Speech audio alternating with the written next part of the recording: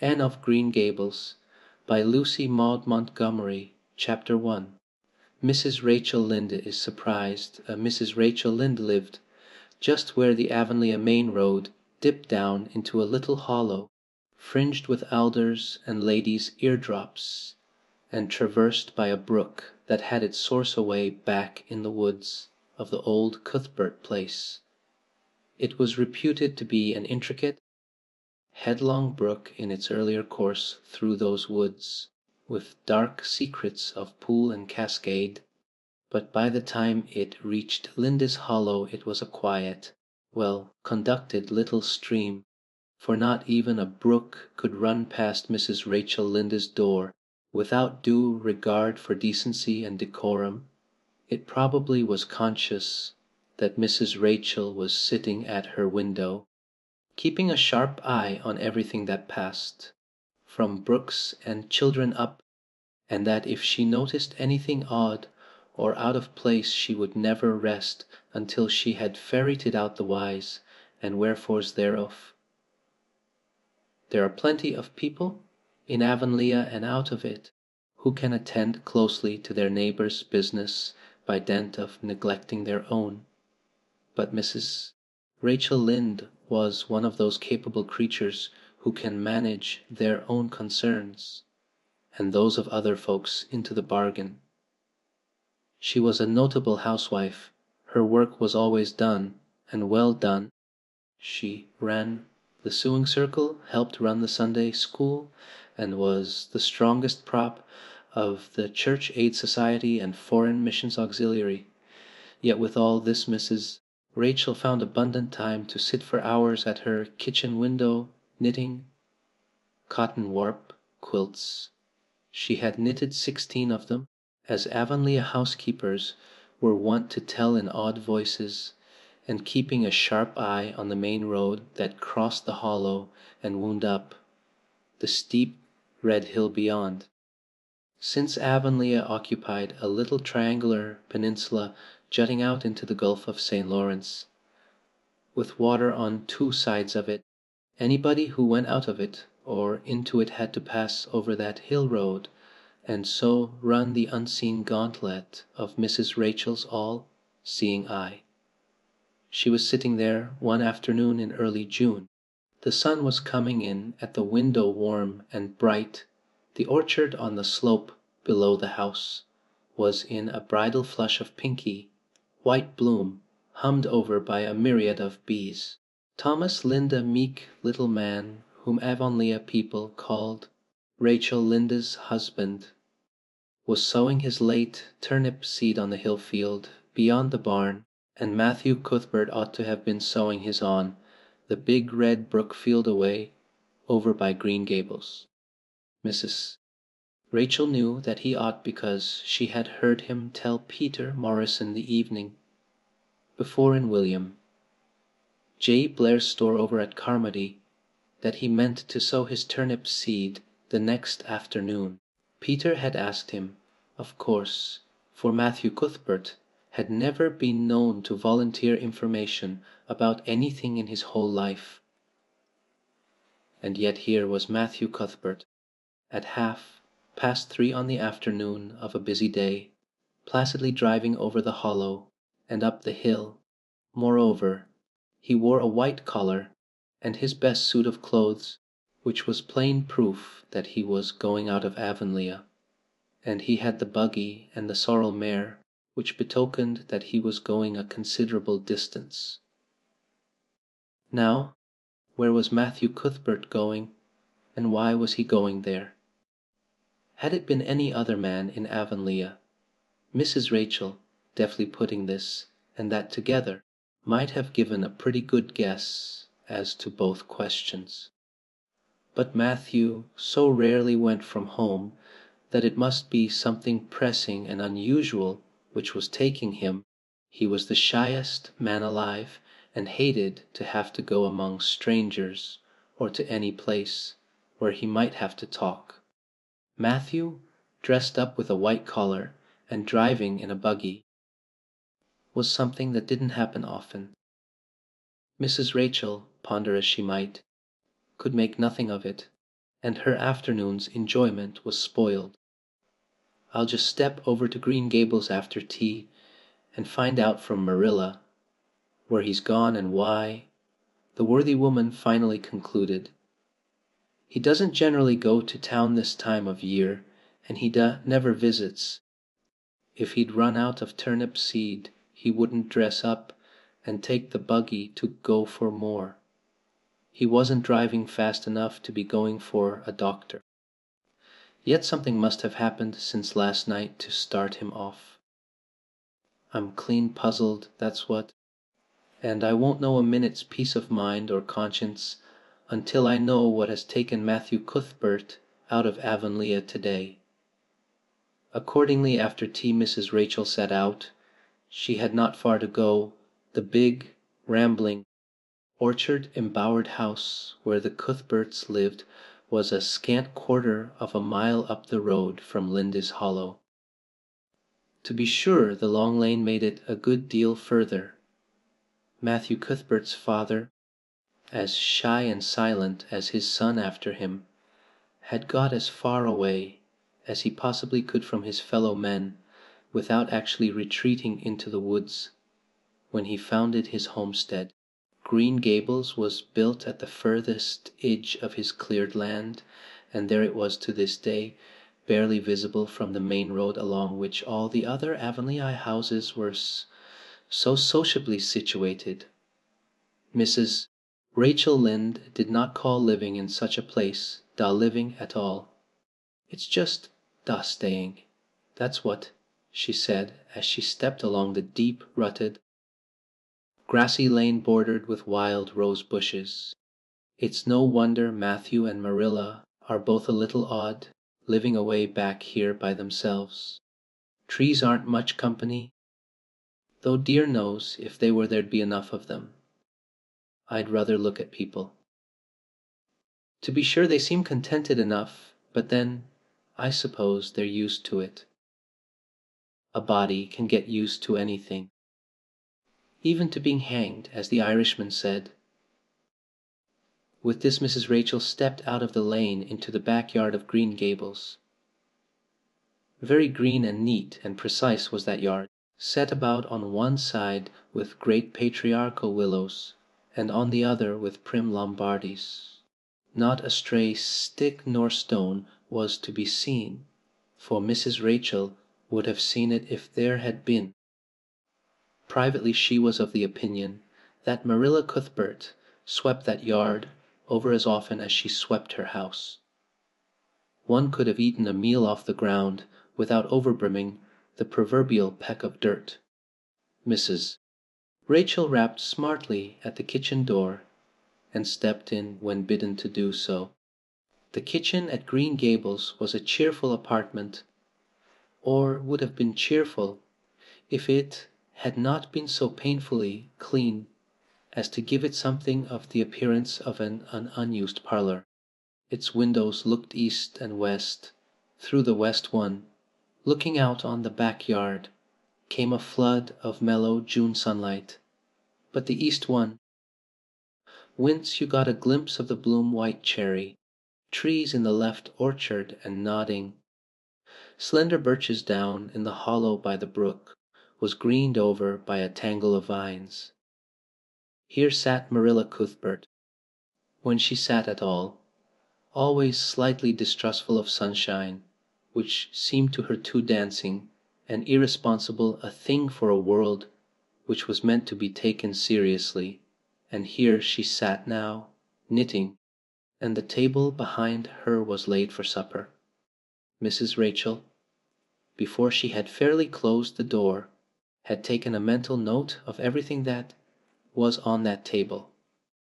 There were 3 plates laid, so that Marilla must be expecting someone home with Matthew to tea, but the dishes were everyday dishes, and there was only crab apple preserves and one kind of cake, so that the expected company could not be any particular company. Yet what of Matthew's white collar and the sorrel mare?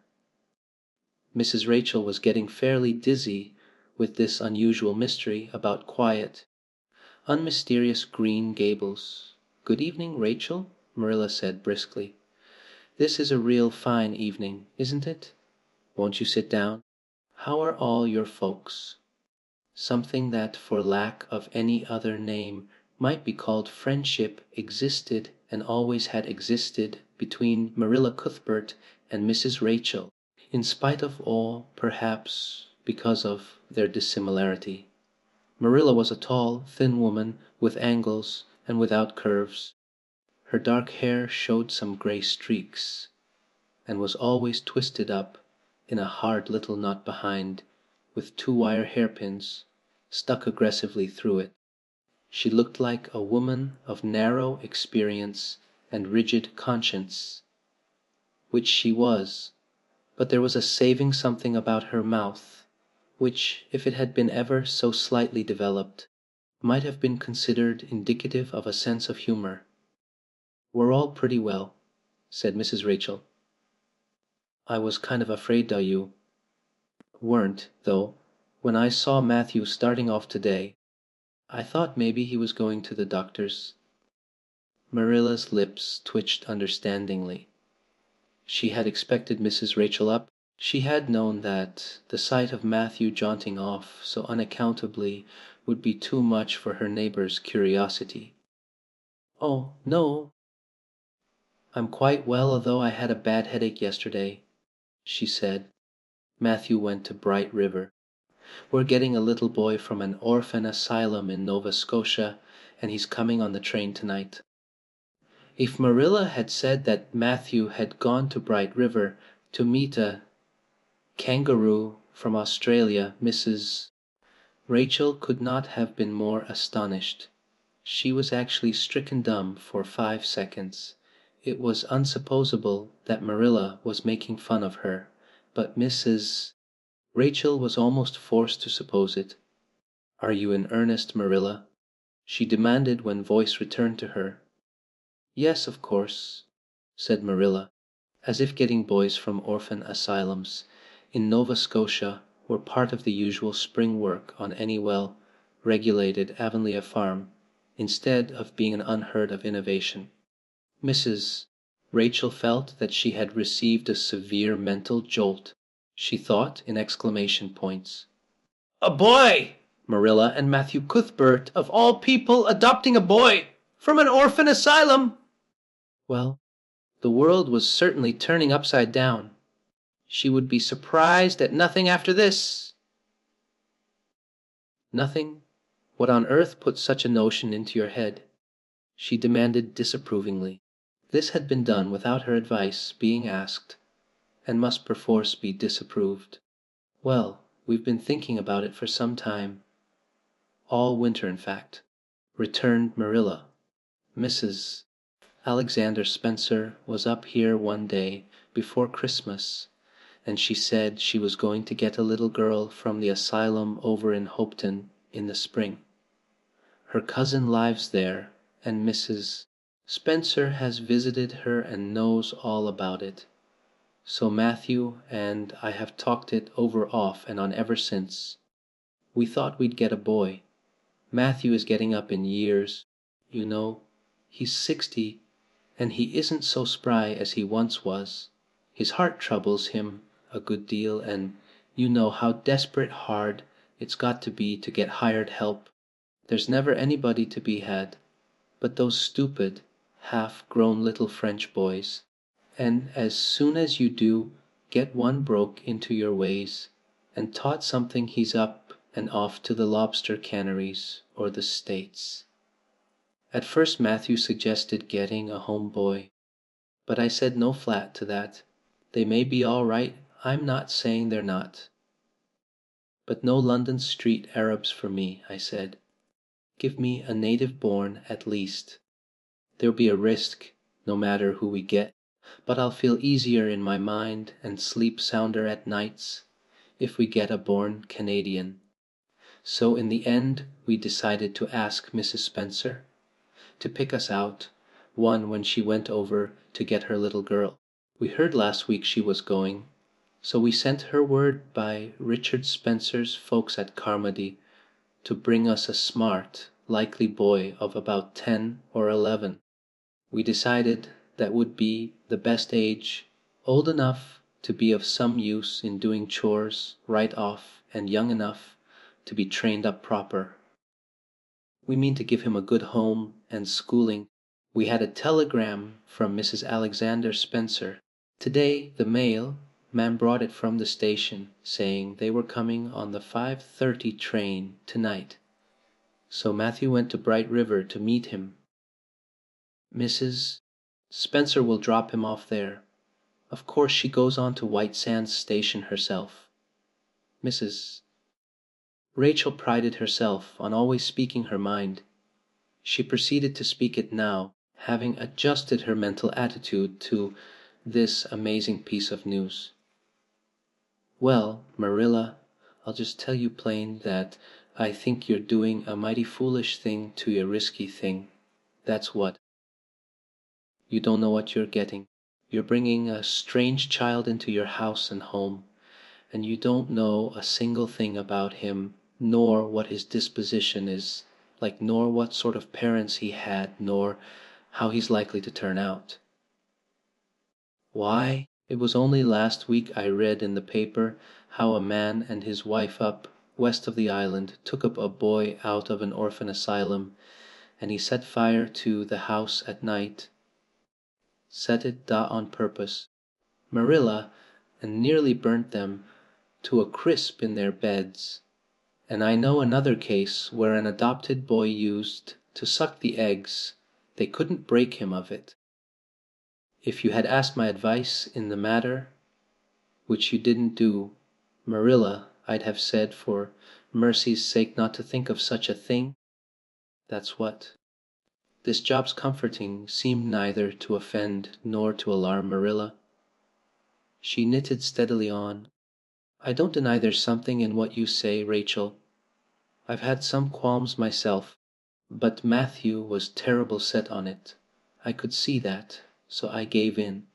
It's so seldom Matthew sets his mind on anything that when he does I always feel it's my duty to give in. And as for the risk, there's risks in pretty near everything a body does in this world. There's risks in people's having children of their own. If it comes to that, they don't always turn out well. And then Nova Scotia is right close to the island. It isn't as if we were getting him from England or the States. He can't be much different from ourselves. Well, I hope it will turn out all right, said Mrs. Rachel in a tone that plainly indicated her painful doubts. Only don't say I didn't warn you if he burns Green Gables down or puts strychnine in the well. I heard of a case over in New Brunswick where an orphan asylum child did that, and the whole family died in fearful agonies. Only it was a girl in that instance. Well, we're not getting a girl, said Marilla, as if poisoning wells were a purely feminine accomplishment and not to be dreaded in the case of a boy. I'd never dream of taking a girl to bring up. I wonder at Mrs. Alexander Spencer for doing it. But there, she wouldn't shrink from adopting a whole orphan asylum if she took it into her head. Mrs. Rachel would have liked to stay until Matthew came home with his imported orphan, but reflecting that it would be a good 2 hours at least before his arrival, she concluded to go up the road to Robert Bell's and tell the news. It would certainly make a sensation second to none, and Mrs.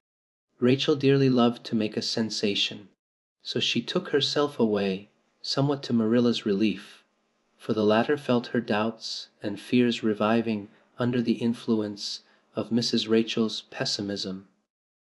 Well, of all things that ever were or will be, ejaculated Mrs. Rachel when she was safely out in the lane, it does really seem as if I must be dreaming. Well, I'm sorry for that poor young one, and no mistake. Matthew and Marilla don't know anything about children, and they'll expect him to be wiser and steadier than his own grandfather, if so be's he ever had a grandfather, which is doubtful. It seems uncanny to think of a child at Green Gables somehow. There's never been one there, for Matthew and Marilla were grown up when the new house was built. If they ever were children, which is hard to believe when one looks at them. I wouldn't be in that orphan's shoes for anything. My, but I pity him, that's what. So said Mrs. Rachel to the wild rose bushes out of the fullness of her heart. But if she could have seen the child who was waiting patiently at the Bright River station at that very moment, her pity would have been still deeper and more profound. Chapter E. Matthew Cuthbert is surprised. Matthew Cuthbert and the sorrel mare jogged comfortably over the 8 miles to Bright River. It was a pretty road, running along between snug farmsteads, with now and again a bit of balsamy fir wood to drive through or a hollow where wild plums hung out their filmy bloom. The air was sweet with the breath of many apple orchards, and the meadows sloped away in the distance to horizon mists of pearl and purple, while the little birds sang as if it were the one day of summer in all the year. Matthew enjoyed the drive after his own fashion, except during the moments when he met women, and had to nod to them, for in Prince Edward Island you are supposed to nod to all and sundry you meet on the road, whether you know them or not. Matthew dreaded all women except Marilla and Mrs. Rachel. He had an uncomfortable feeling that the mysterious creatures were secretly laughing at him. He may have been quite right in thinking so, for he was an odd-looking personage, with an ungainly figure and long iron, grey hair that touched his stooping shoulders, and a full, soft brown beard which he had worn ever since he was 20. In fact, he had looked at 20 very much as he looked at 60, lacking a little of the greyness. When he reached Bright River, there was no sign of any train. He thought he was too early, so he tied his horse in the yard of the small Bright River Hotel and went over to the station house. The long platform was almost deserted, the only living creature in sight being a girl who was sitting on a pile of shingles at the extreme end. Matthew, barely noting that it was a girl, sidled past her as quickly as possible without looking at her.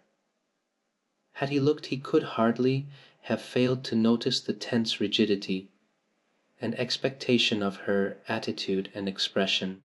She was sitting there waiting for something or somebody, and since sitting and waiting was the only thing to do just then, she sat and waited with all her might and main.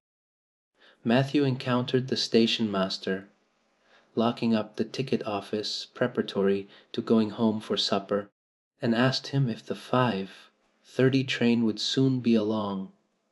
The 5:30 train has been in and gone half an hour ago, answered that brisk official, but there was a passenger dropped off for you, little girl.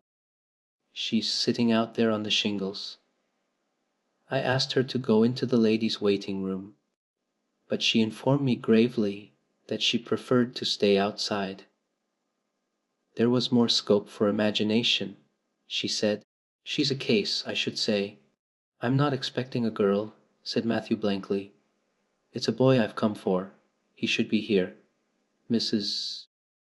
Alexander Spencer was to bring him over from Nova Scotia for me. The station master whistled. There's some mistake, he said. Mrs. Spencer came off the train with that girl and gave her into my charge. Said you and your sister were adopting her from an orphan asylum, and that you would be along for her presently. That's all I know about it, and I haven't got any more orphans concealed hereabouts. I don't understand, said Matthew helplessly, wishing that Marilla was at hand to cope with the situation. Well, you'd better question the girl, said the station master carelessly. I dare say she'll be able to explain. She's got a tongue of her own, that's certain. Maybe they were out of boys of the brand you wanted. He walked jauntily away, being hungry, and the unfortunate Matthew was left to do that which was harder for him than bearding a lion in its den, walk up to a strange girl, an orphan girl, and demand of her why she wasn't a boy. Matthew groaned in spirit as he turned about and shuffled gently down the platform towards her. She had been watching him ever since he had passed her, and she had her eyes on him now. Matthew was not looking at her, and would not have seen what she was really like if he had been. But an ordinary observer would have seen this a child of about 11, garbed in a very short, very tight, very ugly dress of yellowish grey wincey. She wore a faded brown sailor hat, and beneath the hat, extending down her back, were 2 braids of very thick, decidedly red hair. Her face was small, white and thin, also much freckled.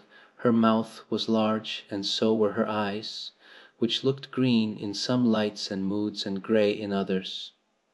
So far, the ordinary observer, an extraordinary observer, might have seen that the chin was very pointed and pronounced, that the big eyes were full of spirit and vivacity, that the mouth was sweet, lipped and expressive, that the forehead was broad and full. In short, our discerning extraordinary observer might have concluded that no commonplace soul inhabited the body of this stray woman child of whom shy Matthew Cuthbert was so ludicrously afraid.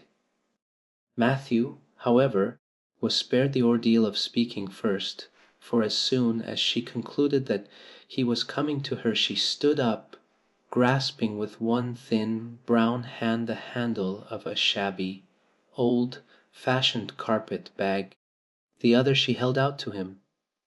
"I suppose you are Mr. Matthew Cuthbert of Green Gables," she said, in a peculiarly clear, sweet voice. "I'm very glad to see you. I was beginning to be afraid you weren't coming for me, and I was imagining all the things that might have happened to prevent you. I had made up my mind that if you didn't come for me tonight I'd go down the track to that big, wild cherry tree at the bend and climb up into it to stay all night. I wouldn't be a bit afraid, and it would be lovely to sleep in a wild cherry tree all white with bloom in the moonshine, don't you think? You could imagine you were dwelling in marble halls, couldn't you? And I was quite sure you would come for me in the morning if you didn't tonight." Matthew had taken the scrawny little hand awkwardly in his. Then and there he decided what to do. He could not tell this child with the glowing eyes that there had been a mistake. He would take her home and let Marilla do that. She couldn't be left at Bright River anyhow, no matter what mistake had been made, so all questions and explanations might as well be deferred until he was safely back at Green Gables. "I'm sorry I was late," he said shyly. "Come along. The horse is over in the yard. Give me your bag." "Oh, I can carry it," the child responded cheerfully. "It isn't heavy. I've got all my worldly goods in it, but it isn't heavy. And if it isn't carried in just a certain way the handle pulls out. So I'd better keep it because I know the exact knack of it. It's an extremely old carpet bag." "Oh, I'm very glad you've come, even if it would have been nice to sleep in a wild cherry tree. We've got to drive a long piece, haven't we?" "Mrs. Spencer said it was 8 miles. I'm glad because I love driving." "Oh, it seems so wonderful that I'm going to live with you and belong to you.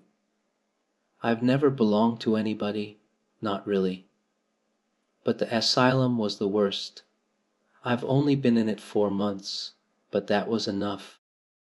I don't suppose you ever were an orphan in an asylum, so you can't possibly understand what it is like. It's worse than anything you could imagine.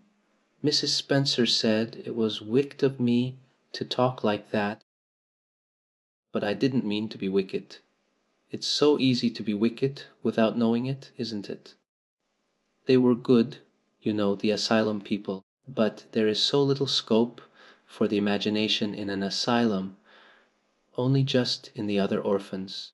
It was pretty interesting to imagine things about them, to imagine that perhaps the girl who sat next to you was really the daughter of a belted earl, who had been stolen away from her parents in her infancy by a cruel nurse, who died before she could confess. I used to lie awake at nights and imagine things like that, because I didn't have time in the day. I guess that's why I'm so thin. I am dreadful thin, ain't I? There isn't a pick on my bones. I do love to imagine I'm nice and plump, with dimples in my elbows. With this Matthew's companion stopped talking, partly because she was out of breath, and partly because they had reached the buggy.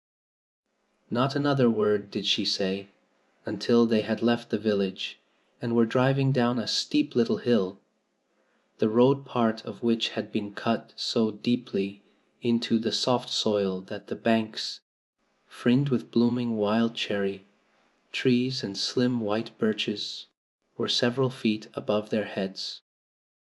The child put out her hand and broke off a branch of wild plum that brushed against the side of the buggy. Isn't that beautiful? What did that tree, leaning out from the bank, all white and lacy, make you think of? She asked. Well now, I dunno, said Matthew. Why, a bride, of course, a bride all in white with a lovely misty veil.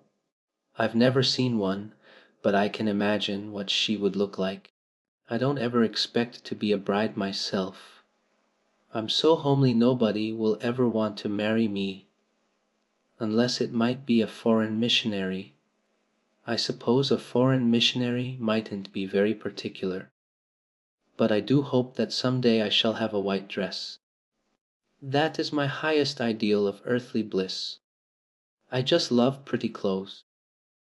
And I've never had a pretty dress in my life that I can remember. But of course it's all the more to look forward to, isn't it? And then I can imagine that I'm dressed gorgeously. This morning, when I left the asylum, I felt so ashamed because I had to wear this horrid old wincey dress. All the orphans had to wear them, you know. A merchant in Hopeton last winter donated 300 yards of wincey to the asylum. Some people said it was because he couldn't sell it, but I'd rather believe that it was out of the kindness of his heart, wouldn't you? When we got on the train I felt as if everybody must be looking at me and pitying me. But I just went to work and imagined that I had on the most beautiful pale blue silk dress, because when you are at imagining you might as well imagine something worth while, and a big hat all flowers and nodding plumes, and a gold watch and kid gloves and boots. I felt cheered up right away, and I enjoyed my trip to the island with all my might. I wasn't a bit sick coming over in the boat. Neither was Mrs. Spencer, although she generally is. She said she hadn't time to get sick, watching to see that I didn't fall overboard. She said she never saw the beat of me for prowling about. But if it kept her from being seasick, it's a mercy I did prowl, isn't it? And I wanted to see everything that was to be seen on that boat, because I didn't know whether I'd ever have another opportunity. Oh, there are a lot more cherry trees all in bloom. This island is the bloomiest place. I just love it already, and I'm so glad I'm going to live here. I've always heard that Prince Edward Island was the prettiest place in the world, and I used to imagine I was living here, but I never really expected I would. It's delightful when your imaginations come true, isn't it? But those red roads are so funny. When we got into the train at Charlottetown and the red roads began to flash past, I asked Mrs. Spencer what made them red, and she said she didn't know, and for pity's sake not to ask her any more questions. She said I must have asked her 1,000 already. I suppose I had, too. But how are you going to find out about things if you don't ask questions? And what does make the roads red? Well now, I dunno, said Matthew. Well, that is one of the things to find out sometime. Isn't it splendid to think of all the things there are to find out about? It just makes me feel glad to be alive. It's such an interesting world. It wouldn't be half so interesting if we knew all about everything, would it? There'd be no scope for imagination then, would there? But am I talking too much? People are always telling me I do. Would you rather I didn't talk? If you say so, I'll stop. I can stop when I make up my mind to it, although it's difficult. Matthew, much to his own surprise, was enjoying himself. Like most quiet folks, he liked talkative people when they were willing to do the talking themselves and did not expect him to keep up his end of it. But he had never expected to enjoy the society of a little girl.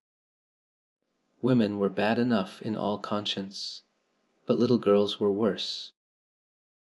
He detested the way they had of sidling past him timidly, with sidewise glances, as if they expected him to gobble them up at a mouthful if they ventured to say a word. That was the Avonlea type of well-bred little girl.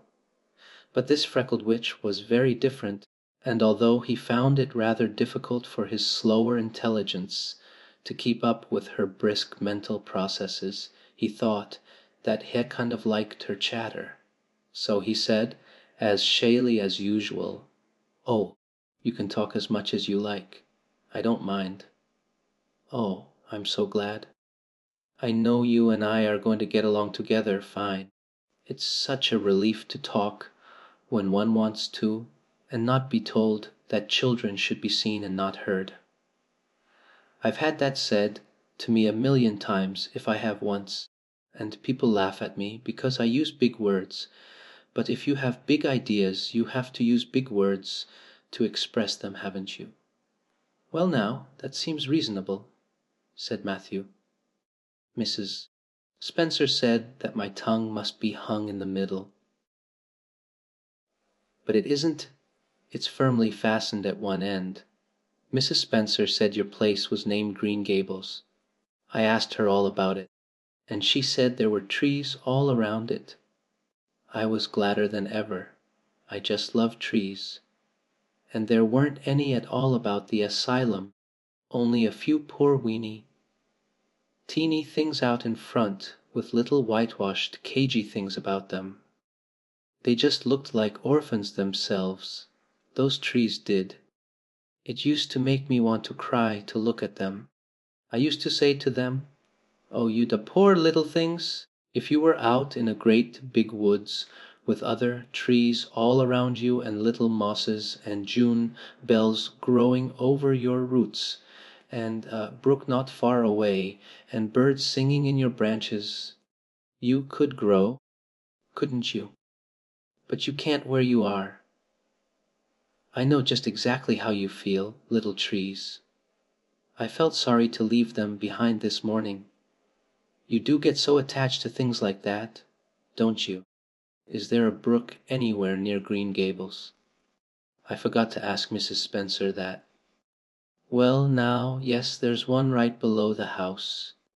Fancy, it's always been one of my dreams to live near a brook. I never expected I would, though." Dreams don't often come true, do they? Wouldn't it be nice if they did? But just now I feel pretty nearly perfectly happy. I can't feel exactly perfectly happy because, well, what color would you call this? She twitched one of her long, glossy braids over her thin shoulder and held it up before Matthew's eyes. Matthew was not used to deciding on the tints of ladies' tresses, but in this case there couldn't be much doubt. "It's red, ain't it?" he said. The girl let the braid drop back with a sigh that seemed to come from her very toes and to exhale forth all the sorrows of the ages. "Yes, it's red," she said resignedly. "Now you see why I can't be perfectly happy. Nobody could who has red hair. I don't mind the other things so much, the freckles and the green eyes and my skinniness. I can imagine them away. I can imagine that I have a beautiful rose, leaf complexion and lovely starry violet eyes. But I cannot imagine that red hair away. I do my best. I think to myself, now my hair is a glorious black, black as the raven's wing. But all the time I knowed it is just plain red, and it breaks my heart. It will be my lifelong sorrow. I read of a girl once in a novel who had a lifelong sorrow, but it wasn't red hair. Her hair was pure gold rippling back from her alabaster brow. What is an alabaster brow? I never could find out. Can you tell me? Well now, I'm afraid I can't, said Matthew, who was getting a little dizzy.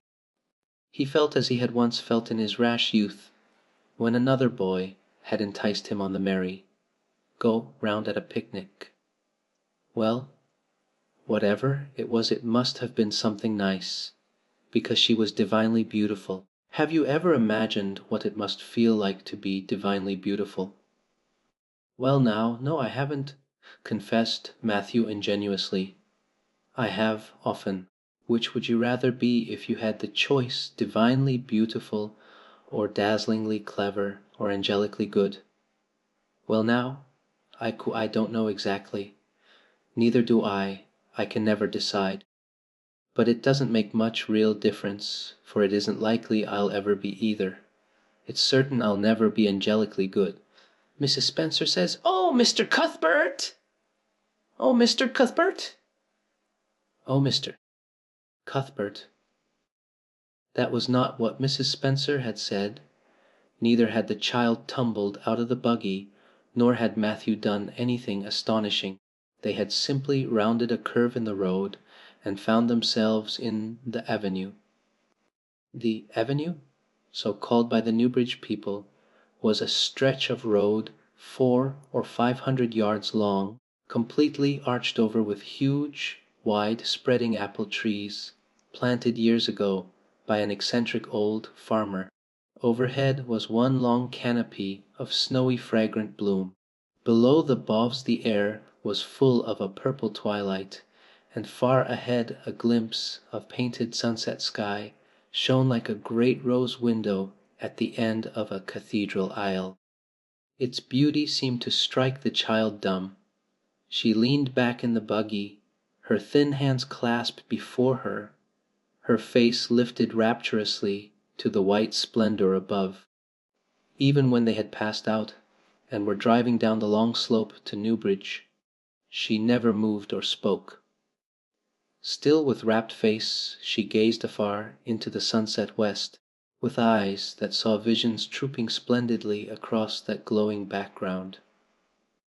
Through Newbridge, a bustling little village where dogs barked at them, and small boys hooted, and curious faces peered from the windows, they drove, still in silence. When 3 more miles had dropped away behind them, the child had not spoken. She could keep silence, it was evident, as energetically as she could talk. "I guess you're feeling pretty tired and hungry," Matthew ventured to say at last, accounting for her long visitation of dumbness with the only reason he could think of. "But we haven't very far to go now. Only another mile." She came out of her reverie with a deep sigh, and looked at him with the dreamy gaze of a soul that had been wandering afar, star-led. "Oh, Mr. Cuthbert," she whispered, "that place we came through, that white place, what was it?" "Well now, you must mean the avenue," said Matthew after a few moments' profound reflection. "It is a kind of pretty place. Pretty? Oh, that pretty doesn't seem the right word to use. Nor beautiful, either. They don't go far enough. Oh, it was wonderful, wonderful. It's the first thing I ever saw that couldn't be improved upon by imagination. It just satisfied me here." She put one hand on her breast. It made a queer funny ache, and yet it was a pleasant ache. "Did you ever have an ache like that, Mr. Cuthbert?" "Well now, I just can't recollect that I ever had. I have it lots of times, whenever I see anything royally beautiful.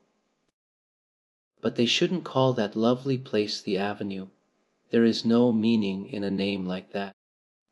They should call it, let me see, the White Way of Delight. Isn't that a nice imaginative name? When I don't like the name of a place or a person, I always imagine a new one, and always think of them so. There was a girl at the asylum whose name was Hepzibah Jenkins, but I always imagined her as Rosalia DeVere. Other people may call that place the Avenue, but I shall always call it the White Way of Delight.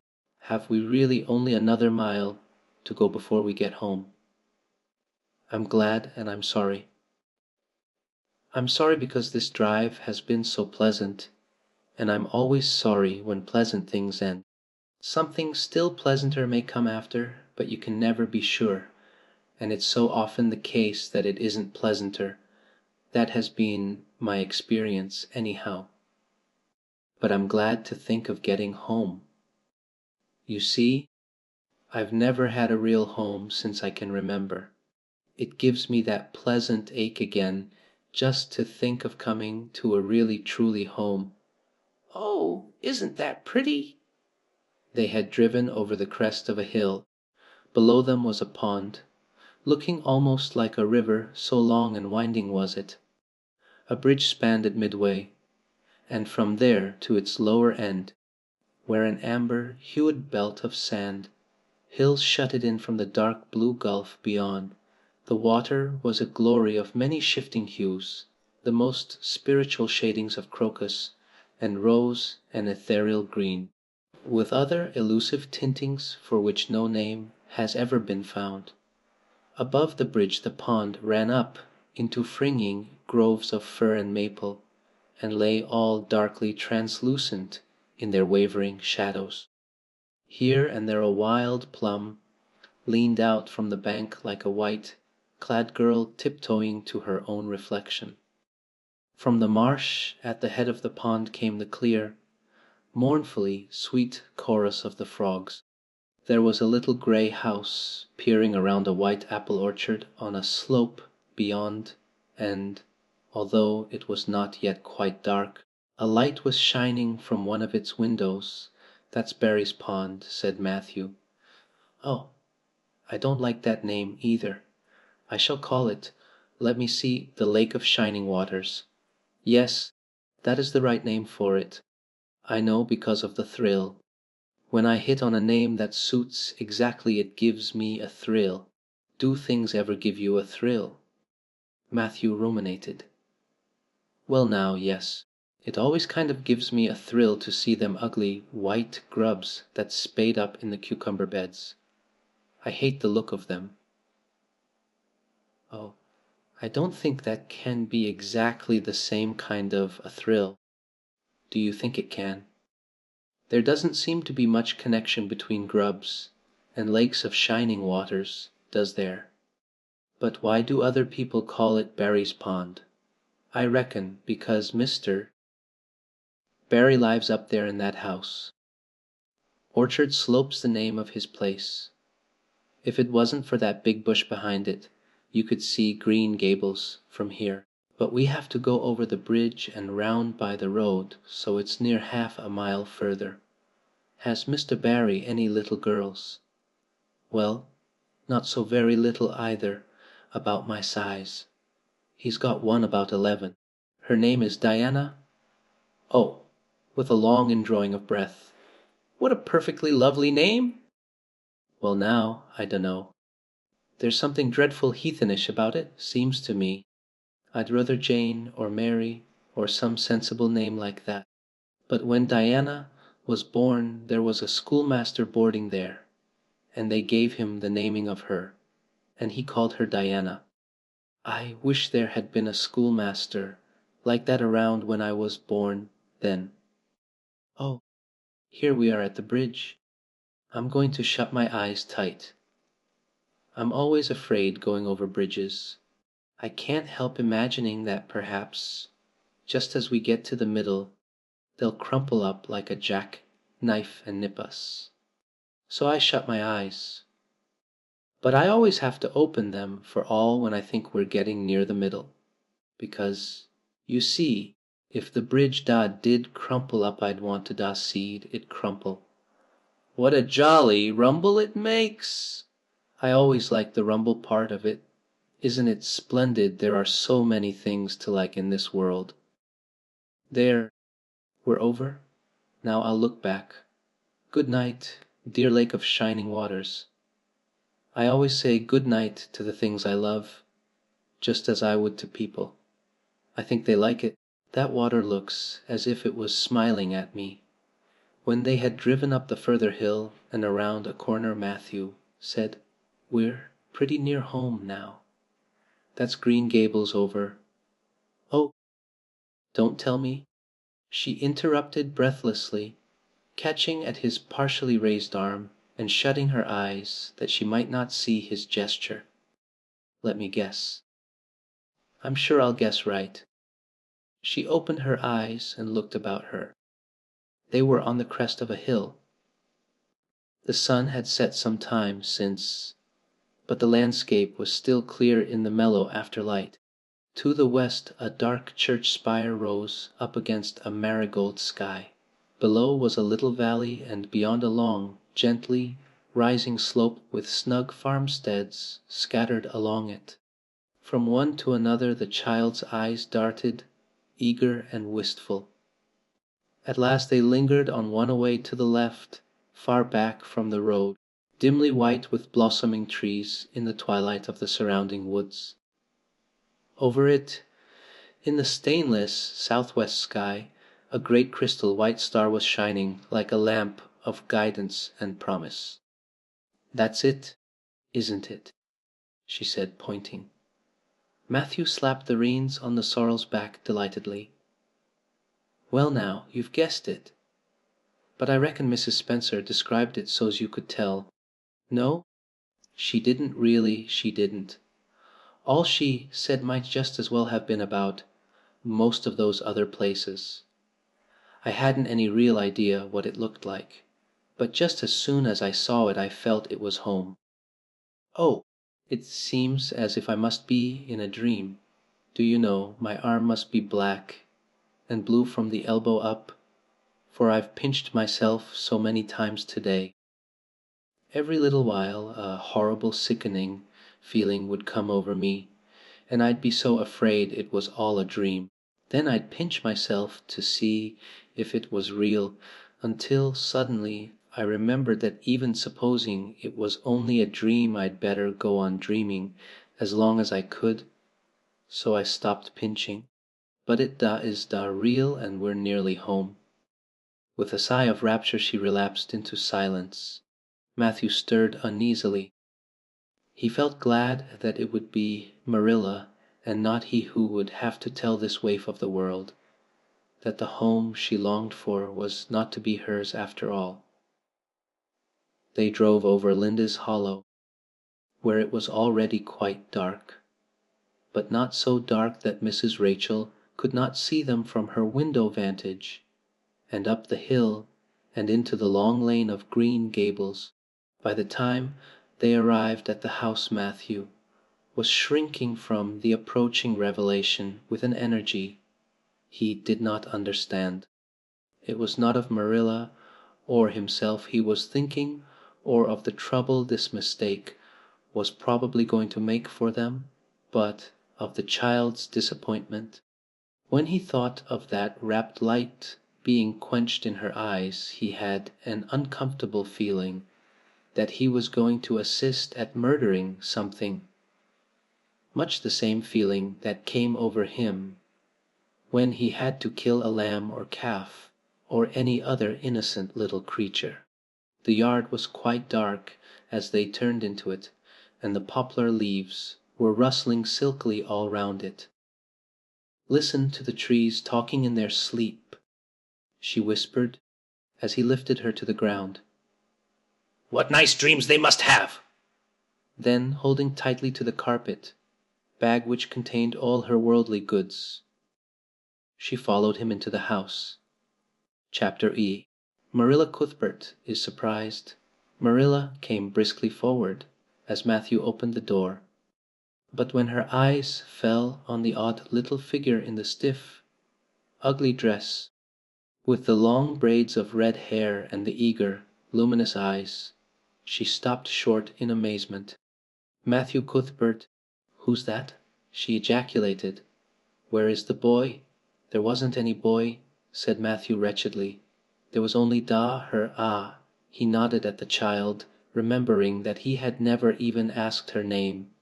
"No boy, but there must have been a boy," insisted Marilla. "We sent word to Mrs. Spencer to bring a boy." "Well, she didn't. She brought a herda. I asked the station master, and I had to bring her home. She couldn't be left there, no matter where the mistake had come in." "Well, this is a pretty piece of business," ejaculated Marilla. During this dialogue the child had remained silent, her eyes roving from one to the other, all the animation fading out of her face. Suddenly she seemed to grasp the full meaning of what had been said. Dropping her precious carpet bag, she sprang forward a step and clasped her hands. "You don't want me," she cried. "You don't want me because I'm not a boy." "I might have expected it. Nobody ever did want me. I might have known it was all too beautiful to last. I might have known nobody really did want me. Oh, what shall I do? I'm going to burst into tears." Burst into tears she did, sitting down on a chair by the table, flinging her arms out upon it, and burying her face in them, she proceeded to cry stormily. Marilla and Matthew looked at each other deprecatingly across the stove. Neither of them knew what to say or do. Finally Marilla stepped lamely into the breach. Well, there's no need to cry so about it. Yes, there is need." The child raised her head quickly, revealing a tear-stained face and trembling lips. "You would cry, too, if you were an orphan and had come to a place you thought was going to be home, and found that they didn't want you because you weren't a boy. Oh, this is the most tragical thing that ever happened to me." Something like a reluctant smile, rather rusty from long disuse, mellowed Marilla's grim expression. "Well, don't cry any more. We're not going to turn you out of doors tonight. You'll have to stay here until we investigate this affair. What's your name?" The child hesitated for a moment. "Will you please call me Cordelia?" she said eagerly. Call you Cordelia. Is that your name?" "No, oh, it's not exactly my name, but I would love to be called Cordelia. It's such a perfectly elegant name." "I don't know what on earth you mean. If Cordelia isn't your name, what is?" And Shirley reluctantly faltered forth the owner of that name. "But, oh, please do call me Cordelia." "It can't matter much to you what you call me if I'm only going to be here a little while, can it? And Anne is such an unromantic name." "Unromantic fiddlesticks?" said the unsympathetic Marilla. "Anne is a real, good, plain, sensible name. You've no need to be ashamed of it." "Oh, I'm not ashamed of it," explained Anne. "Only I like Cordelia better. I've always imagined that my name was Cordelia. At least, I always have of late years. When I was young I used to imagine it was Geraldine. But I like Cordelia better now. But if you call me Anne, please call me Anne spelled with an E." "What difference does it make how it's spelled?" asked Marilla with another rusty smile as she picked up the teapot. "Oh, it makes such a difference. It looks so much nicer. When you hear a name pronounced, can't you always see it in your mind just as if it was printed out? I can, and ANN looks dreadful, but ANNE looks so much more distinguished. If you'll only call me Anne spelled with an E, I shall try to reconcile myself to not being called Cordelia." "Very well, then Anne spelled with an E. Can you tell us how this mistake came to be made?" "We sent word to Mrs. Spencer to bring us a boy." "Were there no boys at the asylum?" "Oh, yes, there was an abundance of them. But Mrs. Spencer said, distinctly, that you wanted a girl about 11 years old. And the matron said she thought I would do. You don't know how delighted I was. I couldn't sleep all last night for joy. Oh," she added reproachfully, turning to Matthew, "why didn't you tell me at the station that you didn't want me and leave me there?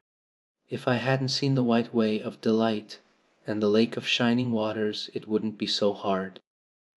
"What on earth does she mean?" demanded Marilla, staring at Matthew. She's just referring to some conversation we had on the road," said Matthew hastily. "I'm going out to put the mare in, Marilla. Have tea ready when I come back. Did Mrs. Spencer bring anybody over besides you?" continued Marilla when Matthew had gone out. "She brought Lily Jones for herself. Lily is only 5 years old, and she is very beautiful and had nut brown hair. If I was very beautiful and had nut brown hair would you keep me? No, we want a boy to help Matthew on the farm. A girl would be of no use to us. Take off your hat. I'll lay it in your bag on the hall table," and took off her hat meekly. Matthew came back presently and they sat down to supper. But Anne could not eat. In vain she nibbled at the bread and butter, and pecked at the crab apple preserve out of the little, scalloped glass dish by her plate. She did not really make any headway at all. "You're not eating anything," said Marilla sharply, eyeing her as if it were a serious shortcoming. Anne sighed. "I can't. I'm in the depths of despair." "Can you eat when you are in the depths of despair?" "I've never been in the depths of despair, so I can't say," responded Marilla. "Weren't you? Well, did you ever try to imagine you were in the depths of despair?" "No, I didn't." "Then I don't think you can understand what it's like. It's a very uncomfortable feeling indeed. When you try to eat a lump comes right up in your throat and you can't swallow anything, not even if it was a chocolate caramel. I had one chocolate caramel once 2 years ago and it was simply delicious. I've often dreamed since then that I had a lot of chocolate caramels, but I always wake up just when I'm going to eat them. I do hope you won't be offended because I can't eat. Everything is extremely nice, but still I cannot eat. I guess she's tired," said Matthew, who hadn't spoken since his return from the barn. "Best put her to bed, Marilla." Marilla had been wondering where Anne should be put to bed. She had prepared a couch in the kitchen chamber for the desired and expected boy. But, although it was neat and clean, it did not seem quite the thing to put a girl there somehow. but the spare room was out of the question for such a stray waif. So there remained only the east gable room.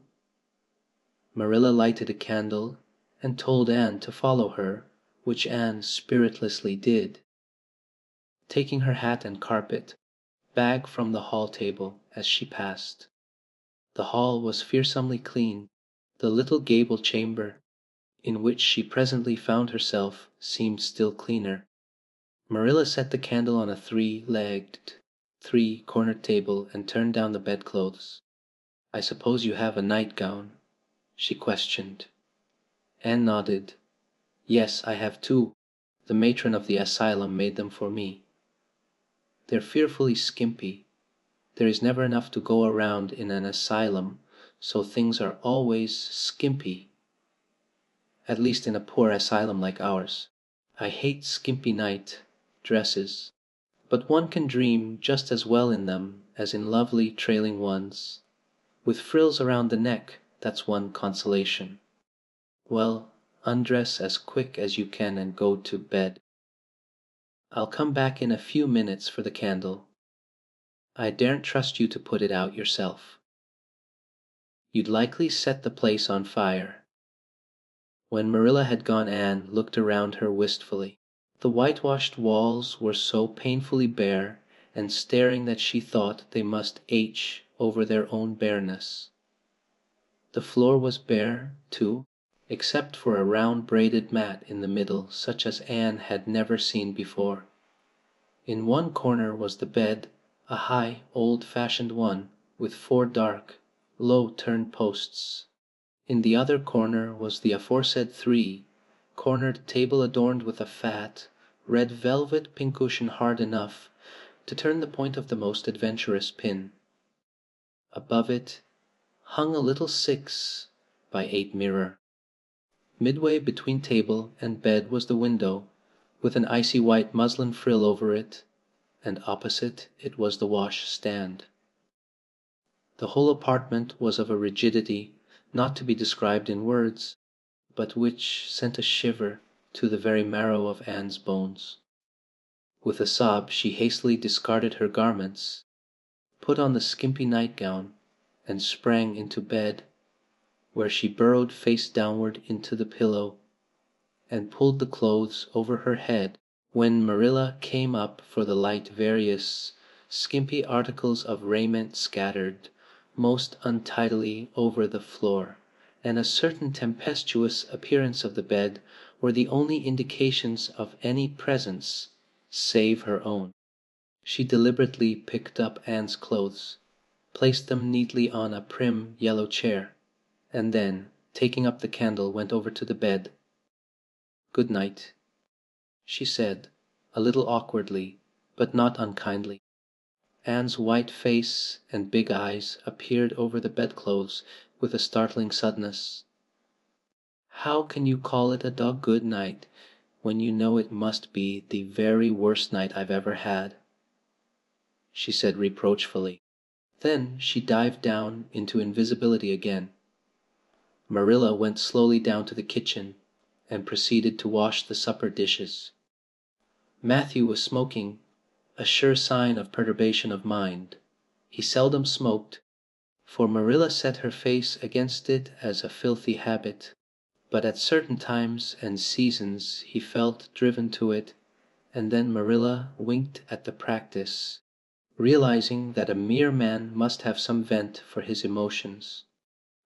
"Well, this is a pretty kettle of fish," she said wrathfully. "This is what comes of sending word instead of going ourselves. Richard Spencer's folks have twisted that message somehow. One of us will have to drive over and see Mrs. Spencer tomorrow, that's certain. This girl will have to be sent back to the asylum." "Yes, I suppose so," said Matthew reluctantly. "You do suppose so, don't you know it? Well now, she's a real nice little thing, Marilla.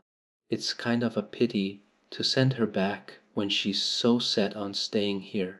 "Matthew Cuthbert, you don't mean to say you think we ought to keep her?" Marilla's astonishment could not have been greater if Matthew had expressed a predilection for standing on his head. "Well, now, no, I suppose not exactly," stammered Matthew, uncomfortably driven into a corner for his precise meaning. "I suppose we could hardly be expected to keep her. I should say not. What good would she be to us?" "We might be some good to her," said Matthew suddenly and unexpectedly. Matthew Cuthbert, I believe that child has bewitched you." "I can see as plain that you want to keep her." "Well now, she's a real interesting little thing," persisted Matthew. "You should have heard her talk coming from the station. Oh, she can talk fast enough. I saw that at once. It's nothing in her favor either. I don't like children who have so much to say. I don't want an orphan girl, and if I did she isn't the style I'd pick out. There's something I don't understand about her. No, she's got to be dispatched straightway back to where she came from. I could hire a French boy to help me," said Matthew, "and she'd be company for you." "I'm not suffering for company," said Marilla shortly, "and I'm not going to keep her." "Well now, it's just as you say, of course, Marilla," said Matthew, rising and putting his pipe away. "I'm going to bed." To bed went Matthew. And to bed, when she had put her dishes away, went Marilla, frowning most resolutely, and up stairs in the east gable a lonely, hungry, friendless child cried herself to sleep. Chapter EV. Morning at Green Gables. It was broad daylight when Anne awoke and sat up in bed, staring confusedly at the window through which a flood of cheery sunshine was pouring and outside of which something white and feathery waved across glimpses of blue sky. For a moment she could not remember where she was. First came a delightful thrill, as of something very pleasant, then a horrible remembrance. This was Green Gables, and they didn't want her because she wasn't a boy. But it was morning and... Yes, it was a cherry tree in full bloom outside of her window. With a bound she was out of bed and across the floor. She pushed up the sash. It went up stiffly and creakily, as if it hadn't been opened for a long time, which was the case, and it stuck so tight that nothing was needed to hold it up. Anne dropped on her knees and gazed out into the June morning, her eyes glistening with delight. Oh, wasn't it beautiful? Wasn't it a lovely place? Suppose she wasn't really going to stay here? She would imagine she was. There was scope for imagination here. A huge cherry tree grew outside, so close that its boughs tapped against the house, and it was so thick set with blossoms that hardly a leaf was to be seen.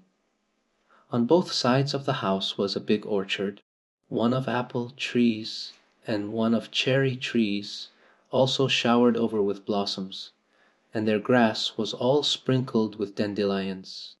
In the garden below were lilac trees purple with flowers, and their dizzily sweet fragrance drifted up to the window on the morning wind. Below the garden a green field lush with clover sloped down to the hollow where the brook ran, and where scores of white birches grew, upspringing airily out of an undergrowth suggestive of delightful possibilities in ferns and mosses and woodsy things generally. Beyond it was a hill, green and feathery with spruce and fir. There was a gap in it where the grey gable end of the little house she had seen from the other side of the lake of shining waters was visible. Off to the left were the big barns, and beyond them, away down over green, low sloping fields, was a sparkling blue glimpse of sea. Annan's beauty, loving eyes lingered on it all, taking everything greedily in. She had looked on so many unlovely places in her life, Poor child! But this was as lovely as anything she had ever dreamed. She knelt there, lost to everything but the loveliness around her, until she was startled by a hand on her shoulder. Marilla had come in unheard by the small dreamer. "It's time you were dressed," she said curtly. Marilla really did not know how to talk to the child, and her uncomfortable ignorance made her crisp and curt when she did not mean to be. Anne stood up and drew a long breath. "Oh, isn't it wonderful?" she said, waving her hand comprehensively at the good world outside. "It's a big tree," said Marilla, "and it blooms great. But the fruit don't amount to much never, small and wormy." "Oh, I don't mean just the tree. Of course it's lovely, yes. It's the radiantly lovely. It blooms as if it meant it tea. But I meant everything, the garden and the orchard and the brook and the woods, the whole big dear world. Don't you feel as if you just loved the world on a morning like this? And I can hear the brook laughing all the way up here. Have you ever noticed what cheerful things brooks are? They're always laughing. Even in winter, time I've heard them under the ice. I'm so glad there's a brook near Green Gables. Perhaps you think it doesn't make any difference to me when you're not going to keep me, but it does. I shall always like to remember that there is a brook at Green Gables, even if I never see it again. If there wasn't a brook, I'd be haunted by the uncomfortable feeling that there ought to be one. I'm not in the depths of despair this morning. I never can be in the morning. Isn't it a splendid thing that there are mornings? But I feel very sad. I've just been imagining that it was really me you wanted after all, and that I was to stay here forever and ever. It was a great comfort while it lasted. But the worst of imagining things is that the time comes when you have to stop, and that hurts. You'd better get dressed and come downstairs and never mind your imaginings," said Marilla as soon as she could get a word in edgewise. "Breakfast is waiting. Wash your face and comb your hair. Leave the window up and turn your bedclothes back over the foot of the bed. Be as smart as you can," and could evidently be smart to some purpose, for she was down stairs in 10 minutes' time, with her clothes neatly on, her hair brushed and braided, her face washed, and a comfortable consciousness pervading her soul that she had fulfilled all Marilla's requirements. As a matter of fact, however, she had forgotten to turn back the bedclothes. "I'm pretty hungry this morning," she announced as she slipped into the chair Marilla placed for her. "The world doesn't seem such a howling wilderness as it did last night. I'm so glad it's a sunshiny morning. But I like rainy mornings real well, too. All sorts of mornings are interesting, don't you think? You don't know what's going to happen through the day, and there's so much scope for imagination. But I'm glad it's not rainy today, because it's easier to be cheerful and bear up under affliction on a sunshiny day. I feel that I have a good deal to bear up under. It's all very well to read about sorrows and imagine yourself living through them heroically, but it's not so nice when you really come to have them, is it?" "For pity's sake hold your tongue," said Marilla. "You talk entirely too much for a little girl." Thereupon Anne held her tongue so obediently and thoroughly that her continued silence made Marilla rather nervous, as if in the presence of something not exactly natural. Matthew also held his tongue, but this was natural, so that the meal was a very silent one. As it progressed, Anne became more and more abstracted, eating mechanically, with her big eyes fixed unservingly and unseeingly on the sky outside the window. This made Marilla more nervous than ever. She had an uncomfortable feeling that while this odd child's body might be there at the table, her spirit was far away, in some remote airy cloudland, borne aloft on the wings of imagination. Who would want such a child about the place? Yet Matthew wished to keep her of all unaccountable things. Marilla felt that he wanted it just as much this morning as he had the night before, and that he would go on wanting it. That was Matthew's way. Take a whim into his head and cling to it with the most amazing silent persistency, a persistency 10 times more potent and effectual in its very silence than if he had talked it out. When the meal was ended, Anne came out of her reverie and offered to wash the dishes. "Can you wash dishes right?" asked Marilla distrustfully. "Pretty well. I'm better at looking after children, though. I've had so much experience at that. It's such a pity you haven't any here for me to look after. I don't feel as if I wanted any more children to look after than I've got at present. Though you're a problem enough in all conscience. What's to be done with you I don't know. Matthew is a most ridiculous man." "I think he's lovely," said Anne reproachfully. "He is so very sympathetic. He didn't mind how much I talked. He seemed to like it. I felt that he was a kindred spirit as soon as ever I saw him." "You're both queer enough, if that's what you mean by kindred spirits," said Marilla with a sniff. "Yes, you may wash the dishes. Take plenty of hot water and be sure you dry them well. I've got enough to attend to this morning for. I'll have to drive over to White Sands in the afternoon and see Mrs. Spencer. You'll come with me and we'll settle what's to be done with you. After you've finished the dishes, go up stairs and make your bed." Anne washed the dishes deftly enough, as Marilla, who kept a sharp eye on the process, discerned. Later on she made her bed less successfully, for she had never learned the art of wrestling with a feather tick. But it was done somehow and smoothed down, and then Marilla, to get rid of her, told her she might go out of doors and amuse herself until dinner time. Anne flew to the door, face alight, eyes glowing.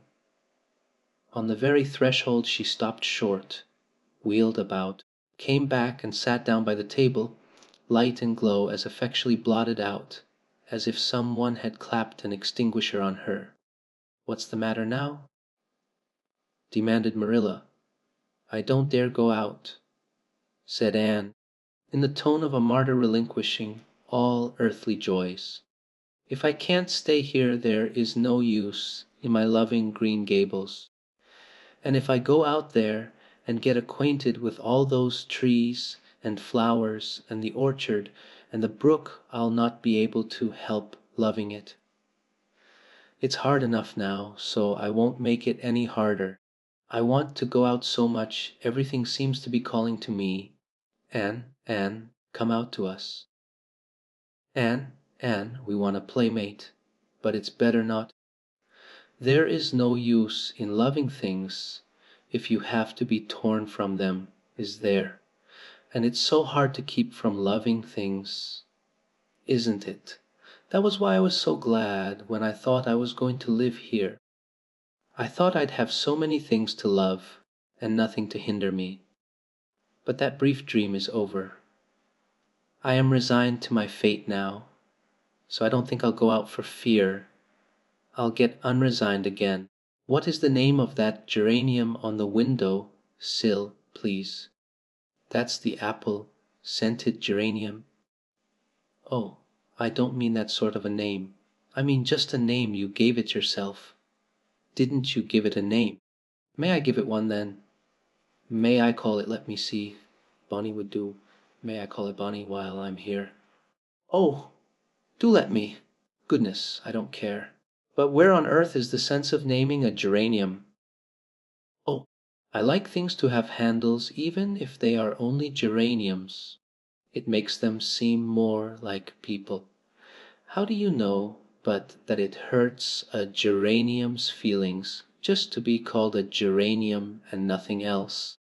You wouldn't like to be called nothing but a woman all the time. Yes, I shall call it Bonnie. I named that cherry tree outside my bedroom window this morning. I called it Snow Queen because it was so white. Of course, it won't always be in blossom, but one can imagine that it is, can't one? I never in all my life saw or heard anything to equal her, muttered Marilla, beating a retreat down to the cellar after potatoes. She is kind of interesting, as Matthew says. I can feel already that I'm wondering what on earth she'll say next. She'll be casting a spell over me, too. She's cast it over Matthew. That look he gave me when he went out said everything he said or hinted last night over again. I wish he was like other men and would talk things out. A body could answer back then and argue him into reason. But what's to be done with a man who just looks? Anne had relapsed into reverie with her chin in her hands and her eyes on the sky. When Marilla returned from her cellar pilgrimage, there Marilla left her until the early dinner was on the table. I suppose I can have the mare and buggy this afternoon, Matthew, said Marilla. Matthew nodded and looked wistfully at Anne. Marilla intercepted the look and said grimly, I'm going to drive over to White Sands and settle this thing. I'll take Anne with me, and Mrs. Spencer will probably make arrangements to send her back to Nova Scotia at once. I'll set your tea out for you, and I'll be home in time to milk the cows. Still Matthew said nothing, and Marilla had a sense of having wasted words and breath. There is nothing more aggravating than a man who won't talk back, unless it is a woman who won't. Matthew hitched the sorrel into the buggy in due time, and Marilla and Anne set off. Matthew opened the yard gate for them, and as they drove slowly through, he said, to nobody in particular as it seemed, little Jerry Boat from the creek was here this morning, and I told him I guessed I'd hire him for the summer. Marilla made no reply, but she hit the unlucky sorrel such a vicious clip with the whip that the fat mare, unused to such treatment, whizzed indignantly down the lane at an alarming pace. Marilla looked back once as the buggy bounced along and saw that aggravating Matthew leaning over the gate, looking wistfully after them. Chapter 5. Anne's history, do you know? Said Anne confidentially. I've made up my mind to enjoy this drive. It's been my experience that you can nearly always enjoy things if you make up your mind firmly that you will. Of course, you must make it up, firmly. I am not going to think about going back to the asylum while we're having our drive. I'm just going to think about the drive. Oh, look, there's one little early wild rose out. Isn't it lovely? Don't you think it must be glad to be a rose? Wouldn't it be nice if roses could talk? I'm sure they could tell us such lovely things. And isn't pink the most bewitching color in the world? I love it, but I can't wear it. Red-headed people can't wear pink, not even in imagination. Did you ever know of anybody whose hair was red when she was young, but got to be another color when she grew up? No, I don't know as I ever did, said Marilla mercilessly, and I shouldn't think it likely to happen in your case either. Anne sighed. Well, that is another hope gone. My life is a perfect graveyard of buried hopes. That's a sentence I read in a book once, and I say it over to comfort myself whenever I'm disappointed in anything. I don't see where the comforting comes in myself, said Marilla. Why? Because it sounds so nice and romantic, just as if I were a heroine in a book, you know. I am so fond of romantic things, and a graveyard full of buried hopes is about as romantic a thing as one can imagine, isn't it? I'm rather glad I have one. Are we going across the Lake of Shining Waters today? We're not going over Barry's Pond, if that's what you mean by your Lake of Shining Waters. We're going by the shore road. Shore road sounds nice, said Anne dreamily. Is it as nice as it sounds? Just when you said shore road, I saw it in a picture in my mind. As quick as that! And White Sands is a pretty name too, but I don't like it as well as Avonlea. Avonlea is a lovely name. It just sounds like music. How far is it to White Sands? It's 5 miles, and as you're evidently bent on talking, you might as well talk to some purpose by telling me what you know about yourself. Oh, what I don't know about myself isn't really worth telling, said Anne eagerly. If you'll only let me tell you what I imagine about myself, you'll think it ever so much more interesting. No, I don't want any of your imaginings. Just you stick to bald facts. Begin at the beginning. Where were you born and how old are you? I was 11 last March, said Anne, resigning herself to bald facts with a little sigh. And I was born in Bolingbroke, Nova Scotia. My father's name was Walter Shirley, and he was a teacher in the Bolingbroke High School. My mother's name was Bertha Shirley. Aren't Walter and Bertha lovely names? I'm so glad my parents had nice names. It would be a real disgrace to have a father named, well, say Jedidiah, wouldn't it? I guess it doesn't matter what a person's name is as long as he behaves himself, said Marilla, feeling herself called upon to inculcate a good and useful moral. Well, I don't know. Anne looked thoughtful. I read in a book once that a rose by any other name would smell as sweet, but I've never been able to believe it.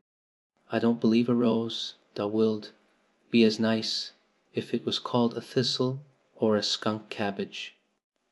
I suppose my father could have been a good man even if he had been called Jedidiah, but I'm sure it would have been a cross. Well, my mother was a teacher in the high school too, but when she married father she gave up teaching, of course. A husband was enough responsibility. Mrs. Thomas said that they were a pair of babies and as poor as church mice. They went to live in a teeny little yellow house in Bolingbroke. I've never seen that house, but I've imagined it thousands of times. I think it must have had honeysuckle over the parlor window and lilacs in the front yard and lilies of the valley just inside the gate.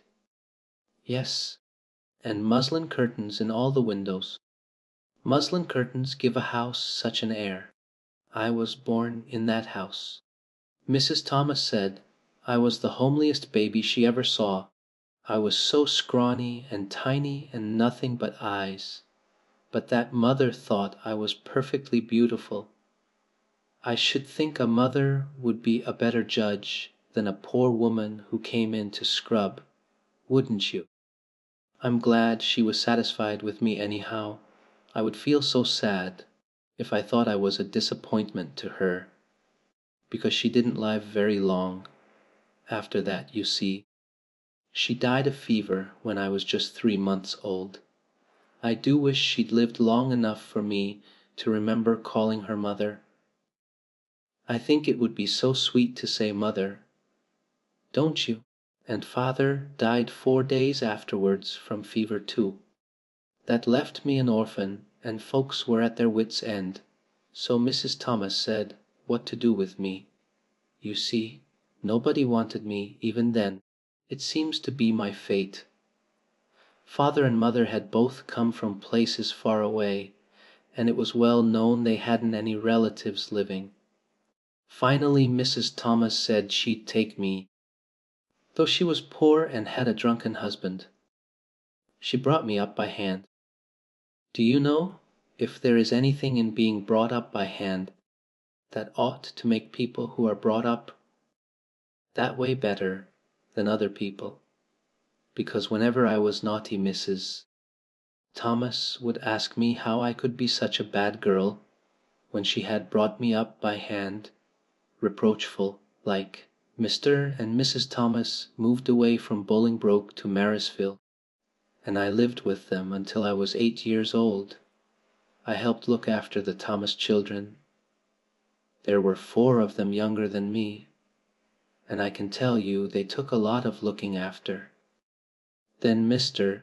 Thomas was killed falling under a train, and his mother offered to take Mrs. Thomas and the children, but she didn't want me. Mrs. Thomas was at the herd wits' end, so she said what to do with me. Then Mrs. Hammond from up the river came down and said she'd take me, seeing I was handy with children, and I went up the river to live with her in a little clearing among the stumps. It was a very lonesome place. I'm sure I could never have lived there if I hadn't had an imagination. Mr. Hammond worked a little sawmill up there, and Mrs. Hammond had 8 children. She had twins 3 times. I like babies in moderation, but twins 3 times in succession is too much. I told Mrs. Hammond so firmly when the last pair came. I used to get so dreadfully tired carrying them about. I lived up river with Mrs. Hammond over 2 years, and then Mr. Hammond died and Mrs. Hammond broke up housekeeping. She divided her children among her relatives and went to the States. I had to go to the asylum at Hopeton because nobody would take me. They didn't want me at the asylum, either. They said they were overcrowded as it was. But they had to take me, and I was there 4 months until Mrs. Spencer came, and finished up with another sigh of relief this time. Evidently, she did not like talking about her experiences in a world that had not wanted her. "Did you ever go to school?" demanded Marilla, turning the sorrel mare down the shore road. "Not a great deal. I went a little the last year I stayed with Mrs. Thomas. When I went up river we were so far from a school that I couldn't walk it in winter, and there was vacation in summer, so I could only go in the spring and fall. But of course I went while I was at the asylum.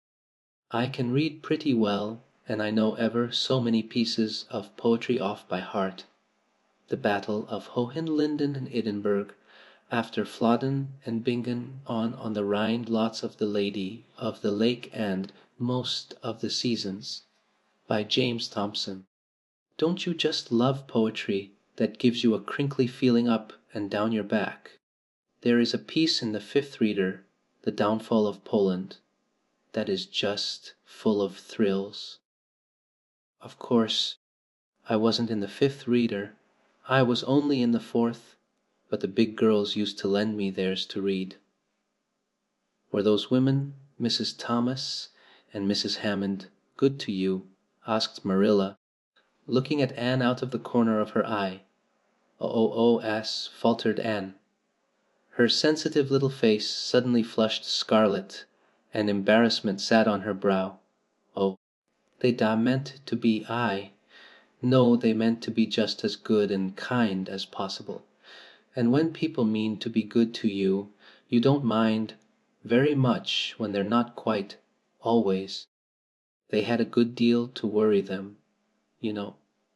It's very trying to have a drunken husband, you see, and it must be very trying to have twins 3 times in succession, don't you think? But I feel sure they meant to be good to me." Marilla asked no more questions. Anne gave herself up to a silent rapture over the shore road, and Marilla guided the sorrel abstractedly while she pondered deeply. Pity was suddenly stirring in her heart for the child. What a starved, unloved life she had had, a life of drudgery and poverty and neglect. For Marilla was shrewd enough to read between the lines of Anne's history and divine the truth. No wonder she had been so delighted at the prospect of a real home. It was a pity she had to be sent back. What if she, Marilla, should indulge Matthew's unaccountable whim and let her stay? He was set on it, and the child seemed a nice, teachable little thing. She's got too much to say, thought Marilla, but she might be trained out of that, and there's nothing rude or slangy in what she does say. She's ladylike. It's likely her people were nice folks. The shore road was woodsy and wild and lonesome. On the right hand, scrub firs. Their spirits, quite unbroken by long years of tussle with the gulf winds, grew thickly. On the left were the steep red sandstone cliffs, so near the track in places that a mare of less steadiness than the sorrel might have tried the nerves of the people behind her. Down at the base of the cliffs were heaps of surf, worn rocks or little sandy, coves inlaid with pebbles as with ocean jewels. Beyond lay the sea, shimmering and blue, and over it soared the gulls, their pinions flashing silvery in the sunlight. "Isn't the sea wonderful?" said Anne, rousing from a long, wide-eyed silence. "Once, when I lived in Marysville, Mr. Thomas hired an express wagon and took us all to spend the day at the shore 10 miles away. I enjoyed every moment of that day, even if I had to look after the children all the time. I lived it over in happy dreams for years. But this shore is nicer than the Marysville shore. Aren't those gulls splendid? Would you like to be a gull? I think I would, that is, if I couldn't be a human girl. Don't you think it would be nice to wake up at sunrise and swoop down over the water and away out over that lovely blue all day, and then at night to fly back to one's nest? Oh, I can just imagine myself doing it. What big house is that just ahead, please? That's the White Sands Hotel. Mr. Kirk runs it, but the season hasn't begun yet. There are heaps of Americans come there for the summer. They think this shore is just about right. I was afraid it might be Mrs. Spencer's place," said Anne mournfully. "I don't want to get there. Somehow, it will seem like the end of everything." Chapter V. Marilla makes up her mind. Get there. They did, however, in due season. Mrs. Spencer lived in a big yellow house at White Sands Cove, and she came to the door with surprise, and welcome mingled on her benevolent face.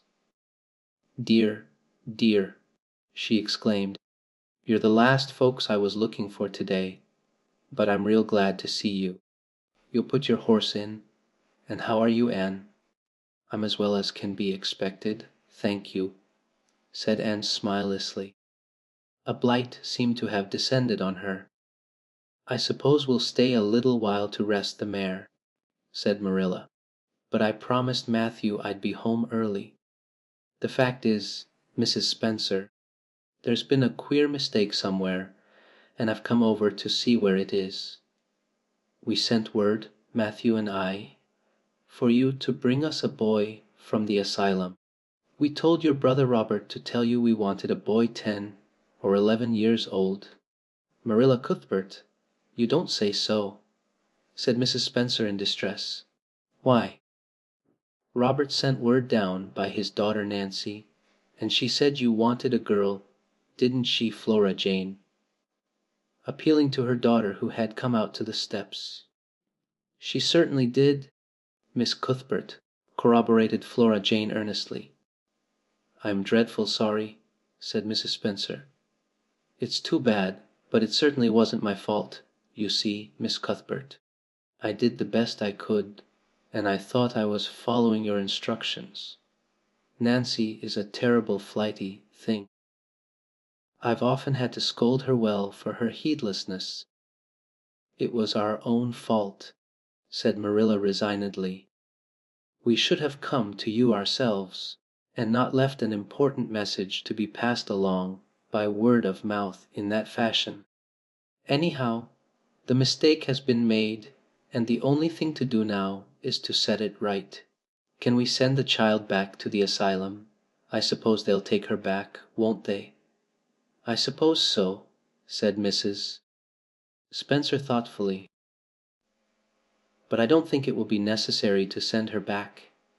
Mrs. Peter Blewett was up here yesterday, and she was saying to me how much she wished she'd sent by me for a little girl to help her. Mrs. Peter has a large family, you know, and she finds it hard to get help. Anne will be the very girl for her. I call it positively providential." Marilla did not look as if she thought Providence had much to do with the matter. Here was an unexpectedly good chance to get this unwelcome orphan off her hands, and she did not even feel grateful for it. She knew Mrs. Peter Blewett only by sight as a small, shrewish-faced woman without an ounce of superfluous flesh on her bones. But she had heard of her. A terrible worker and driver Mrs. Peter was said to be, and discharged servant girls told fearsome tales of her temper and stinginess and her family of pert, quarrelsome children. Marilla felt a qualm of conscience at the thought of handing Anne over to her tender mercies. "Well, I'll go in and we'll talk the matter over," she said. "And if there isn't Mrs. Peter coming up the lane this blessed minute," exclaimed Mrs. Spencer, bustling her guests through the hall into the parlor, where a deadly chill struck on them, as if the air had been strained so long through dark green, closely drawn blinds that it had lost every particle of warmth that it had ever possessed. "That is real lucky, for we can settle the matter right away. Take the armchair, Miss Cuthbert. Anne, you sit here on the ottoman and don't wriggle. Let me take your hats. Flora Jane, go out and put the kettle on.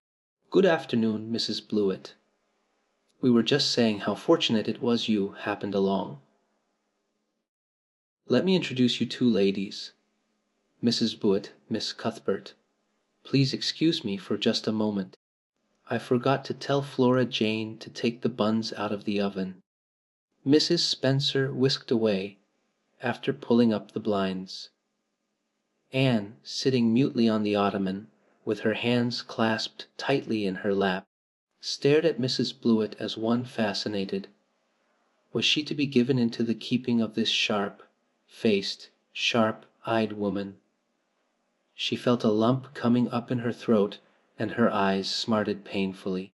She was beginning to be afraid she couldn't keep the tears back when Mrs. Spencer returned, flushed and beaming, quite capable of taking any and every difficulty, physical, mental, or spiritual, into consideration and settling it out of hand.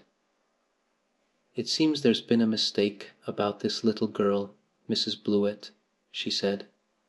"I was under the impression that Mr. and Miss Cuthbert wanted a little girl to adopt. I was certainly told so. But it seems it was a boy they wanted. So if you're still of the same mind you were yesterday, I think she'll be just the thing for you." Mrs. Blewett darted her eyes over Anne from head to foot. "How old are you and what's your name?" she demanded. "Anne Shirley," faltered the shrinking child, not daring to make any stipulations regarding the spelling thereof. "And I'm 11 years old." "Humph! You don't look as if there was much to you. But you're wary. I don't know but the wary ones are the best after all." "Well, if I take you you'll have to be a good girl. You know, good and smart and respectful. I'll expect you to earn your keep, and no mistake about that. Yes, I suppose I might as well take her off your hands, Miss Cuthbert. The baby's awful fractious, and I'm clean worn out attending to him. If you like, I can take her right home now." Marilla looked at Anne and softened at sight of the child's pale face, with its look of mute misery, the misery of a helpless little creature who finds itself once more caught in the trap from which it had escaped. Marilla felt an uncomfortable conviction that, if she denied the appeal of that look, it would haunt her to her dying day. Moreover, she did not fancy Mrs. Blewett.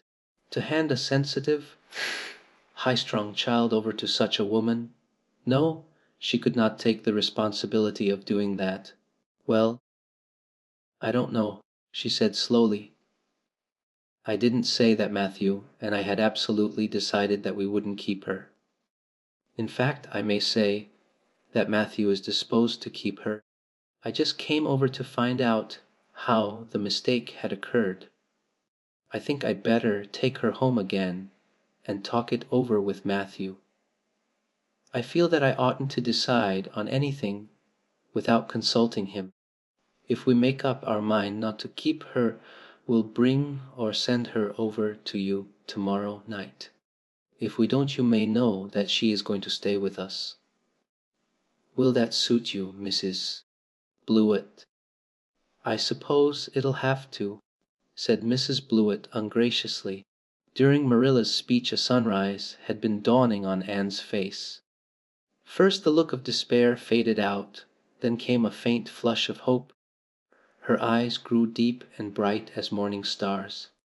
The child was quite transfigured, and a moment later, when Mrs. Spencer and Mrs. Blewett went out in quest of a recipe the latter had come to borrow, she sprang up and flew across the room to Marilla. "Oh, Miss Cuthbert, did you really say that perhaps you would let me stay at Green Gables?" she said, in a breathless whisper, as if speaking aloud might shatter the glorious possibility. "Did you really say it, or did I only imagine that you did? I think you'd better learn to control that imagination of yours, Anne, if you can't distinguish between what is real and what isn't," said Marilla crossly. "Yes, you did hear me say just that, and no more. It isn't decided yet, and perhaps we will conclude to let Mrs. Blewett take you after all. She certainly needs you much more than I do. I'd rather go back to the asylum than go to live with her," said Anne passionately. "She looks exactly like a gimlet." Marilla smothered a smile under the conviction that Anne must be reproved for such a speech. "A little girl like you should be ashamed of talking so about a lady and a stranger," she said severely. "Go back and sit down, hold your tongue, and behave as a good girl. Shud! I'll try to do and be anything you want me. Anything you want. Shall be a sapient thing you want me." "If you'll only keep me," said Anne, returning meekly to her ottoman.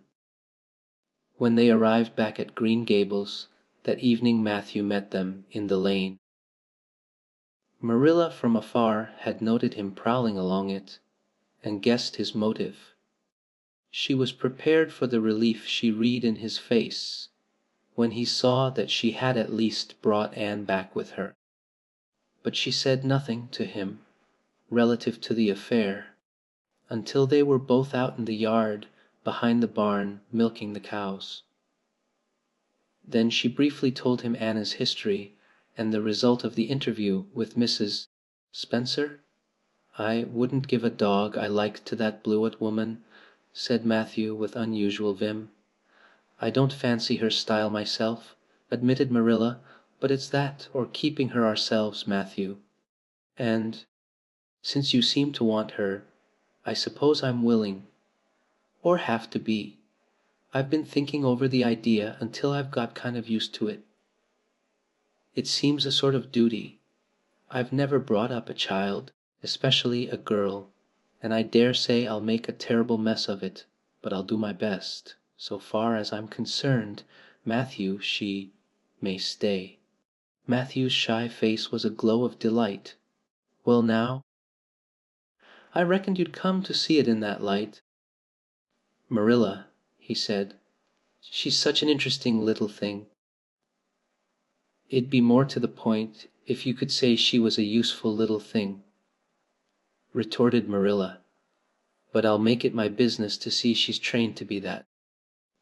And mind, Matthew, you're not to go interfering with my methods. Perhaps an old maid doesn't know much about bringing up a child, but I guess she knows more than an old bachelor, so you just leave me to manage her. When I fail it'll be time enough to put your oar in. There, Marilla, you can have your own way," said Matthew reassuringly. "Only be as good and kind to her as you can without spoiling her. I kind of think she's one of the sort you can do anything with if you only get her to love you." Marilla sniffed, to express her contempt for Matthew's opinions concerning anything feminine, and walked off to the dairy with the pails. "I won't tell her tonight that she can stay," she reflected as she strained the milk into the creamers. "She'd be so excited that she wouldn't sleep a wink. Marilla Cuthbert, you're fairly in for it. Did you ever suppose you'd see the day when you'd be adopting an orphan girl? It's surprising enough, but not so surprising as that Matthew should be at the bottom of it, him that always seemed to have such a mortal dread of little girls. Anyhow, we've decided on the experiment and goodness only knows what will come of it." Chapter V. Anne Says Her Prayers. When Marilla took Anne up to bed that night, she said stiffly, "Now, Anne, I noticed last night that you threw your clothes all about the floor when you took them off. That is a very untidy habit, and I can't allow it at all. As soon as you take off any article of clothing, fold it neatly and place it on the chair. I haven't any use at all for little girls who aren't neat. I was so harrowed up in my mind last night that I didn't think about my clothes at all," said Anne. "I'll fold them nicely tonight. They always made us do that at the asylum. Half the time, though, I'd forget. I'd be in such a hurry to get into bed nice and quiet and imagine things. You'll have to remember a little better if you stay here," admonished Marilla. "There, that looks something like. Say your prayers now and get into bed." "I never say any prayers," announced Anne. Marilla looked horrified astonishment. "Why, Anne, what do you mean? Were you never taught to say your prayers? God always wants little girls to say their prayers. Don't you know who God is, Anne? God is a spirit, infinite, eternal, and unchangeable, in his being, wisdom, power, holiness, justice, goodness, and truth," responded Anne promptly and glibly. Marilla looked rather relieved. "So you do know something then, thank goodness. You're not quite a heathen. Where did you learn that?" "Oh, at the Asylum Sunday School. They made us learn the whole catechism. I liked it pretty well. There's something splendid about some of the words. Infinite, eternal, and unchangeable. Isn't that grand? It has such a roll to it. Just like a big organ playing. You couldn't quite call it poetry, I suppose. But it sounds a lot like it, doesn't it? We're not talking about poetry, Anne. We are talking about saying your prayers. Don't you know it's a terrible, wicked thing not to say your prayers every night? I'm afraid you are a very bad little girl. You'd find it easier to be bad than good if you had red hair," said Anne reproachfully. "People who haven't red hair don't know what trouble is. Mrs. Thomas told me that God made my hair red on purpose, and I've never cared about him since. And anyhow I'd always be too tired at night to bother saying prayers."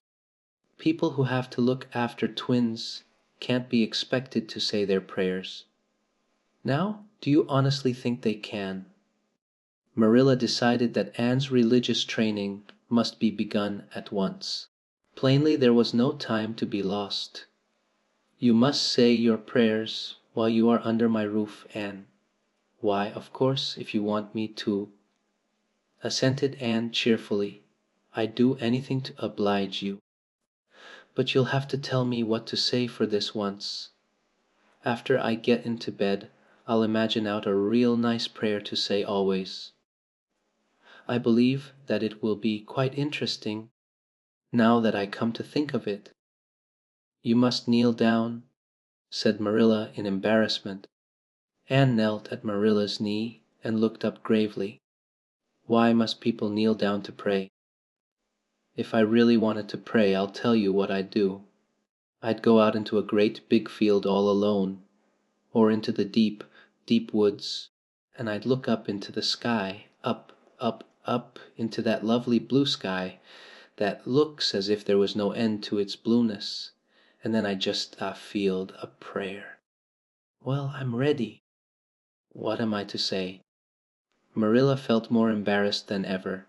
She had intended to teach Anne the childish classic, "Now I lay me down to sleep," but she had, as I have told you, the glimmerings of a sense of humor, which is simply another name for a sense of the fitness of things, and it suddenly occurred to her that that simple little prayer, sacred to white, robed childhood lisping at motherly knees, was entirely unsuited to this freckled witch of a girl who knew and cared nothing about God's love, since she had never had it translated to her through the medium of human love.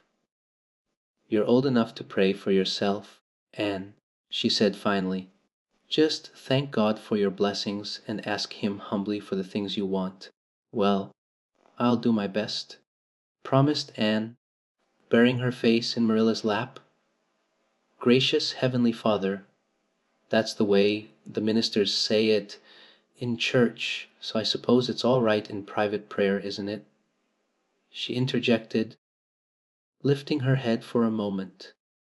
"Gracious Heavenly Father, I thank Thee for the white way of delight, and the lake of shining waters, and Bonnie, and the Snow Queen. I'm really extremely grateful for them, and that's all the blessings I can think of just now to thank Thee for. As for the things I want, they're so numerous that it would take a great deal of time to name them all, so I will only mention the two most important. Please let me stay at Green Gables, and please let me be good looking when I grow up. I remain, yours respectfully, Anne Shirley." "There, did I do all right?" she asked eagerly. Getting up, "I could have made it much more flowery if I'd had a little more time to think it over." Poor Marilla was only preserved from complete collapse by remembering that it was not irreverence, but simply spiritual ignorance on the part of Anne, that was responsible for this extraordinary petition.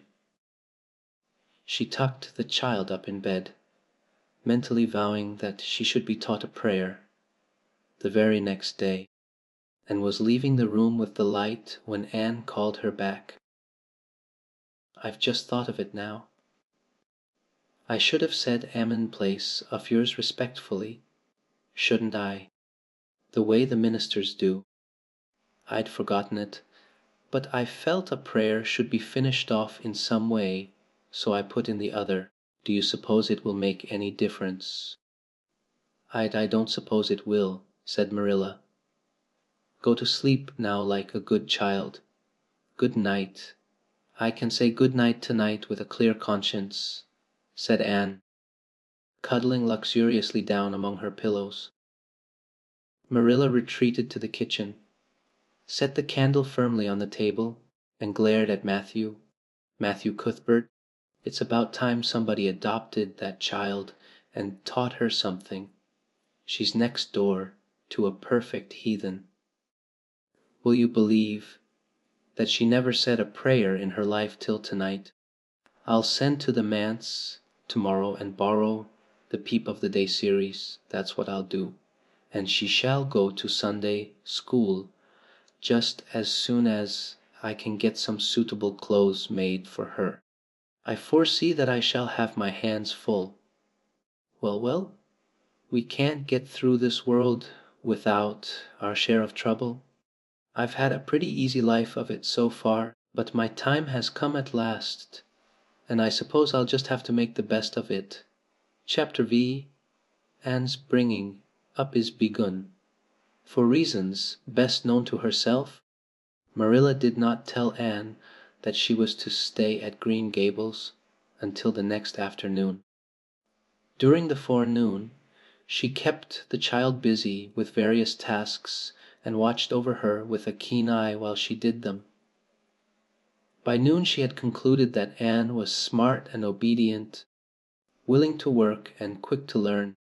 Her most serious shortcoming seemed to be a tendency to fall into daydreams in the middle of a task and forget all about it until such time as she was sharply recalled to earth by a reprimand or a catastrophe. When Anne had finished washing the dinner dishes, she suddenly confronted Marilla with the air and expression of one desperately determined to learn the worst. Her thin little body trembled from head to foot, her face flushed and her eyes dilated until they were almost black. She clasped her hands tightly and said in an imploring voice, "Oh, please, Miss Cuthbert, won't you tell me if you are going to send me away or not? I've tried to be patient all the morning, but I really feel that I cannot bear not knowing any longer. It's a dreadful feeling. Please tell me. You haven't scalded the dishcloth in clean hot water as I told you to do," said Marilla immovably. "Just go and do it before you ask any more questions. Anne." Anne went and attended to the dishcloth. Then she returned to Marilla and fastened imploring eyes on the latter's face. "Well," said Marilla, unable to find any excuse for deferring her explanation longer, "I suppose I might as well tell you.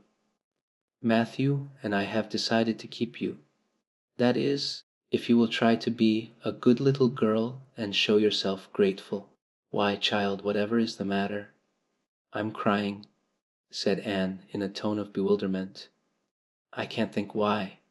I'm glad as glad can be." "Oh, glad doesn't seem the right word at all. I was glad about the White Way and the cherry blossoms." "But this—" "Oh, it's something more than glad. I'm so happy. I'll try to be so good. It will be uphill work, I expect, for Mrs. Thomas often told me I was desperately wicked. However, I'll do my very best. But can you tell me why I'm crying?" "I suppose it's because you're all excited and worked up," said Marilla disapprovingly. "Sit down on that chair and try to calm yourself. I'm afraid you both cry and laugh far too easily. Yes, you can stay here and we will try to do right by you.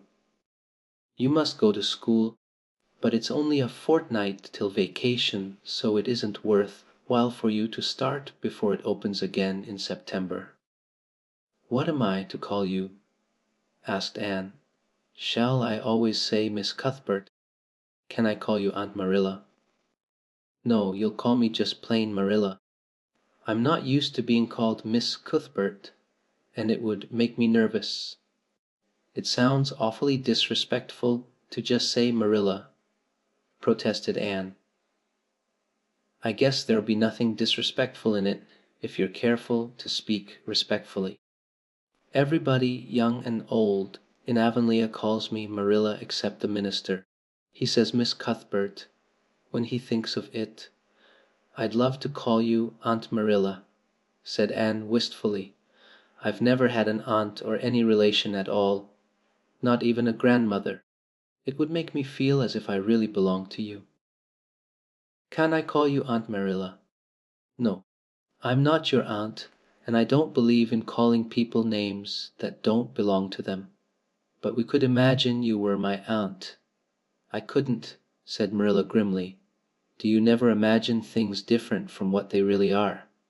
asked Anne wide-eyed. "No. Oh," Anne drew a long breath. "Oh, Miss Marilla." "How much you miss?" "I don't believe in imagining things different from what they really are," retorted Marilla. "When the Lord puts us in certain circumstances, He doesn't mean for us to imagine them away. And that reminds me, go into the sitting room and be sure your feet are clean, and don't let any flies in too, and bring me out the illustrated card that's on the mantelpiece. The Lord's Prayer is on it, and you'll devote your spare time this afternoon to learning it off by heart. There's to be no more of such praying as I heard last night." "I suppose I was very awkward," said Anne apologetically. "But then, you see, I'd never had any practice. You couldn't really expect a person to pray very well the first time she tried, could you? I thought out a splendid prayer after I went to bed, just as I promised you I would. It was nearly as long as a minister's, and so poetical. But would you believe it? I couldn't remember one word when I woke up this morning, and I'm afraid I'll never be able to think out another one as good. Somehow things never are so good when they're thought out a second time. Have you ever noticed that? Here is something for you to notice, Anne. When I tell you to do a thing, I want you to obey me at once and not stand stock still and discourse about it. Just you go and do as I bid you." Anne promptly departed for the sitting room across the hall. She failed to return. After waiting 10 minutes, Marilla laid down her knitting and marched after her with a grim expression. She found Anne standing motionless before a picture hanging on the wall between the two windows, with her eyes astar with dreams. The white and green light, strained through apple trees and clustering vines outside, fell over the rapt little figure with a half unearthly radiance. "Anne, whatever are you thinking of?" demanded Marilla sharply. Anne came back to earth with a start. "That," she said, pointing to the picture, a rather vivid chromo, entitled "Christ Blessing Little Children." "And I was just imagining I was one of them, that I was the little girl in the blue dress, standing off by herself in the corner as if she didn't belong to anybody like me. She looks lonely and sad, don't you think? I guess she hadn't any father or mother of her own, but she wanted to be blessed, too, so she just crept shyly up on the outside of the crowd, hoping nobody would notice her, except him. I'm sure I know just how she felt. Her heart must have beaten, her hands must have got cold, like mine did when I asked you if I could stay. She was afraid he mightn't notice her. But it's likely he did, don't you think? I've been trying to imagine it all out, her edging a little nearer, all the time, until she was quite close to him, and then he would look at her and put his hand on her hair, and oh, such a thrill of joy as would run over her. But I wish the artist hadn't painted him so sorrowful looking. All his pictures are like that, if you've noticed, but I don't believe he could really have looked so sad, or the children would have been afraid of him." "Anne," said Marilla, wondering why she had not broken into this speech long before, "you shouldn't talk that way. It's irreverent, positively irreverent." Anne's eyes marveled. "Why, I felt just as reverent as could be. I'm sure I didn't mean to be irreverent." "Well, I don't suppose you did, but it doesn't sound right to talk so familiarly about such things. And another thing, Anne, When I send you after something, you're to bring it at once and not fall into mooning and imagining before pictures. Remember that. Take that card and come right to the kitchen. Now, sit down in the corner and learn that prayer off by heart. And set the card up against the jugful of apple blossoms she had brought in to decorate the dinner table.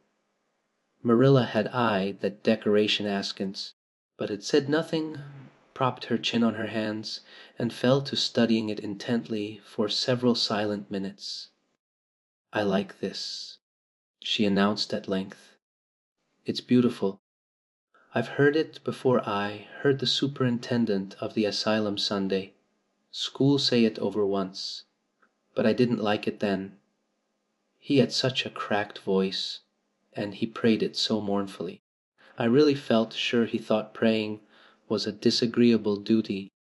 This isn't poetry, but it makes me feel just the same way poetry does. Our Father who art in heaven, hallowed be thy name.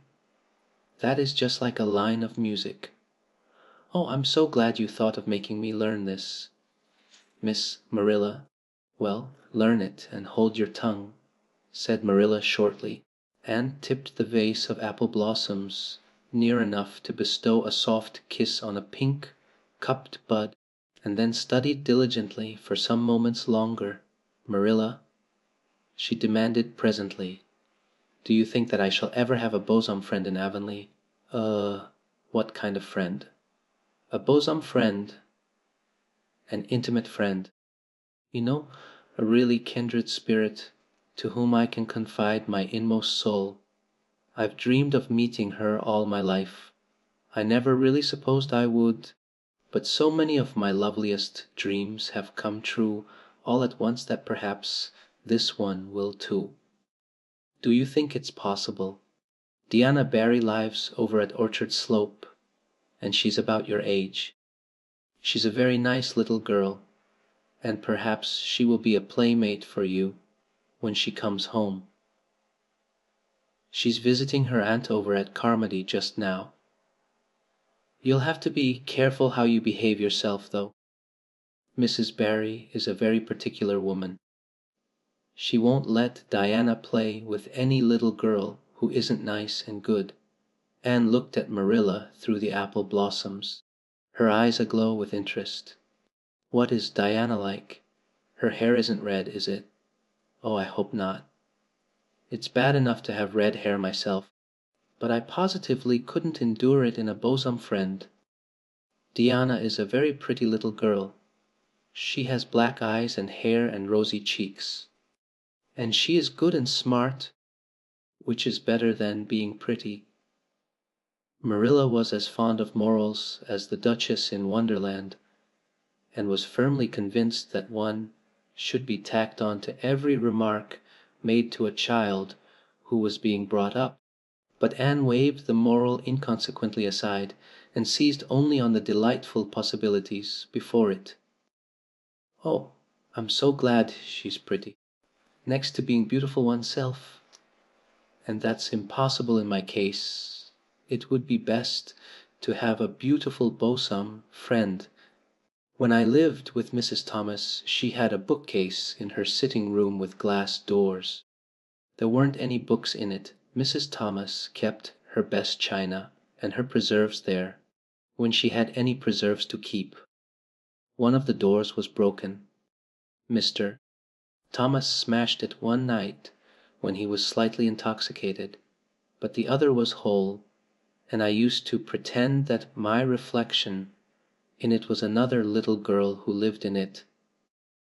I called her Katie Maurice, and we were very intimate. I used to talk to her by the hour, especially on Sunday, and tell her everything. Katie was the comfort and consolation of my life. We used to pretend that the bookcase was enchanted, and that if I only knew the spell I could open the door and step right into the room where Katie Maurice lived, instead of into Mrs.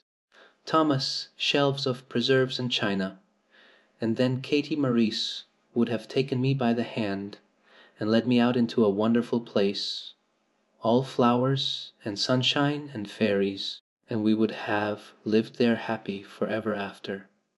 When I went to live with Mrs. Hammond, it just broke my heart to leave Katie Maurice. She felt it dreadfully, too. I know she did, for she was crying when she kissed me good by through the bookcase door. There was no bookcase at Mrs. Hammond's. But just up the river a little way from the house there was a long green little valley, and the loveliest echo lived there. It echoed back every word you said, even if you didn't talk a bit loud.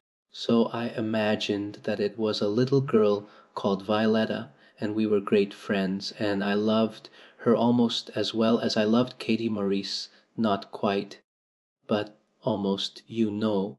The night before I went to the asylum I said good bye to Violetta, and oh, her good bye came back to me in such sad, sad tones.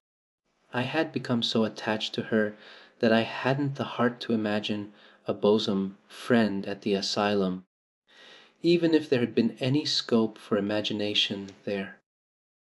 "I think it's just as well there wasn't," said Marilla drily. "I don't approve of such goings on.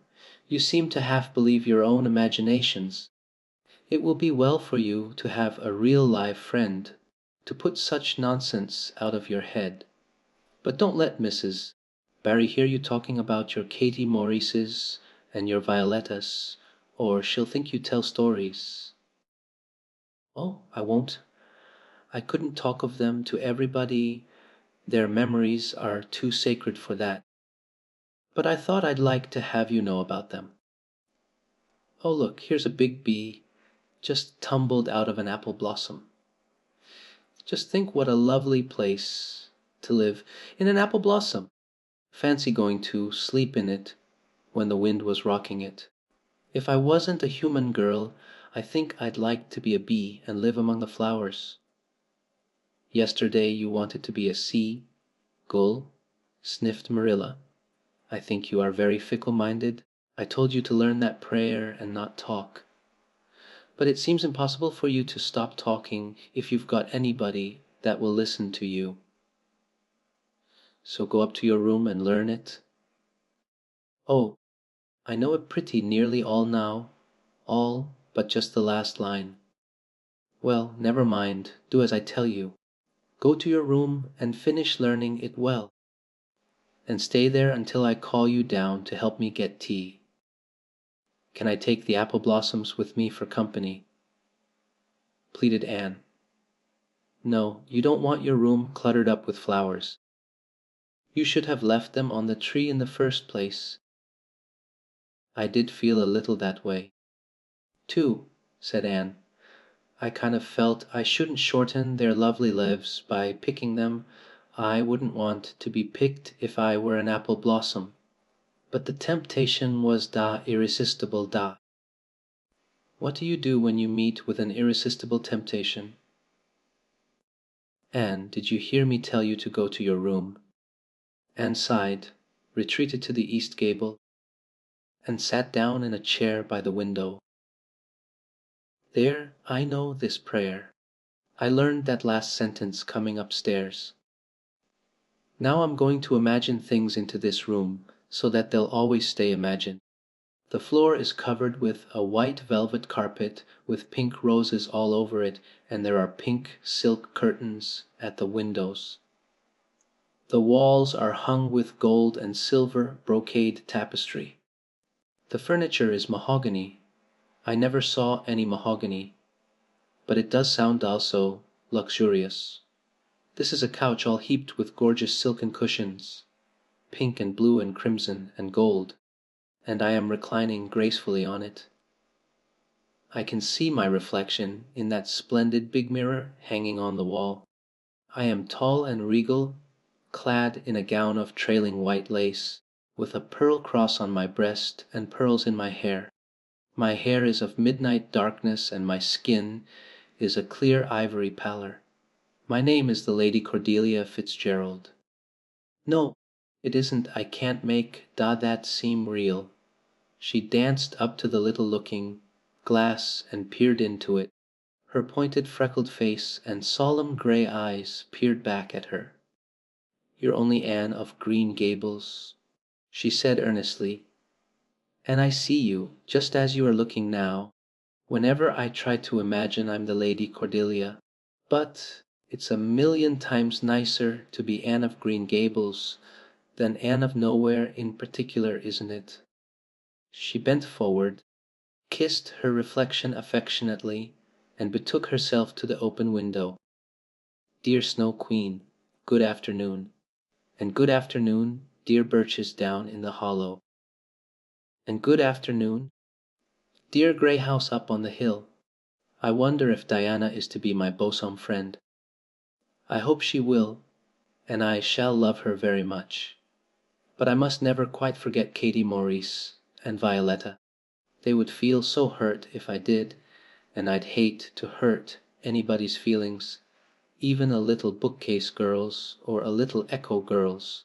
I must be careful to remember them and send them a kiss every day." Anne blew a couple of airy kisses from her fingertips past the cherry blossoms, and then, with her chin in her hands, drifted luxuriously out on a sea of daydreams. Chapter X. Mrs. Rachel Lynde is properly horrified. Anne had been a fortnight at Green Gables before Mrs. Lynde arrived to inspect her. Mrs. Rachel, to do her justice, was not to blame for this. A severe and unseasonable attack of grippe had confined that good lady to her house ever since the occasion of her last visit to Green Gables. Mrs.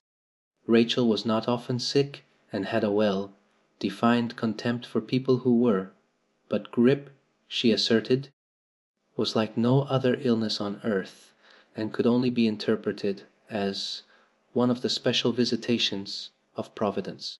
As soon as her doctor allowed her to put her foot out of doors, she hurried up to Green Gables, bursting with curiosity to see Matthew and Marilla's orphan, concerning whom all sorts of stories and suppositions had gone abroad in Avonlea.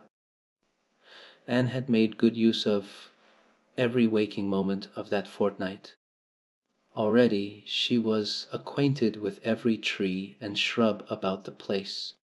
She had discovered that a lane opened out below the apple orchard and ran up through a belt of woodland, and she had explored it to its furthest end in all its delicious vagaries of brook and bridge, fir coppice and wild cherry arch, corners thick with fern, and branching byways of maple and mountain ash. She had made friends with the spring down in the hollow, that wonderful deep, clear icy, cold spring. It was set about with smooth red sandstones, and rimmed in by great palm, like clumps of water fern, and beyond it was a log bridge over the brook. That bridge led Anne's dancing feet up over a wooded hill beyond, where perpetual twilight reigned under the straight, thick growing firs and spruces. The only flowers there were myriads of delicate June bells, those shyest and sweetest of woodland blooms, and a few pale, aerial starflowers like the spirits of last year's blossoms. Gossamers glimmered like threads of silver among the trees, and the fir boughs and tassels seemed to utter friendly speech.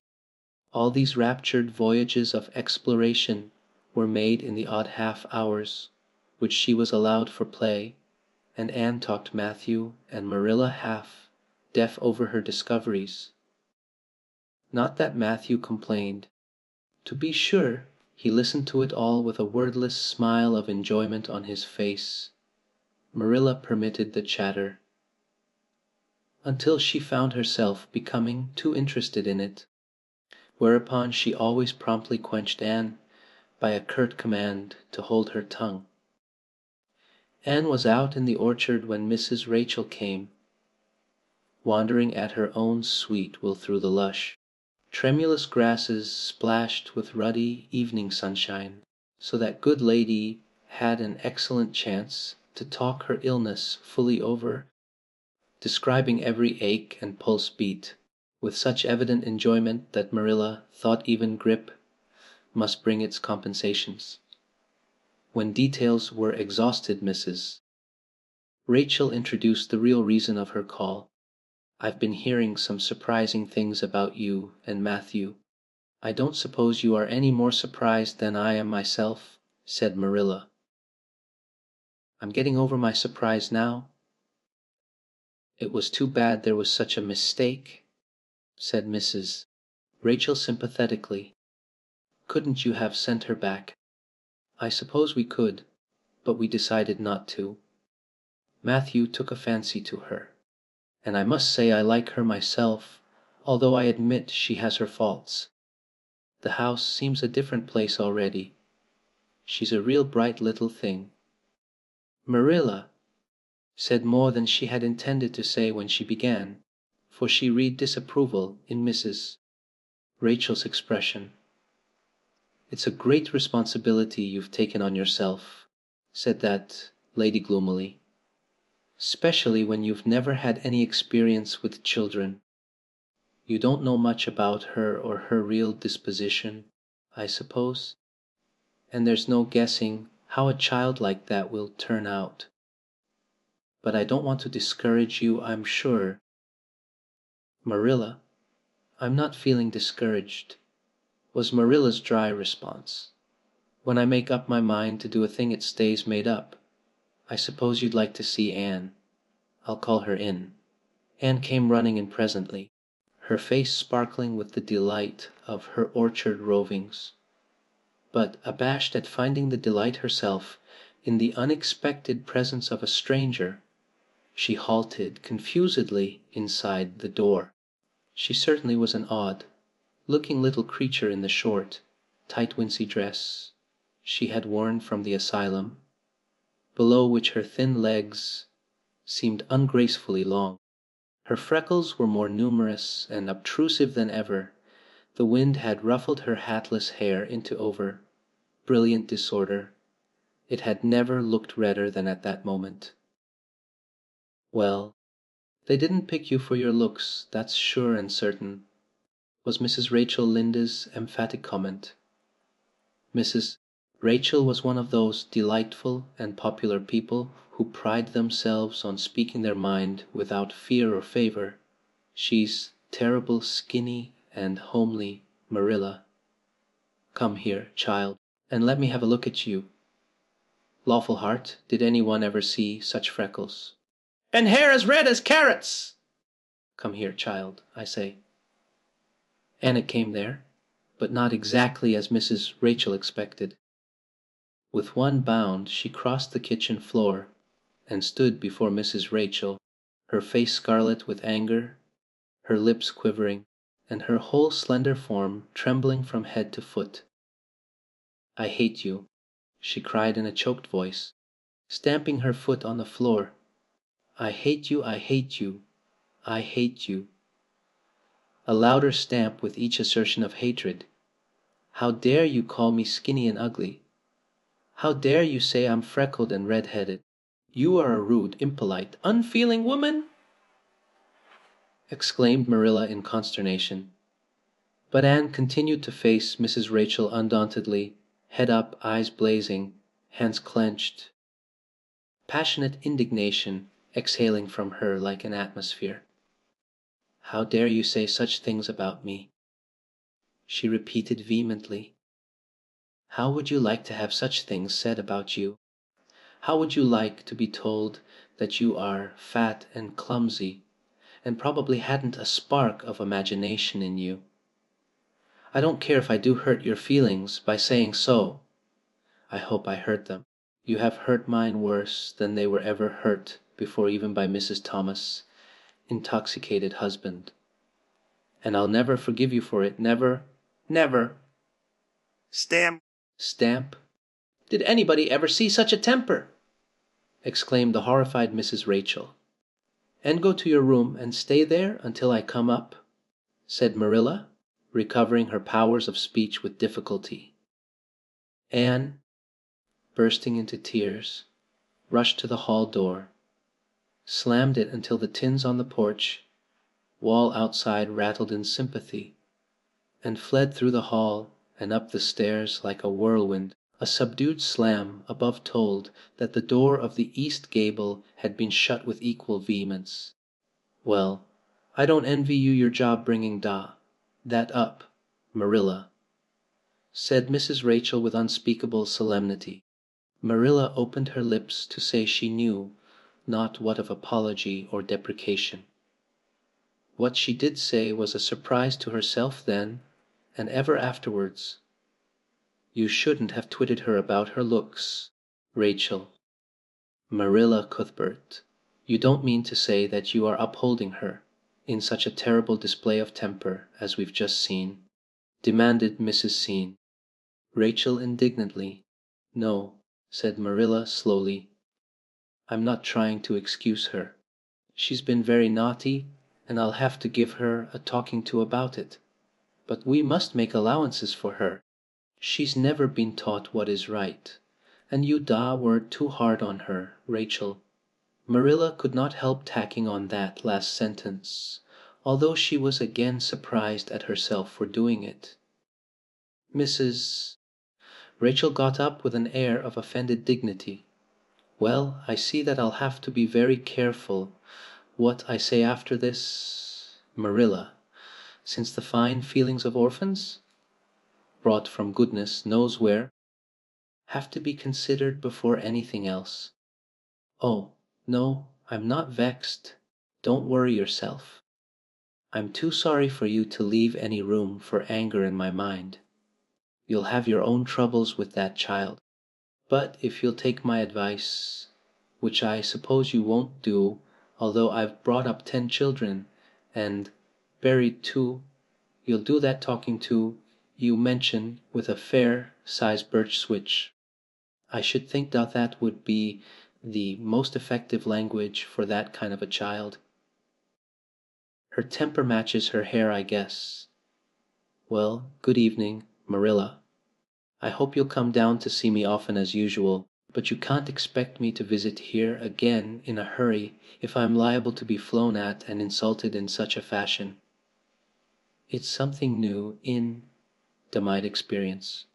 Whereat Mrs. Rachel swept out and away. If a fat woman who always waddled could be said to sweep away, and Marilla, with a very solemn face, betook herself to the east gable. On the way upstairs she pondered uneasily as to what she ought to do. She felt no little dismay over the scene that had just been enacted. How unfortunate that Anne should have displayed such temper before Mrs. Rachel Lynde. Of all people, then Marilla suddenly became aware of an uncomfortable and rebuking consciousness that she felt more humiliation over this than sorrow over the discovery of such a serious defect in Anne's disposition. And how was she to punish her? The amiable suggestion of the birch switch, to the efficiency of which all of Mrs. Rachel's own children could have borne smarting testimony, did not appeal to Marilla. She did not believe she could whip a child. No, some other method of punishment must be found to bring Anne to a proper realization of the enormity of her offense. Marilla found Anne face downward on her bed, crying bitterly, quite oblivious of muddy boots on a clean counterpane. "Anne," she said, not ungently. No answer. "Anne," with greater severity, "get off that bed this minute and listen to what I have to say to you." Anne squirmed off the bed and sat rigidly on a chair beside it, her face swollen and tear-stained and her eyes fixed stubbornly on the floor. "This is a nice way for you to behave." "Anne! Aren't you ashamed of yourself? She hadn't any right to call me ugly and reed-headed," retorted Anne, evasive and defiant. "You hadn't any right to fly into such a fury and talk the way you did to her, Anne. I was ashamed of you, thoroughly ashamed of you. I wanted you to behave nicely to Mrs. Lynde, and instead of that you have disgraced me. I'm sure I don't know why you should lose your temper like that just because Mrs. Lynde said you were red-haired and homely. You say it yourself often enough." "Oh, but there's such a difference between saying a thing yourself and hearing other people say it," wailed Anne. "You may know a thing is so, but you can't help hoping other people don't quite think it is. I suppose you think I have an awful temper, but I couldn't help it. When she said those things something just rose right up in me and choked me. I'd a had to fly out at her. Well, you made a fine exhibition of yourself, I must say. Mrs. Lynde will have a nice story to tell about you everywhere, and she'll tell it too. It was dreadful for you to lose your temper like that, Anne. Just imagine how you would feel if somebody told you to your face that you were skinny and ugly," pleaded Anne tearfully. An old remembrance suddenly rose up before Marilla. She had been a very small child when she had heard one aunt say of her to another, "What a pity she is such a dark, homely little thing." Marilla was every day of 50 before the sting had gone out of that memory. I don't say that I think Mrs. Lynde was exactly right in saying what she did to you, Anne, she admitted in a softer tone. "Rachel is too outspoken. But that is no excuse for such behavior on your part. She was a stranger, and an elderly person, and my visitor, all three very good reasons why you should have been respectful to her. You were rude and saucy and—" Marilla had a saving inspiration of punishment. "You must go to her and tell her you are very sorry for your bad temper and ask her to forgive you." "I can never do that," said Anne determinedly and darkly. "You can punish me in any way you like, Marilla. You can shut me up in a dark, damp dungeon inhabited by snakes and toads, and feed me only on bread and water, and I shall not complain. But I cannot ask Mrs. Lynde to forgive me. We're not in the habit of shutting people up in dark, damp dungeons," said Marilla drily, "especially as they're rather scarce in Avonlea. But apologize to Mrs. Lynde you must and shall, and you'll stay here in your room until you can tell me you're willing to do it." "I shall have to stay here forever then," said Anne mournfully, "because I can't tell Mrs. Lynde I'm sorry I said those things to her." "How can I?" "I'm da not sorry. I'm sorry I vexed you, but I'm da glad I told her just what I did. It was a great satisfaction. I can't say I'm sorry when I'm not, can I? I can't even da imagine da I'm sorry." "Perhaps your imagination will be in better working order by the morning," said Marilla, rising to depart. "You'll have the night to think over your conduct in and come to a better frame of mind.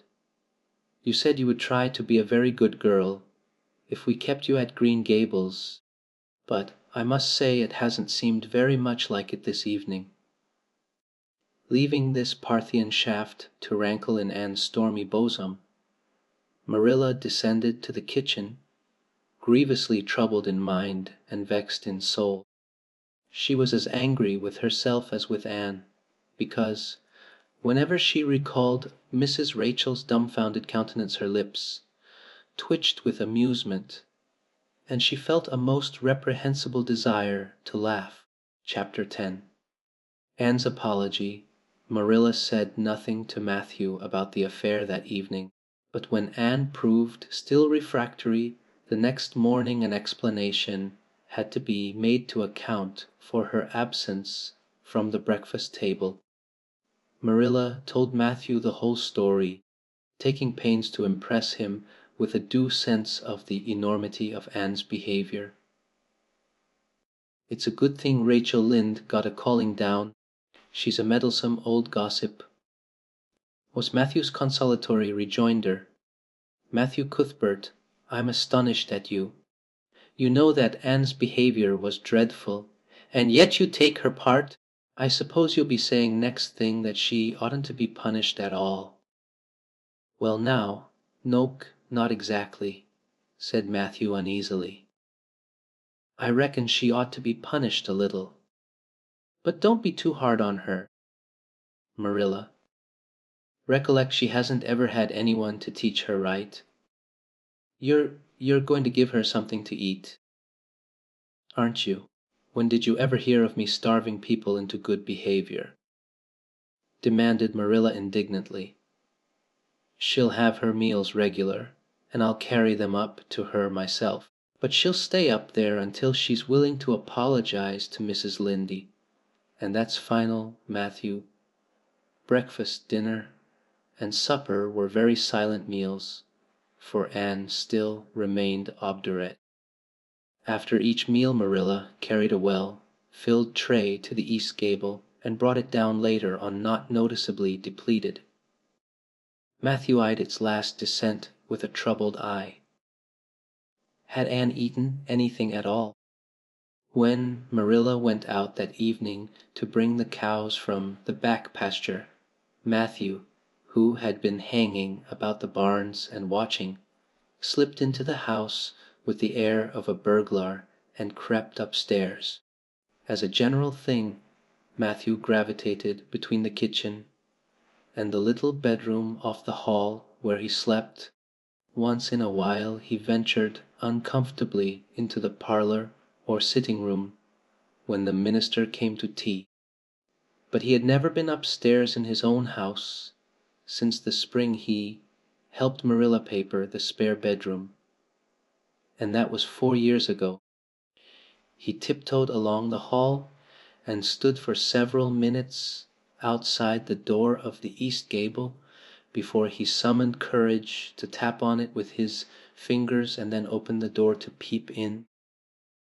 Anne was sitting on the yellow chair by the window, gazing mournfully out into the garden. Very small and unhappy she looked, and Matthew's heart smote him. He softly closed the door and tiptoed over to her. "Anne," he whispered, as if afraid of being overheard. "How are you making it, Anne?" Anne smiled wanly. "Pretty well. I imagine a good deal, and that helps to pass the time.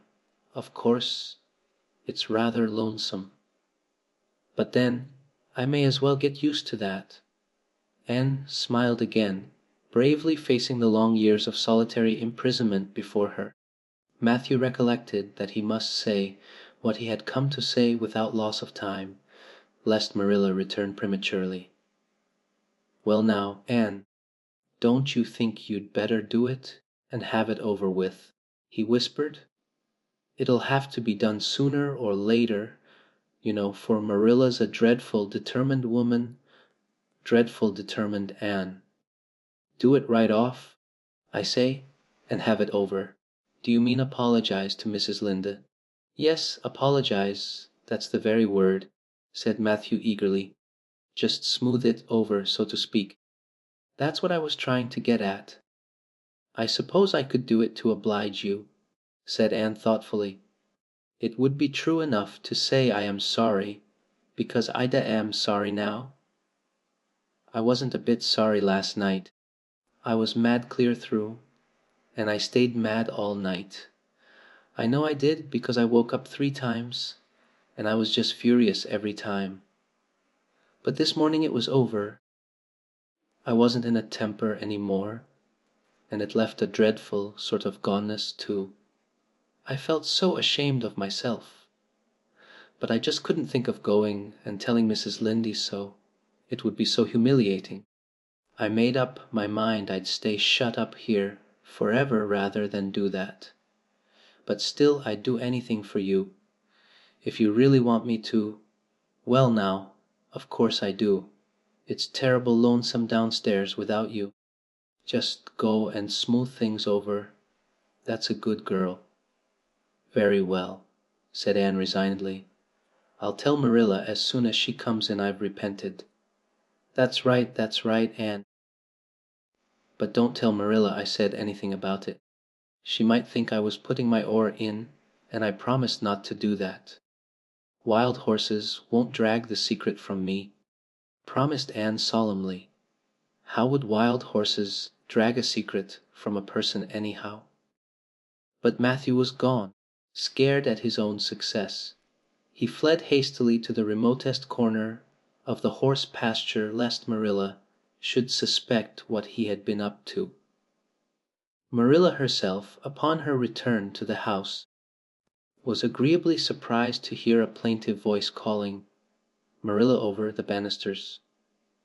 "Well," she said, going into the hall, "I'm sorry I lost my temper and said rude things, and I'm willing to go and tell Mrs. Lynde so." "Very well." Marilla's crispness gave no sign of her relief. She had been wondering what under the canopy she should do if Anne did not give in. "I'll take you down after milking."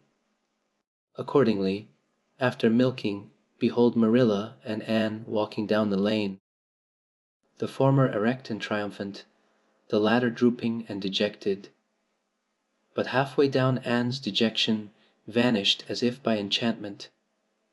She lifted her head and stepped lightly along, her eyes fixed on the sunset sky and an air of subdued exhilaration about her. Marilla beheld the change disapprovingly. This was no meek penitence such as it behooved her to take into the presence of the offended Mrs. Lynde. "What are you thinking of, Anne?" she asked sharply. "I'm imagining out what I must say to Mrs. Lynde," answered Anne dreamily. This was satisfactory, or should have been so. But Marilla could not rid herself of the notion that something in her scheme of punishment was going askew. Anne had no business to look so rapt and radiant. Rapt and radiant Anne continued until they were in the very presence of Mrs. Lynde, who was sitting knitting by her kitchen window. Then the radiance vanished. Mournful penitence appeared on every feature. Before a word was spoken Anne suddenly went down on her knees before the astonished Mrs. Rachel and held out her hands beseechingly. "Oh, Mrs. Lynde, I am so extremely sorry," she said with a quiver in her voice. "I could never express all my sorrow, no, not if I used up a whole dictionary. You must just imagine it. I behaved terribly to Chew, and I've disgraced the dear friends, Matthew and Marilla, who have let me stay at Green Gables, although I'm not a boy. I'm a dreadfully wicked and ungrateful girl, and I deserve to be punished and cast out by respectable people forever. It was very wicked of me to fly into a temper because you told me the truth. It was the truth. Every word you said was true. My hair is red and I'm freckled and skinny and ugly. What I said to you was true, too, but I shouldn't have said it. Oh, Mrs. Lynde, please, please, forgive me. If you refuse it will be a lifelong sorrow on a poor little orphan girl. Would you, even if she had a dreadful temper?" "Oh, I am sure you wouldn't. Please say you forgive me, Mrs. Lynde."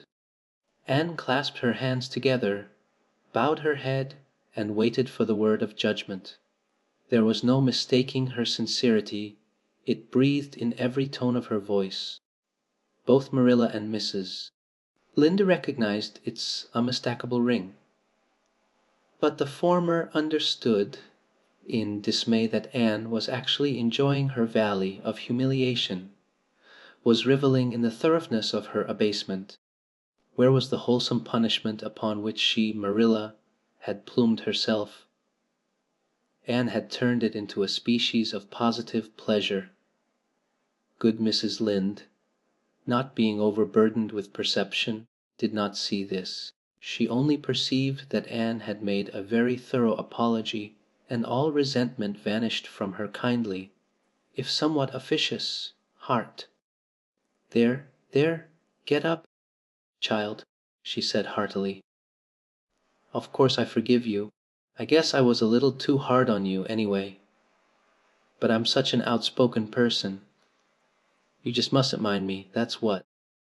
It can't be denied your hair is terrible red, but I knew a girl once went to school with her, in fact, whose hair was every mite as red as yours when she was young, but when she grew up it darkened to a real handsome auburn. I wouldn't be a mite surprised if yours did too. Not a mite. Oh, Mrs. Linda. Anne drew a long breath as she rose to her feet. You have given me a hope. I shall always feel that you are a benefactor. Oh, I could endure anything if I only thought my hair would be a handsome auburn when I grew up. It would be so much easier to be good if one's hair was a handsome auburn, don't you think? And now may I go out into your garden and sit on that bench under the apple trees while you and Marilla are talking? There is so much more scope for imagination out there. Laws, yes, run along, child, and you can pick a bouquet of them white June lilies over in the corner if you like. As the door closed behind Anne, Mrs. Lynde got briskly up to light a lamp. She's a real odd little thing. Take this chair. Marilla, it's easier than the one you've got. I just keep that for the hired boy to sit on. Yes, she certainly is an odd child, but there is something kind of taking about her, after all. I don't feel so surprised at you and Matthew keeping her as I did, nor so sorry for you, either. She may turn out all right. Of course, she has a queer way of expressing herself a little too, well, too kind of forcible, but she'll likely get over that now that she's come to live among civilized folks. And then, her temper's pretty quick, I guess. But there's one comfort. A child that has a quick temper, just blaze up and cool down, ain't never likely to be sly or deceitful. Preserve me from a sly child, that's what. On the whole, Marilla, I kind of like her. When Marilla went home, Anne came out of the fragrant twilight of the orchard with a sheaf of white narcissi in her hands. I apologized pretty well, didn't I? She said proudly as they went down the lane. I thought since I had to do it I might as well do it thoroughly. You did it thoroughly, all right enough, was Marilla's comment. Marilla was dismayed at finding herself inclined to laugh over the recollection. She had also an uneasy feeling that she ought to scold Anne for apologizing so well. But then, that was ridiculous! She compromised with her conscience by saying, severely, I hope you won't have occasion to make many more such apologies. I hope you'll try to control your temper now.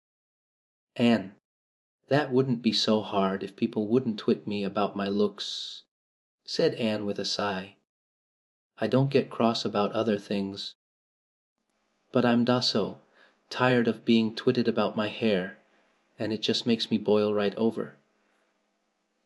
Do you suppose my hair will really be a handsome auburn when I grow up? You shouldn't think so much about your looks, Anne. I'm afraid you are a very vain little girl.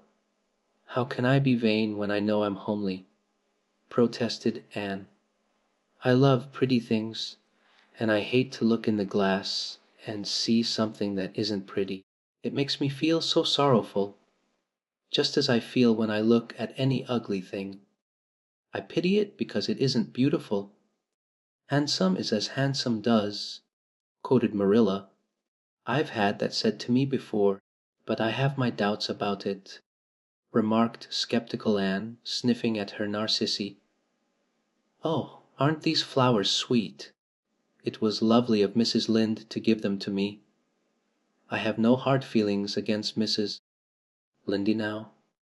It gives you a lovely, comfortable feeling to apologize and be forgiven, doesn't it? Aren't the stars bright tonight? If you could live in a star, which one would you pick? I'd like that lovely clear big one away over there, above that dark hill. Anne, do hold your tongue. said Marilla, thoroughly worn out trying to follow the gyrations of Anne's thoughts. Anne said no more until they turned into their own lane.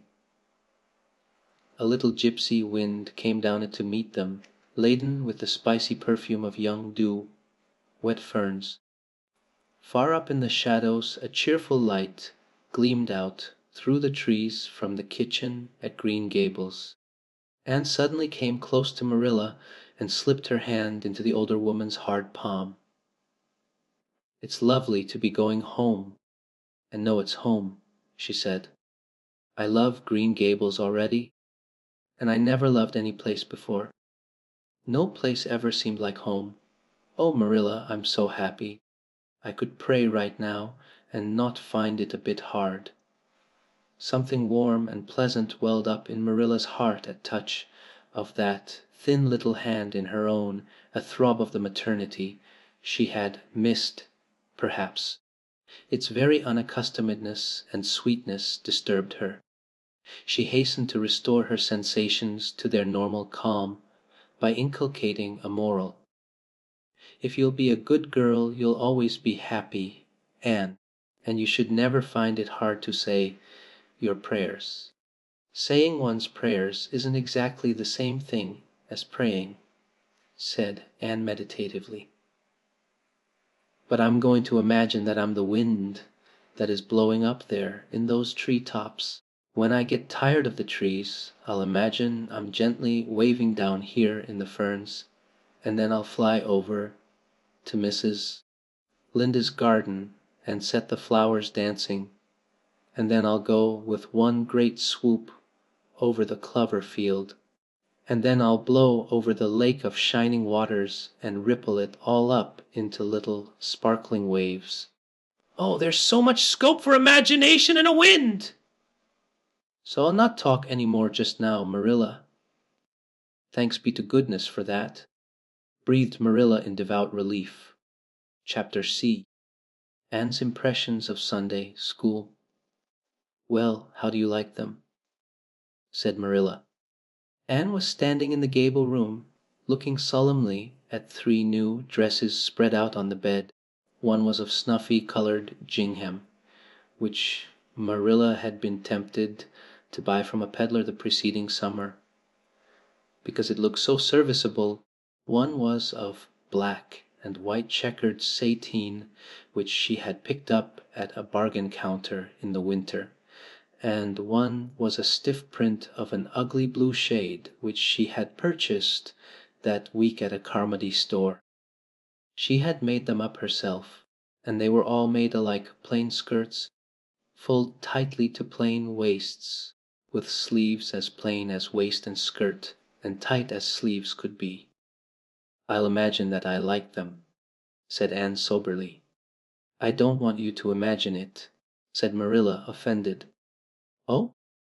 I can see you don't like the dresses? What is the matter with them? Aren't they neat and clean and new?" "Yes." "Then why don't you like them?" They're not pretty," said Anne reluctantly. "Pretty?" Marilla sniffed. "I didn't trouble my head about getting pretty dresses for you. I don't believe in pampering vanity, Anne. I'll tell you that right off. Those dresses are good, sensible, serviceable dresses, without any frills or furbelows about them, and they're all you'll get this summer. The brown gingham and the blue print will do you for school when you begin to go. The sateen is for church and Sunday school. I'll expect you to keep them neat and clean and not to tear them. I should think you'd be grateful to get most anything after those skimpy-wincy things you've been wearing." "Oh, I am grateful," protested Anne, "but I'd be ever so much gratefuler if you'd made just one of them with puffed sleeves. Puffed sleeves are so fashionable now. It would give me such a thrill, Marilla, just to wear a dress with puffed sleeves." "Well, you'll have to do without your thrill. I hadn't any material to waste on puffed sleeves. I think they are ridiculous looking things anyhow. I prefer the plain, sensible ones, but I'd rather look ridiculous when everybody else does than plain and sensible all by myself," persisted Anne mournfully. "Trust you for that? Well, hang those dresses carefully up in your closet, and then sit down and learn the Sunday school lesson. I got a quarterly from Mr. Bell for you, and you'll go to Sunday school tomorrow," said Marilla, disappearing downstairs in high dudgeon. Anne clasped her hands and looked at the dresses. "I did hope there would be a white one with puffed sleeves," she whispered disconsolately. "I prayed for one, but I didn't much expect it on that account. I didn't suppose God would have time to bother about a little orphan girl's dress. I knew I'd just have to depend on Marilla for it. Well, fortunately I can imagine that one of them is of snow, white muslin with lovely lace frills and 3 puffed sleeves." The next morning warnings of a sick headache prevented Marilla from going to Sunday school with Anne. "You'll have to go down and call for Mrs. Lynde, Anne," she said. "She'll see that you get into the right class. Now, mind you behave yourself properly. Stay to preaching afterwards and ask Mrs. Lynde to show you our pew. Here's a cent for collection. Don't stare at people and don't fidget. I shall expect you to tell me the text when you come home." Anne started off irreproachable, arrayed in the stiff black and white sateen, which, while decent as regards length and certainly not open to the charge of skimpiness, contrived to emphasize every corner and angle of her thin figure. Her hat was a little, flat, glossy, new sailor, the extreme plainness of which had likewise much disappointed Anne, who had permitted herself secret visions of ribbon and flowers. The latter, however, were supplied before Anne reached the main road, for being confronted halfway down the lane with a golden frenzy of wind, stirred buttercups, and a glory of wild roses, Anne promptly and liberally garlanded her hat with a heavy wreath of them. Whatever other people might have thought of the result, it satisfied Anne, and she tripped gaily down the road, holding her ruddy head with its decoration of pink and yellow very proudly. When she had reached Mrs. Lynde's house, she found that lady gone. Nothing daunted, Anne proceeded onward to the church alone. In the porch she found a crowd of little girls, all more or less gaily attired in whites and blues and pinks, and all staring with curious eyes at this stranger in their midst with her extraordinary head adornment. Avonlea little girls had already heard queer stories about Anne. Mrs. Lynde said she had an awful temper. Jerry Boat, the hired boy at Green Gables, said she talked all the time to herself or to the trees and flowers like a crazy girl. They looked at her and whispered to each other behind their quarterlies. Nobody made any friendly advances. Then or later on, when the opening exercises were over and Anne found herself in Miss Rogerson's class. Miss Rogerson was a middle-aged lady who had taught a Sunday school class for 20 years. Her method of teaching was to ask the printed questions from the quarterly and look sternly over its edge at the particular little girl she thought ought to answer the question. She looked very often at Anne, and Anne, thanks to Marilla's drilling, answered promptly. But it may be questioned if she understood very much about either question or answer. She did not think she liked Miss Rogerson, and she felt very miserable. Every other little girl in the class had puffed sleeves. Anne felt that life was really not worth living without puffed sleeves. "Well, how did you like Sunday school?" Marilla wanted to know when Anne came home. Her wreath having faded, Anne had discarded it in the lane, so Marilla was spared the knowledge of that for a time. I didn't like it a bit. It was horrid. And Shirley, said Marilla rebukingly. Anne sat down on the rocker with a long sigh, kissed one of Bonny's leaves, and waved her hand to a blossoming fuchsia. They might have been lonesome while I was away. She explained. And now about the Sunday school. I behaved well, just as you told me. Mrs. Lynde was gone, but I went right on myself. I went into the church with a lot of other little girls, and I sat in the corner of a pew by the window while the opening exercises went on. Mr. Bell made an awfully long prayer. I would have been dreadfully tired before he got through if I hadn't been sitting by that window.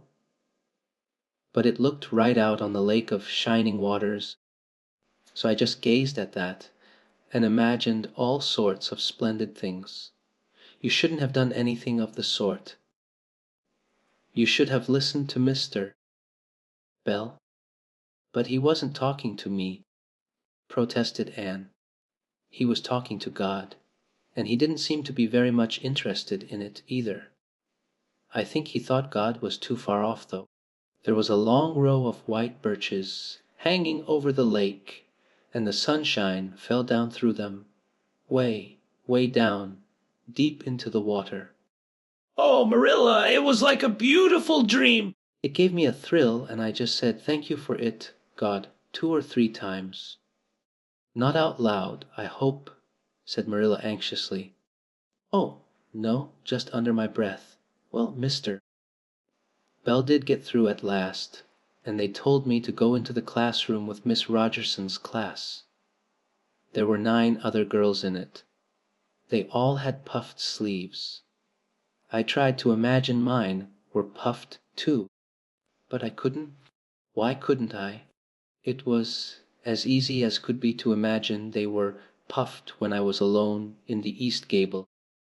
But it was awfully hard there, among the others who had really truly puffs. You shouldn't have been thinking about your sleeves in Sunday school. You should have been attending to the lesson. I hope you knew it. Oh, yes, and I answered a lot of questions. Miss Rogerson asked ever so many. I don't think it was fair for her to do all the asking. There were lots I wanted to ask her, but I didn't like to because I didn't think she was a kindred spirit. Then all the other little girls recited a paraphrase. She asked me if I knew any. I told her I didn't, but I could recite "The Dog at His Master's Grave," if she liked. That's in the Third Royal Reader.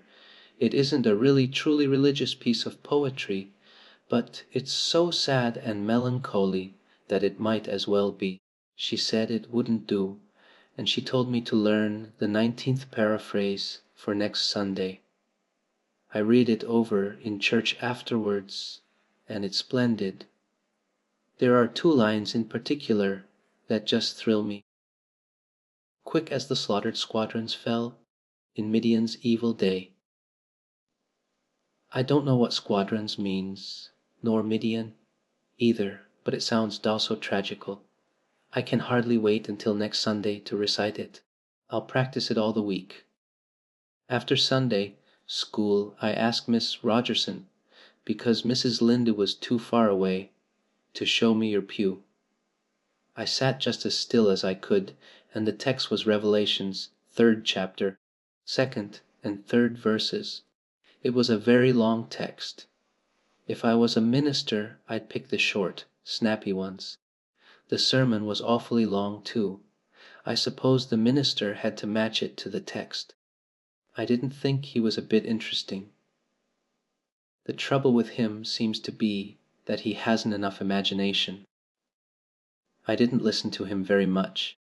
I just let my thoughts run, and I thought of the most surprising things. Marilla felt helplessly that all this should be sternly reproved, but she was hampered by the undeniable fact that some of the things Anne had said especially about the minister's sermons and Mr. Bell's prayers, were what she herself had really thought deep down in her heart for years, but had never given expression to. It almost seemed to her that those secret, unuttered, critical thoughts had suddenly taken visible and accusing shape and form in the person of this outspoken morsel of neglected humanity. Chapter She. A solemn vow and promise. It was not until the next Friday that Marilla heard the story of the flower wreathed hat. She came home from Mrs. Lynde's and called Anne to account. Anne, Mrs.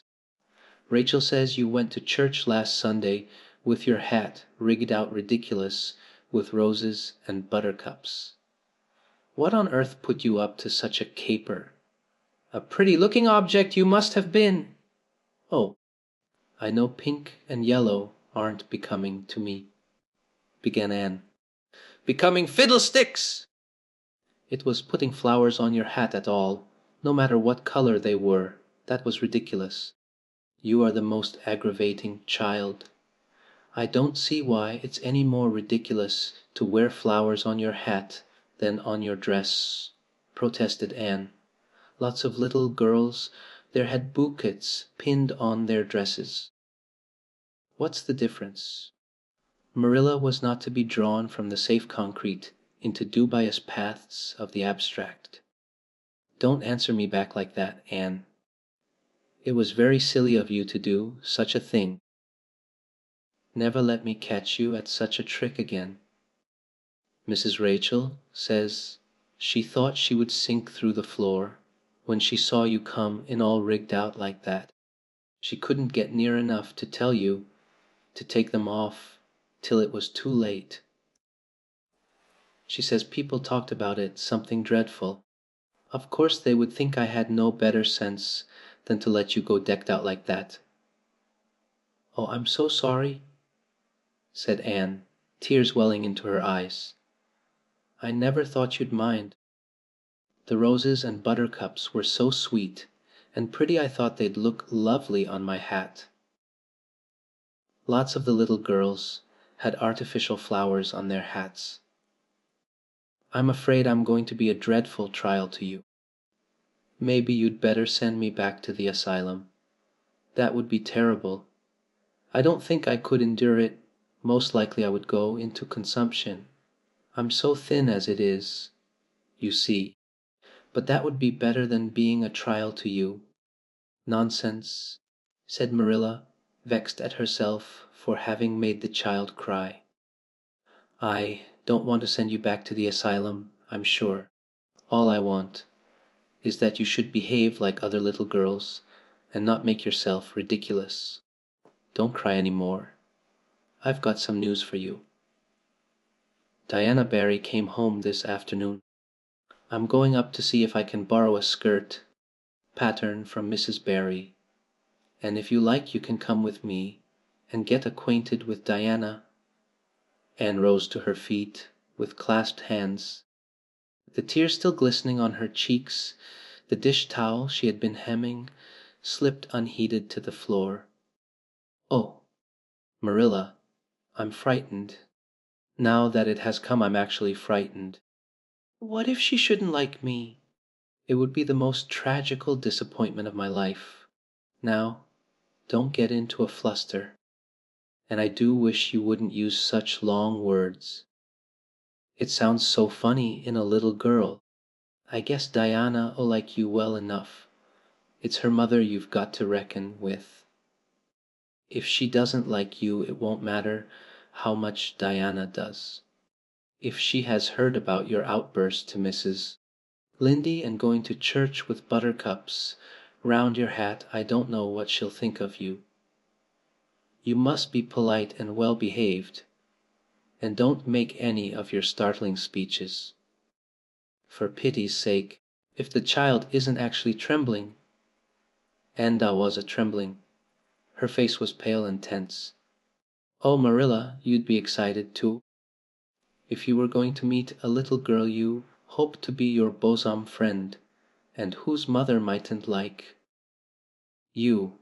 she said as she hastened to get her hat. They went over to Orchard Slope by the short cut across the brook and up the Ferry Hill Grove. Mrs. Barry came to the kitchen door in answer to Marilla's knock. She was a tall, black-eyed, black-haired woman with a very resolute mouth. She had the reputation of being very strict with her children. "How do you do, Marilla?" she said cordially. "Come in. And this is the little girl you have adopted, I suppose." "Yes, this is Anne Shirley," said Marilla. "Spelled with an E," gasped Anne, who, tremulous and excited as she was determined there should be no misunderstanding on that important point.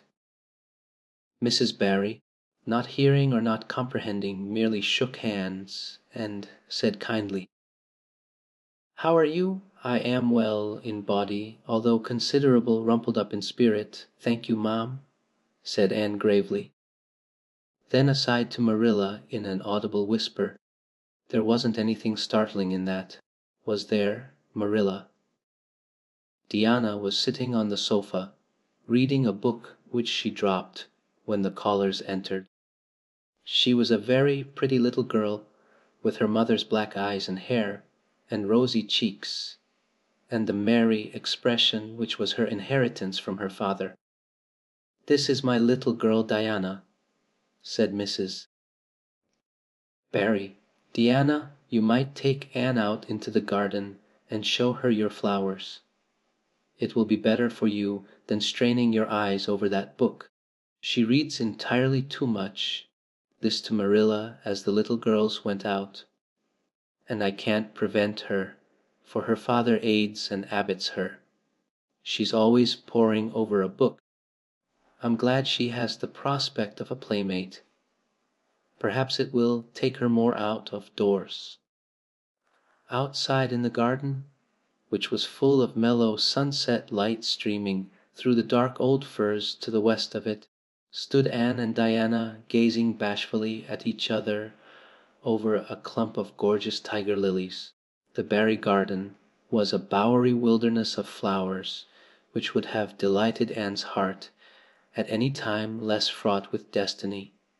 It was encircled by huge old willows and tall firs, beneath which flourished flowers that loved the shade. Prim, right-angled paths neatly bordered with clam shells intersected it like moist red ribbons, and in the beds between old-fashioned flowers ran riot. There were rosy bleeding hearts and great splendid crimson peonies, white, fragrant narcissi and thorny, sweet Scotch roses, pink and blue and white columbines and lilac tinted bouncing bets, clumps of southernwood and ribbon grass and mint, purple Adam and Eve daffodils, and masses of sweet clover white with its delicate, fragrant, feathery sprays, scarlet lightning that shot its fiery lances over prim white musk flowers. A garden it was where sunshine lingered and bees hummed and winds, beguiled into loitering, purred and rustled. "Oh, Diana," said Anne at last, clasping her hands and speaking almost in a whisper. "Oh, do you think you can like me a little enough to be my bosom friend?" Diana laughed. Diana always laughed before she spoke. "Why, I guess so," she said frankly. "I'm awfully glad you've come to live at Green Gables. It will be jolly to have somebody to play with. There isn't any other girl who lives near enough to play with, and I've no sisters big enough. Will you swear to be my friend forever and ever?" demanded Anne eagerly. Diana looked shocked. "Why, it's dreadfully wicked to swear," she said rebukingly. "Oh no, not my kind of swearing. There are two kinds, you know." "I never heard of but one kind," said Diana doubtfully. "There really is another." "Oh, it isn't wicked at all. It just means vowing and promising solemnly." "Well, I don't mind doing that," agreed Diana, relieved. "How do you do it?" "We must join hands so," said Anne gravely. "It ought to be over running water. We'll just imagine this path is running water. I'll repeat the oath first. I solemnly swear to be faithful to my bosom friend, Diana Barry, as long as the sun and moon shall endure. Now you say it and put my name in." Diana repeated the oath with a laugh fore and aft. Then she said, "You're a queer girl, Anne. I heard before that you were queer. But I believe I'm going to like you real well." When Marilla and Anne went home, Diana went with them as far as the log bridge. The two little girls walked with their arms about each other. At the brook they parted with many promises to spend the next afternoon together. "Well, did you find Diana a kindred spirit?" asked Marilla as they went up through the garden of Green Gables. "Oh, yes," sighed Anne, blissfully unconscious of any sarcasm on Marilla's part. "Oh, Marilla, I'm the happiest girl on Prince Edward Island this very moment. I assure you I'll say my prayers with a right good will tonight. Diana and I are going to build a playhouse in Mr. William Bell's birch grove tomorrow. Can I have those broken pieces of china that are out in the woodshed? Diana's birthday is in February and mine is in March. Don't you think that is a very strange coincidence? Diana is going to lend me a book to read. She says it's perfectly splendid and tremendously exciting. She's going to show me a place back in the woods where rice lilies grow. Don't you think Diana has got very soulful eyes? I wish I had soulful eyes. Diana is going to teach me to sing a song called Nellie in the Hazel Dell. She's going to give me a picture to put up in my room. It's a perfectly beautiful picture. She says a lovely lady in a pale blue silk dress. A sewing machine agent gave it to her. I wish I had something to give Diana. I'm an inch taller than Diana, but she is ever so much fatter. She says she'd like to be thin because it's so much more graceful, but I'm afraid she only said it to soothe my feelings. We're going to the shore some day to gather shells. We have agreed to call the spring down by the log bridge the Dryad's Bubble. Isn't that a perfectly elegant name? I read a story once about a spring called that. A Dryad is sort of a grown-up fairy, I think. Well, all I hope is you won't talk Diana to death," said Marilla. "But remember this in all your planning, Anne. You're not going to play all the time nor most of it. You'll have your work to do, and it'll have to be done first." Anne's cup of happiness was full, and Matthew caused it to overflow. He had just got home from a trip to the store at Carmody, and he sheepishly produced a small parcel from his pocket and handed it to Anne, with a deprecatory look at Marilla. "I heard you say you liked chocolate sweeties, so I got you some," he said. "Humph," sniffed Marilla. "It'll ruin her teeth and stomach. There, there, child, don't look so dismal. You can eat those. Since Matthew has gone and got them, he'd better have brought you peppermints. They're wholesomer. Don't sicken yourself eating all them at once now." "Oh, no, indeed, I won't," said Anne eagerly. "I'll just eat one tonight, Marilla, and I can give Diana half of them, can't I?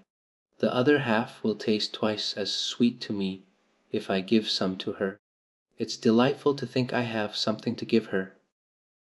"I will say it for the child," said Marilla when Anne had gone to her gable. "She isn't stingy. I'm glad, for of all faults I detest stinginess in a child. Dear me, it's only 3 weeks since she came, and it seems as if she'd been here always. I can't imagine the place without her. Now, don't be looking I told you so, Matthew. That's bad enough in a woman, but it isn't to be endured in a man. I'm perfectly willing to own up that I'm glad I consented to keep the child. and that I'm getting fond of her. But don't you rub it in. Matthew Cuthbert, Chapter G. The delights of anticipation. It's time Anne was in to do her sewing, said Marilla, glancing at the clock, and then out into the yellow August afternoon, where everything drowsed in the heat. She stayed playing with Diana more than half an hour, more'n I gave her leave to, and now she's perched out there on the woodpile talking to Matthew. 19 to the dozen, when she knows perfectly well she ought to be at her work. And of course he's listening to her like a perfect ninny. I never saw such an infatuated man. The more she talks and the odder the things she says, the more he's delighted evidently. Anne Shirley, you come right in here this minute. Do you hear me?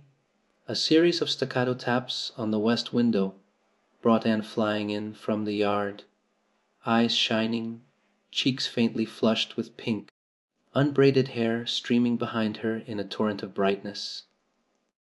"Oh, Marilla," she exclaimed breathlessly, "there's going to be a Sunday school picnic next week in Mr. Harmon Andrews's field, right near the lake of shining waters, and Mrs. Superintendent Bell and Mrs. Rachel Lynde are going to make ice cream. Think of it, Marilla da ice cream. And, oh, Marilla, can I go to it? Just look at the clock, if you please, Anne. What time did I tell you to come in? 2 o'clock. But isn't it splendid about the picnic, Marilla? Please can I go? Oh, I've never been to a picnic. I've dreamed of picnics, but I've never... Yes, I told you to come at 2 o'clock, and it's 2:45. I'd like to know why you didn't obey me, Anne." "Why, I meant to... Marilla, as much as could be. But you have no idea how fascinating Idlewild is. And then, of course, I had to tell Matthew about the picnic. Matthew is such a sympathetic listener. Please can I go? You'll have to learn to resist the fascination of idle, whatever you call it. When I tell you to come in at a certain time, I mean that time and not half an hour later. And you needn't stop to discourse with sympathetic listeners on your way either. As for the picnic, of course you can go. You're a Sunday school scholar, and it's not likely I'd refuse to let you go when all the other little girls are going. But, faltered Anne, Deanna says that everybody must take a basket of things to eat. I can't cook, as you know, Marilla, and I don't mind going to a picnic without puffed sleeves so much, but I'd feel terribly humiliated if I had to go without a basket. It's been preying on my mind ever since Diana told me. Well, it needn't prey any longer. I'll bake you a basket. Oh, you dear good Marilla. Oh, you are so kind to me. Oh, I'm so much obliged to you. Getting through with her, Anne cast herself into Marilla's arms and rapturously kissed her sallow cheek. It was the first time in her whole life that childish lips had voluntarily touched Marilla's face. Again that sudden sensation of startling sweetness thrilled her. She was secretly vastly pleased at Anne's impulsive caress, which was probably the reason why she said brusquely, "There, never mind your kissing nonsense. I'd sooner see you doing strictly as you're told. As for cooking, I mean to begin giving you lessons in that some of these days." "But you're so feather-brained, Anne." "I've been waiting to see if you'd sober down a little and learn to be steady before I begin. You've got to keep your wits about you in cooking and not stop in the middle of things to let your thoughts rove all over creation. Now, get out your patchwork and have your square done before tea time." "I do not like patchwork," said Anne dolefully, hunting out her work basket and sitting down before a little heap of red. and white diamonds with a sigh. I think some kinds of sewing would be nice, but there's no scope for imagination in patchwork.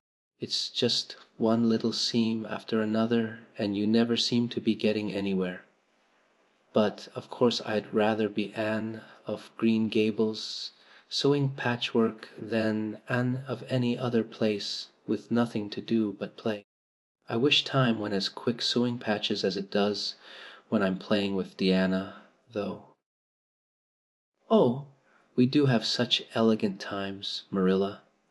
I have to furnish most of the imagination, but I'm well able to do that. Diana is simply perfect in every other way. You know that little piece of land across the brook that runs up between our farm and Mr. Barry's. It belongs to Mr. William Bell, and right in the corner there is a little ring of white birch trees, the most romantic spot, Marilla. Diana and I have our playhouse there. We call it Idlewild. Isn't that a poetical name? I assure you it took me some time to think it out.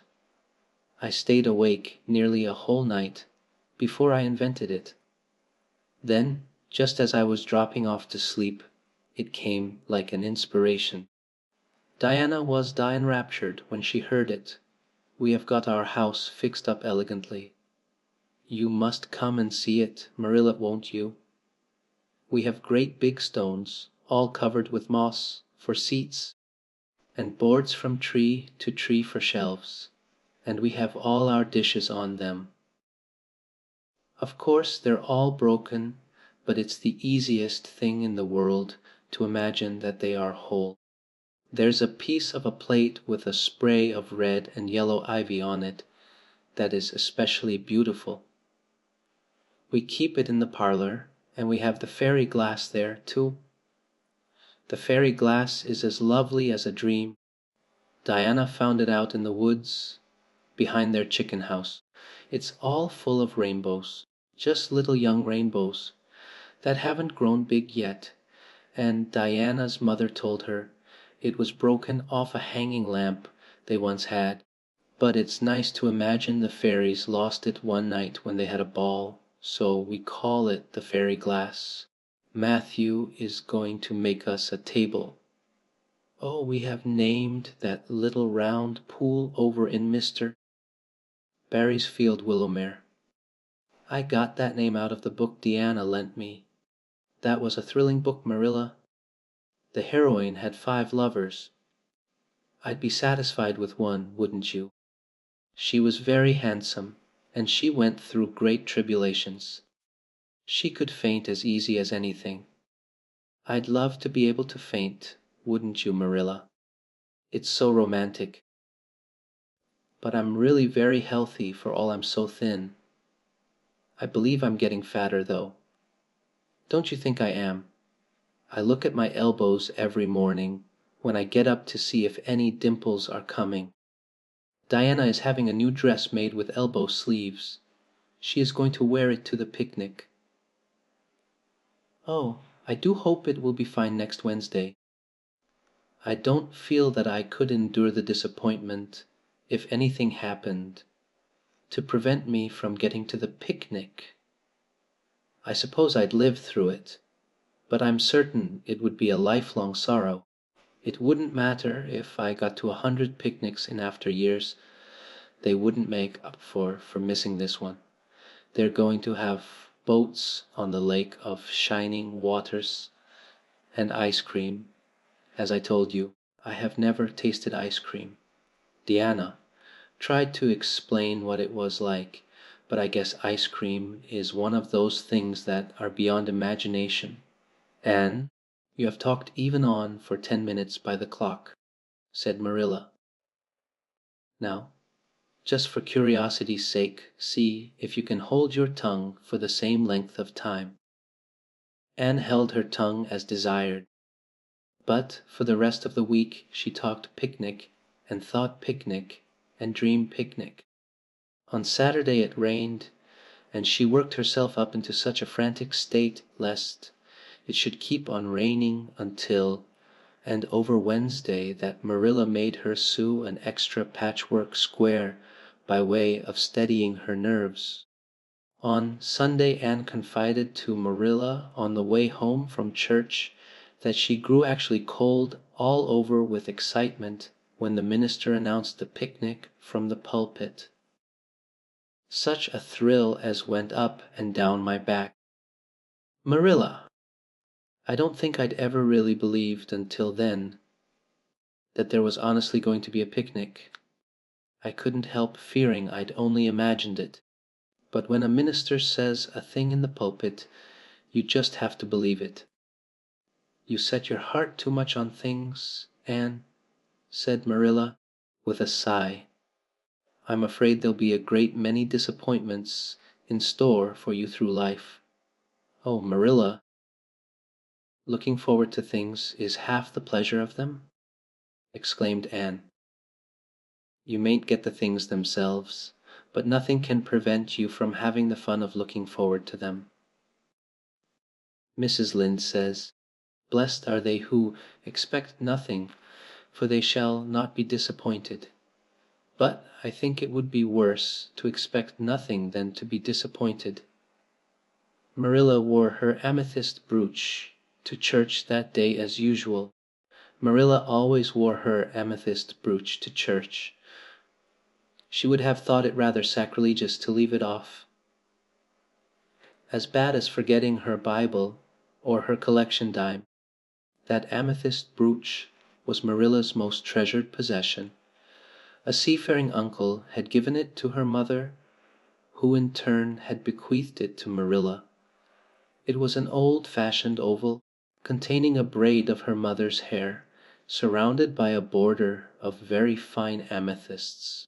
Marilla knew too little about precious stones to realize how fine the amethysts actually were, but she thought them very beautiful, and was always pleasantly conscious of their violet shimmer at her throat, above her good brown satin dress, even although she could not see it. Anne had been smitten with delighted admiration when she first saw that brooch. "Oh, Marilla, it's a perfectly elegant brooch. I don't know how you can pay attention to the sermon or the prayers when you have it on. I couldn't, I know. I think amethysts are just sweet. They are what I used to think diamonds were like. Long ago, before I had ever seen a diamond, I read about them and I tried to imagine what they would be like. I thought they would be lovely glimmering purple stones. When I saw a real diamond in a lady's ring one day, I was so disappointed I cried. Of course, it was very lovely, but it wasn't my idea of a diamond. Will you let me hold the brooch for 1 minute, Marilla? Do you think amethysts can be the souls of good violets?" Chapter Civ. Anne's confession. On the Monday evening before the picnic, Marilla came down from her room with a troubled face. "Anne," she said to that small personage who was shelling peas by the spotless table and singing "Nellie of the Hazel Dell" with a vigor and expression that did credit to Diana's teaching. "Did you see anything of my amethyst brooch? I thought I stuck it in my pincushion when I came home from church yesterday evening, but I can't find it anywhere." I saw it this afternoon when you were away at the Aid Society," said Anne, a little slowly. "I was passing your door when I saw it on the cushion, so I went in to look at it." "Did you touch it?" said Marilla sternly. "Yes," admitted Anne. "I took it up and I pinned it on my breast, just to see how it would look. You had no business to do anything of the sort. It's very wrong in a little girl to meddle. You shouldn't have gone into my room in the first place, and you shouldn't have touched a brooch that didn't belong to you in the second. Where did you put it?" "Oh, I put it back on the bureau. I hadn't it on a minute. Truly, I didn't mean to meddle, Marilla." I didn't think about its being wrong to go in and try on the brooch, but I see now that it was, and I'll never do it again. That's one good thing about me. I never do the same naughty thing twice." "You didn't put it back," said Marilla. "That brooch isn't anywhere on the bureau. You've taken it out or something, Anne." "I did put it back," said Anne quickly, pertly, Marilla thought.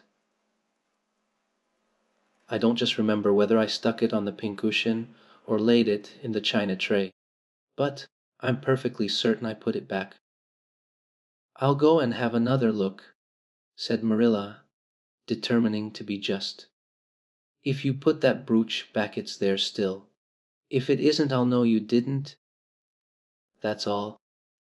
Marilla went to her room and made a thorough search, not only over the bureau, but in every other place she thought the brooch might possibly be. It was not to be found, and she returned to the kitchen. "Anne, the brooch is gone. By your own admission you were the last person to handle it. Now, what have you done with it? Tell me the truth at once. Did you take it out and lose it?"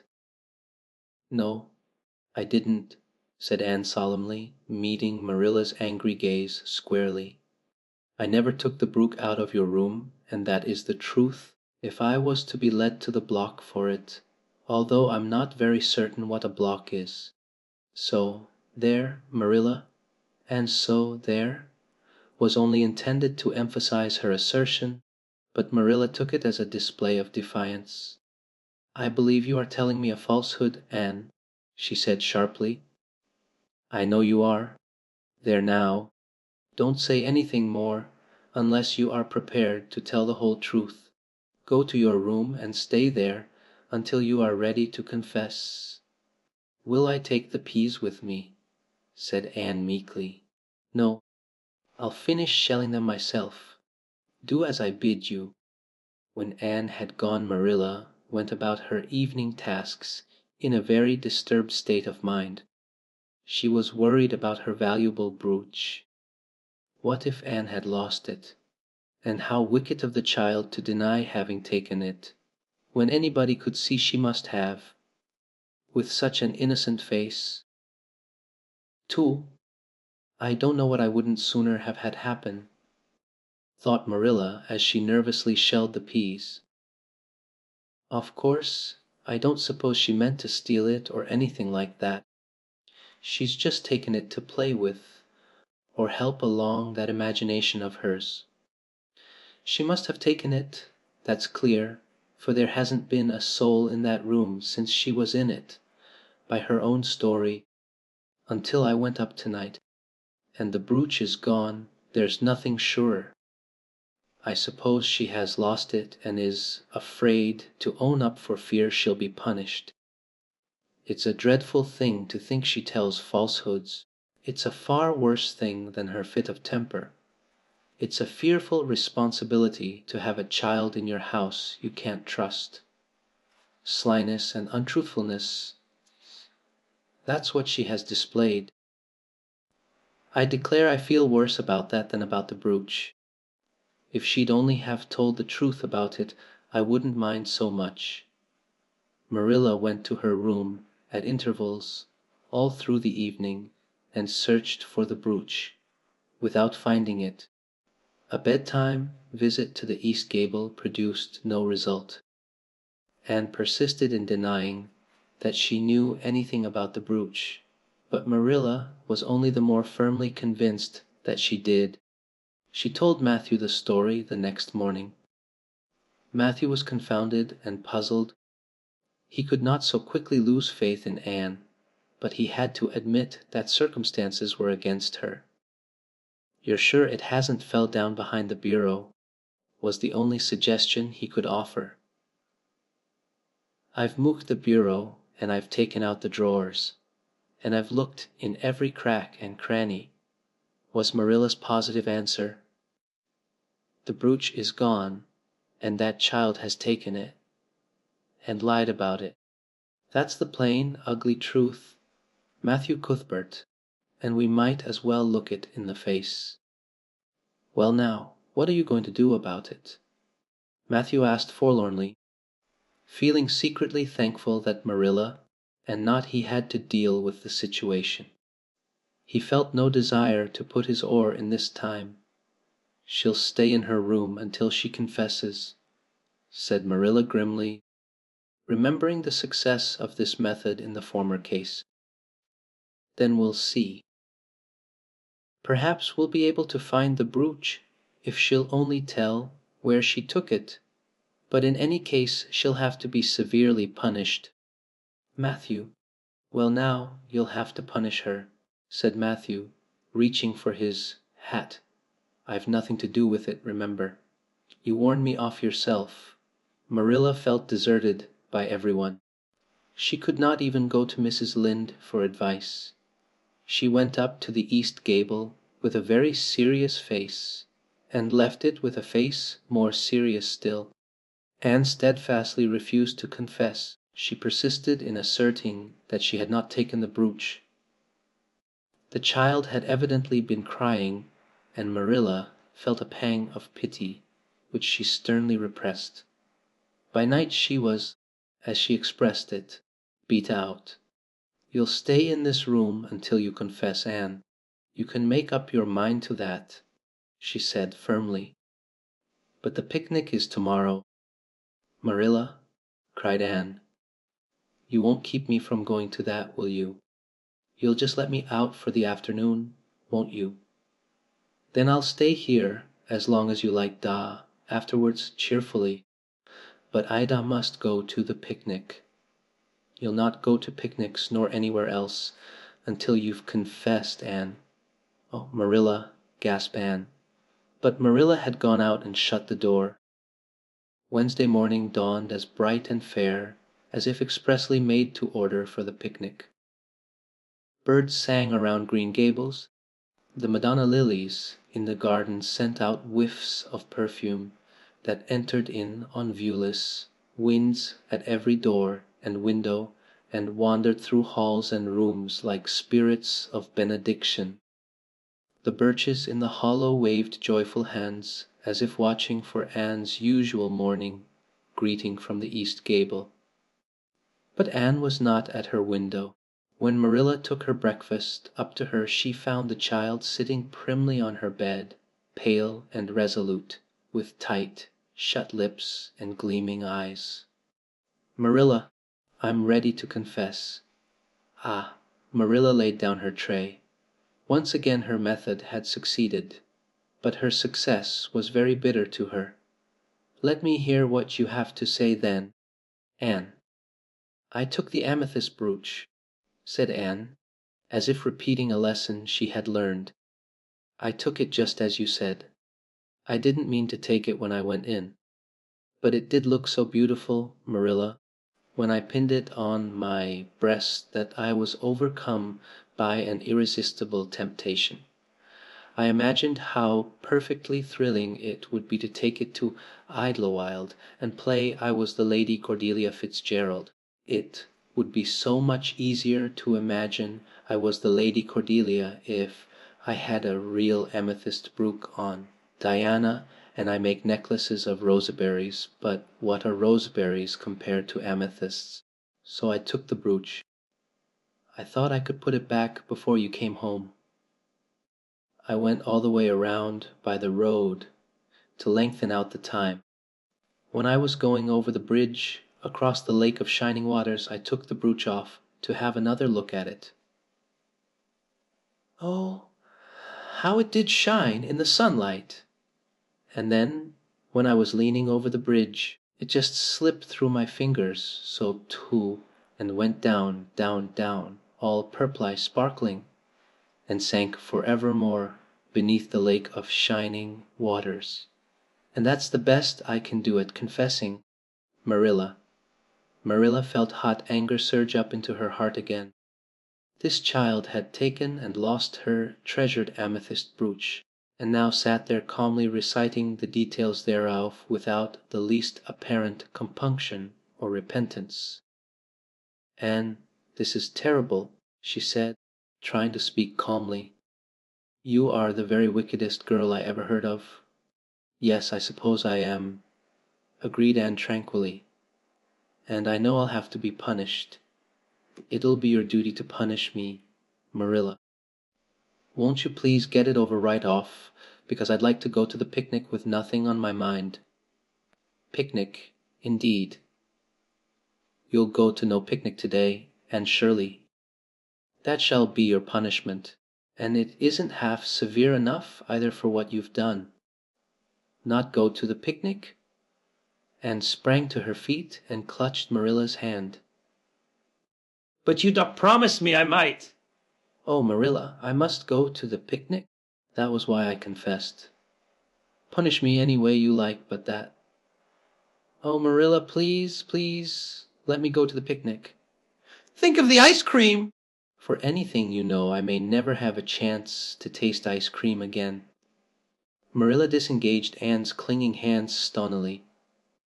"You needn't plead, Anne. You are not going to the picnic, and that's final." "No, not a word." Anne realized that Marilla was not to be moved.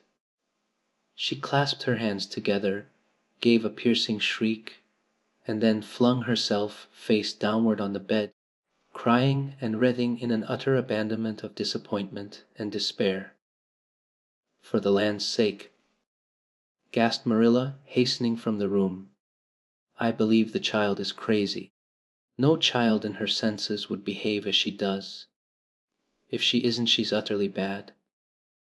Oh dear, I'm afraid Rachel was right from the first. But I've put my hand to the plow, and I won't look back. That was a dismal morning."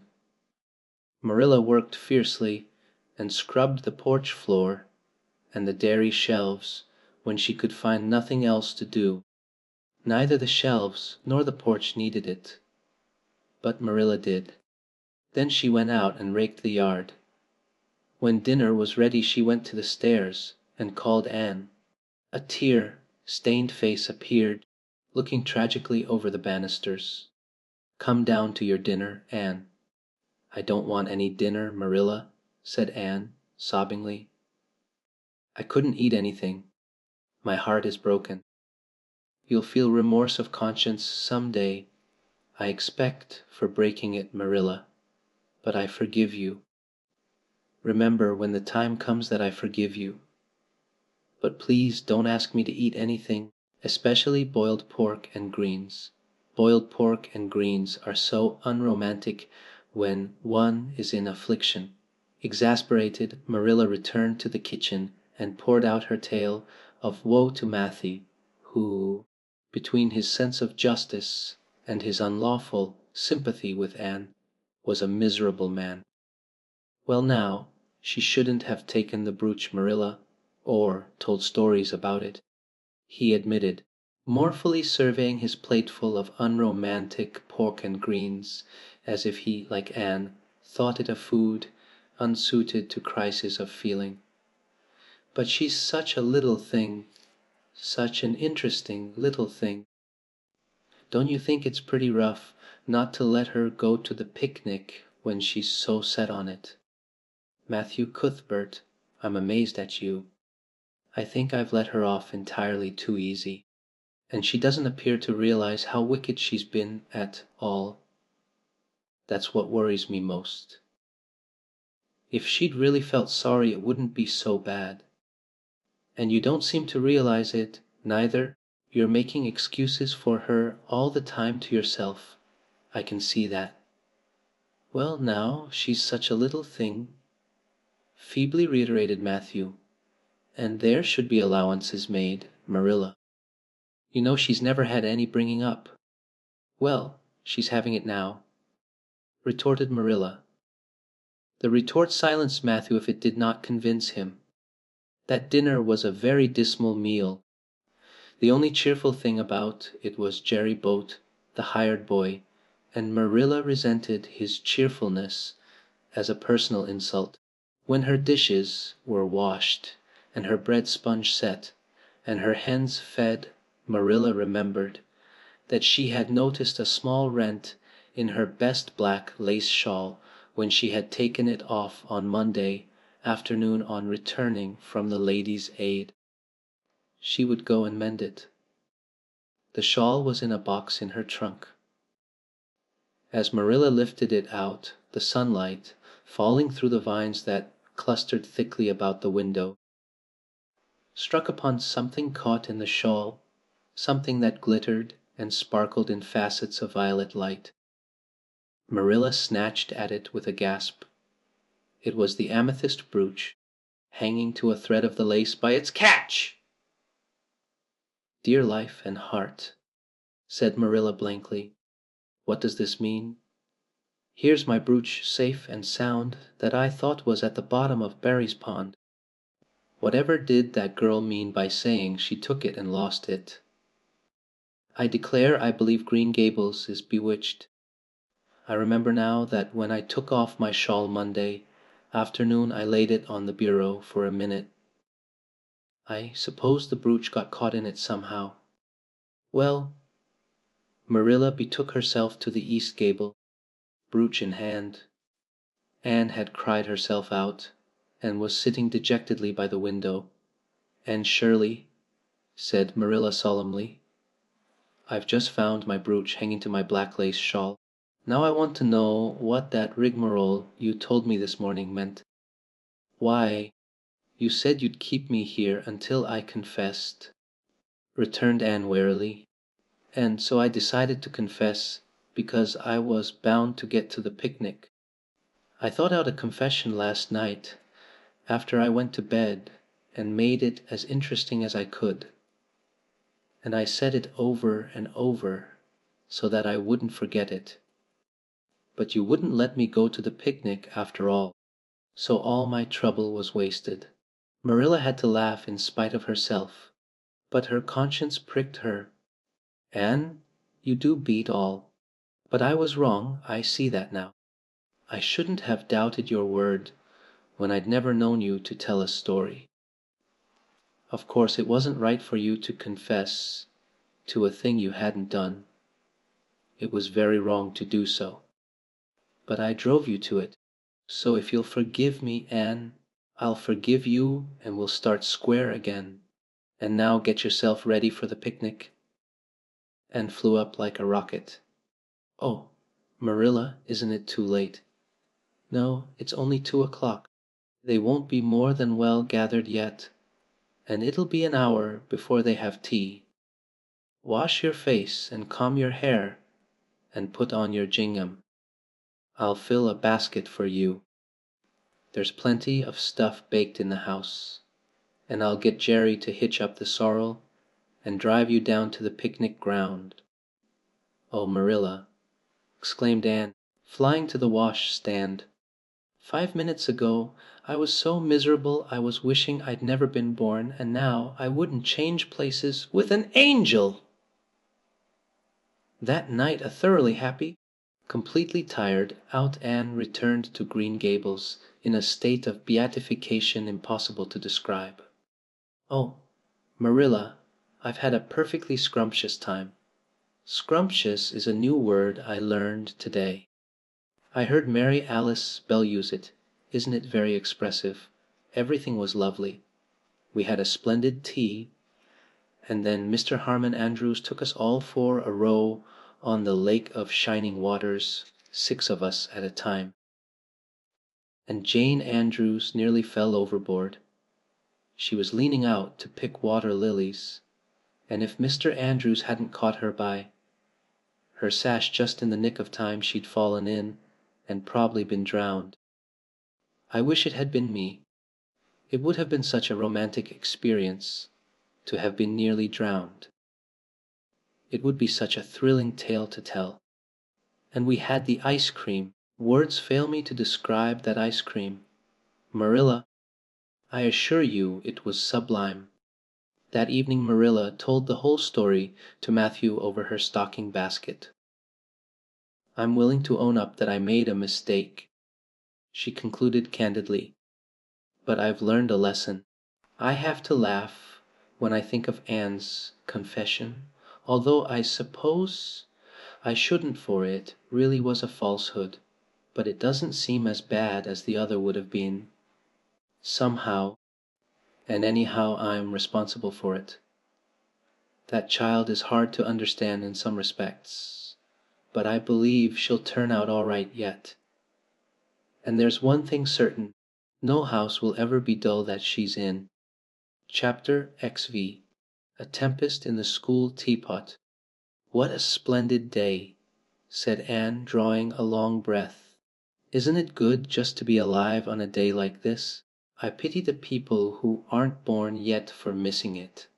They may have good days, of course, but they can never have this one. And it's splendider still to have such a lovely way to go to school by, isn't it? It's a lot nicer than going round by the road that is so dusty and hot," said Diana practically, peeping into her dinner basket and mentally calculating if the 3 juicy, toothsome raspberry tarts reposing there were divided among 10 girls, how many bites each girl would have. The little girls of Avonlea school always pooled their lunches, and to eat 3 raspberry tarts all alone, or even to share them only with one's best chum, would have forever and ever branded as awful mean the girl who did it. And yet, when the tarts were divided among 10 girls, you just got enough to tantalize you. The way Anne and Diana went to school was a pretty one. Anne thought those walks to and from school with Diana couldn't be improved upon even by imagination. Going around by the main road would have been so unromantic, but to go by Lover's Lane and Willowmere and Violet Vale and the Birch Path was romantic, if ever anything was.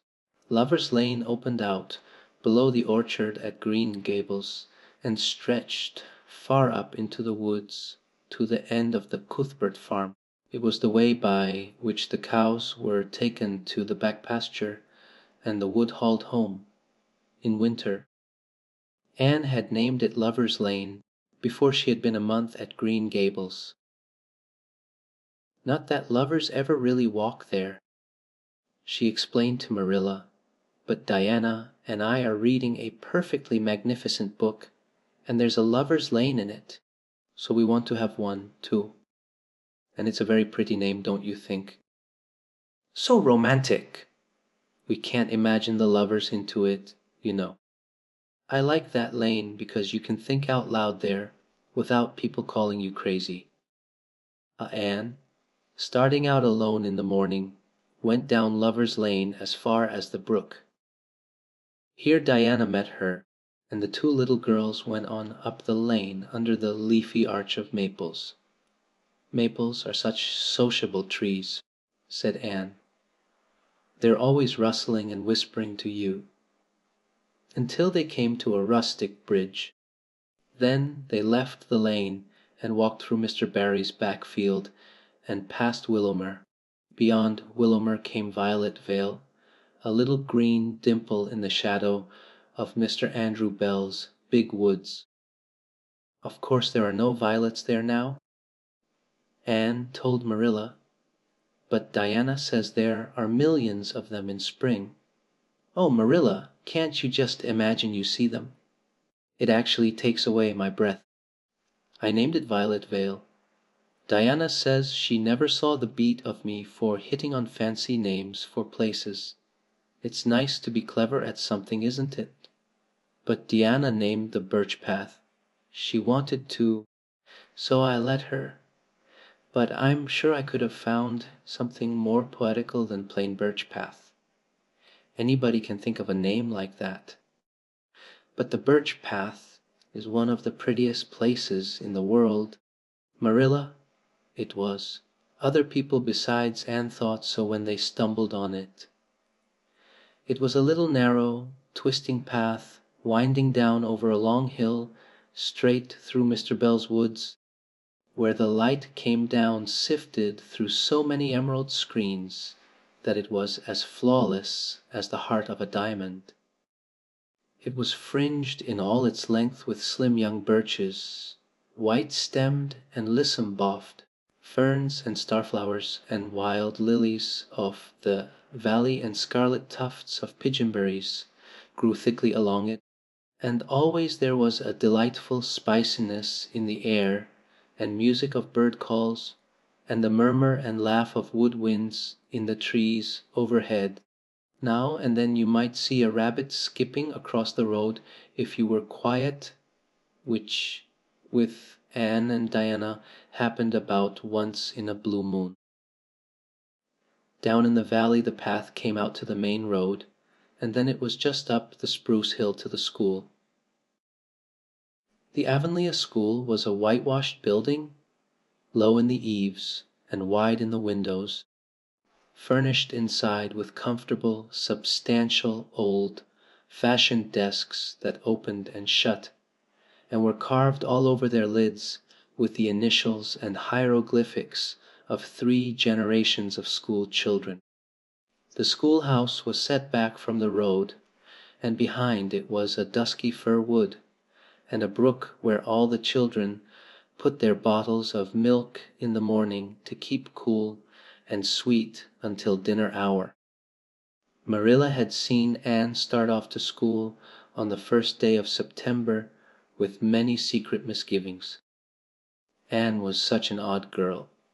How would she get on with the other children? And how on earth would she ever manage to hold her tongue during school hours?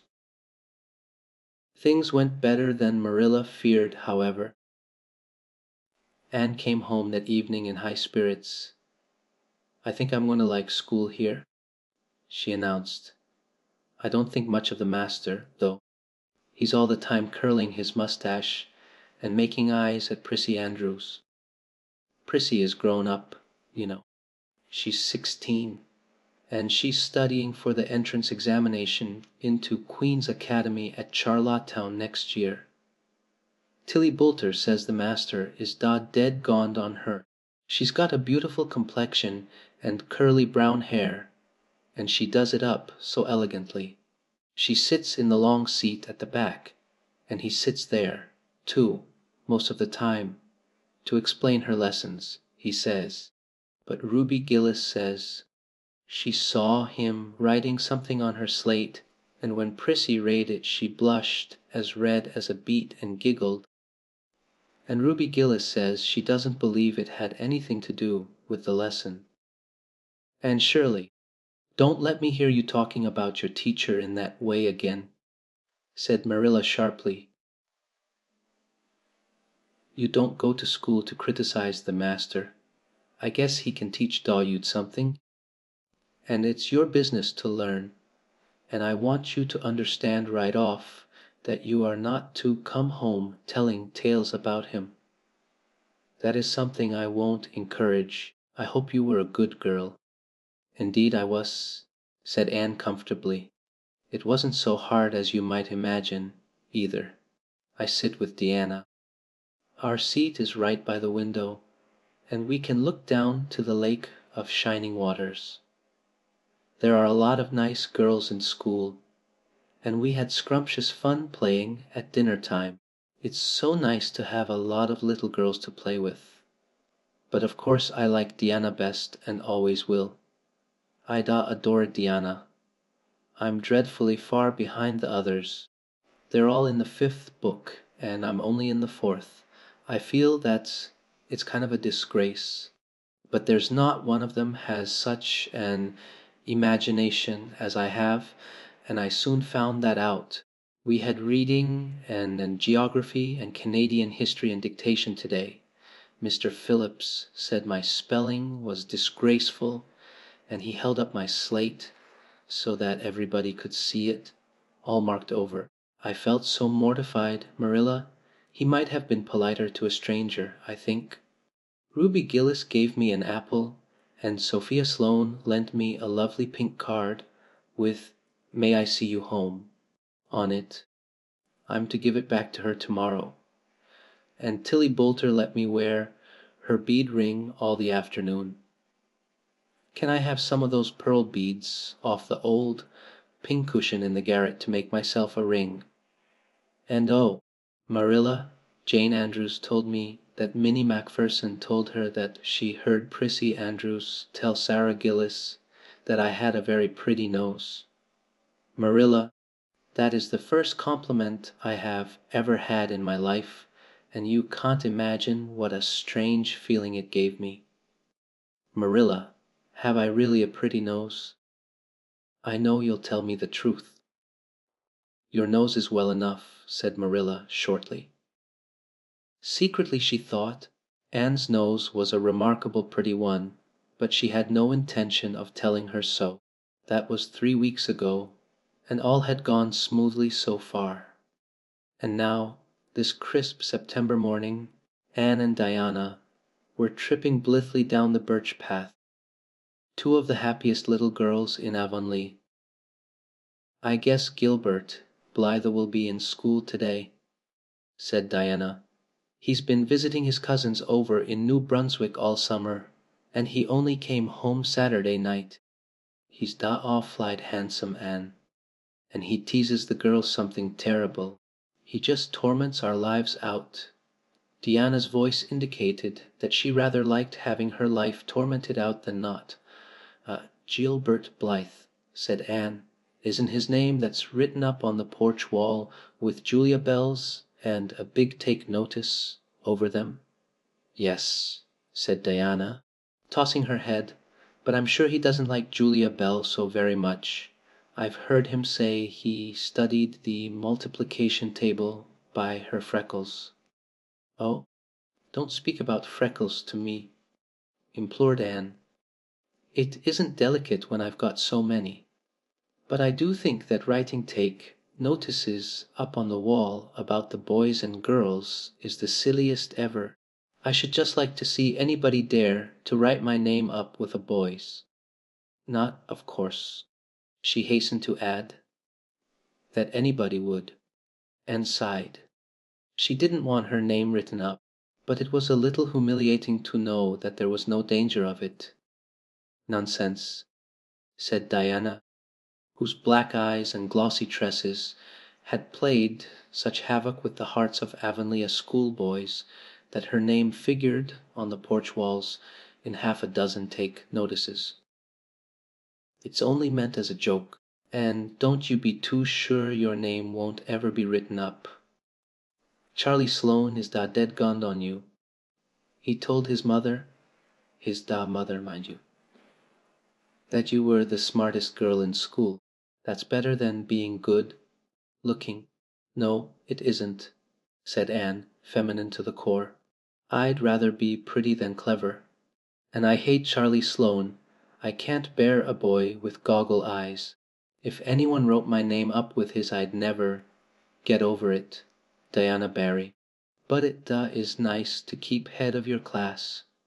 You'll have Gilbert in your class after this, said Diana.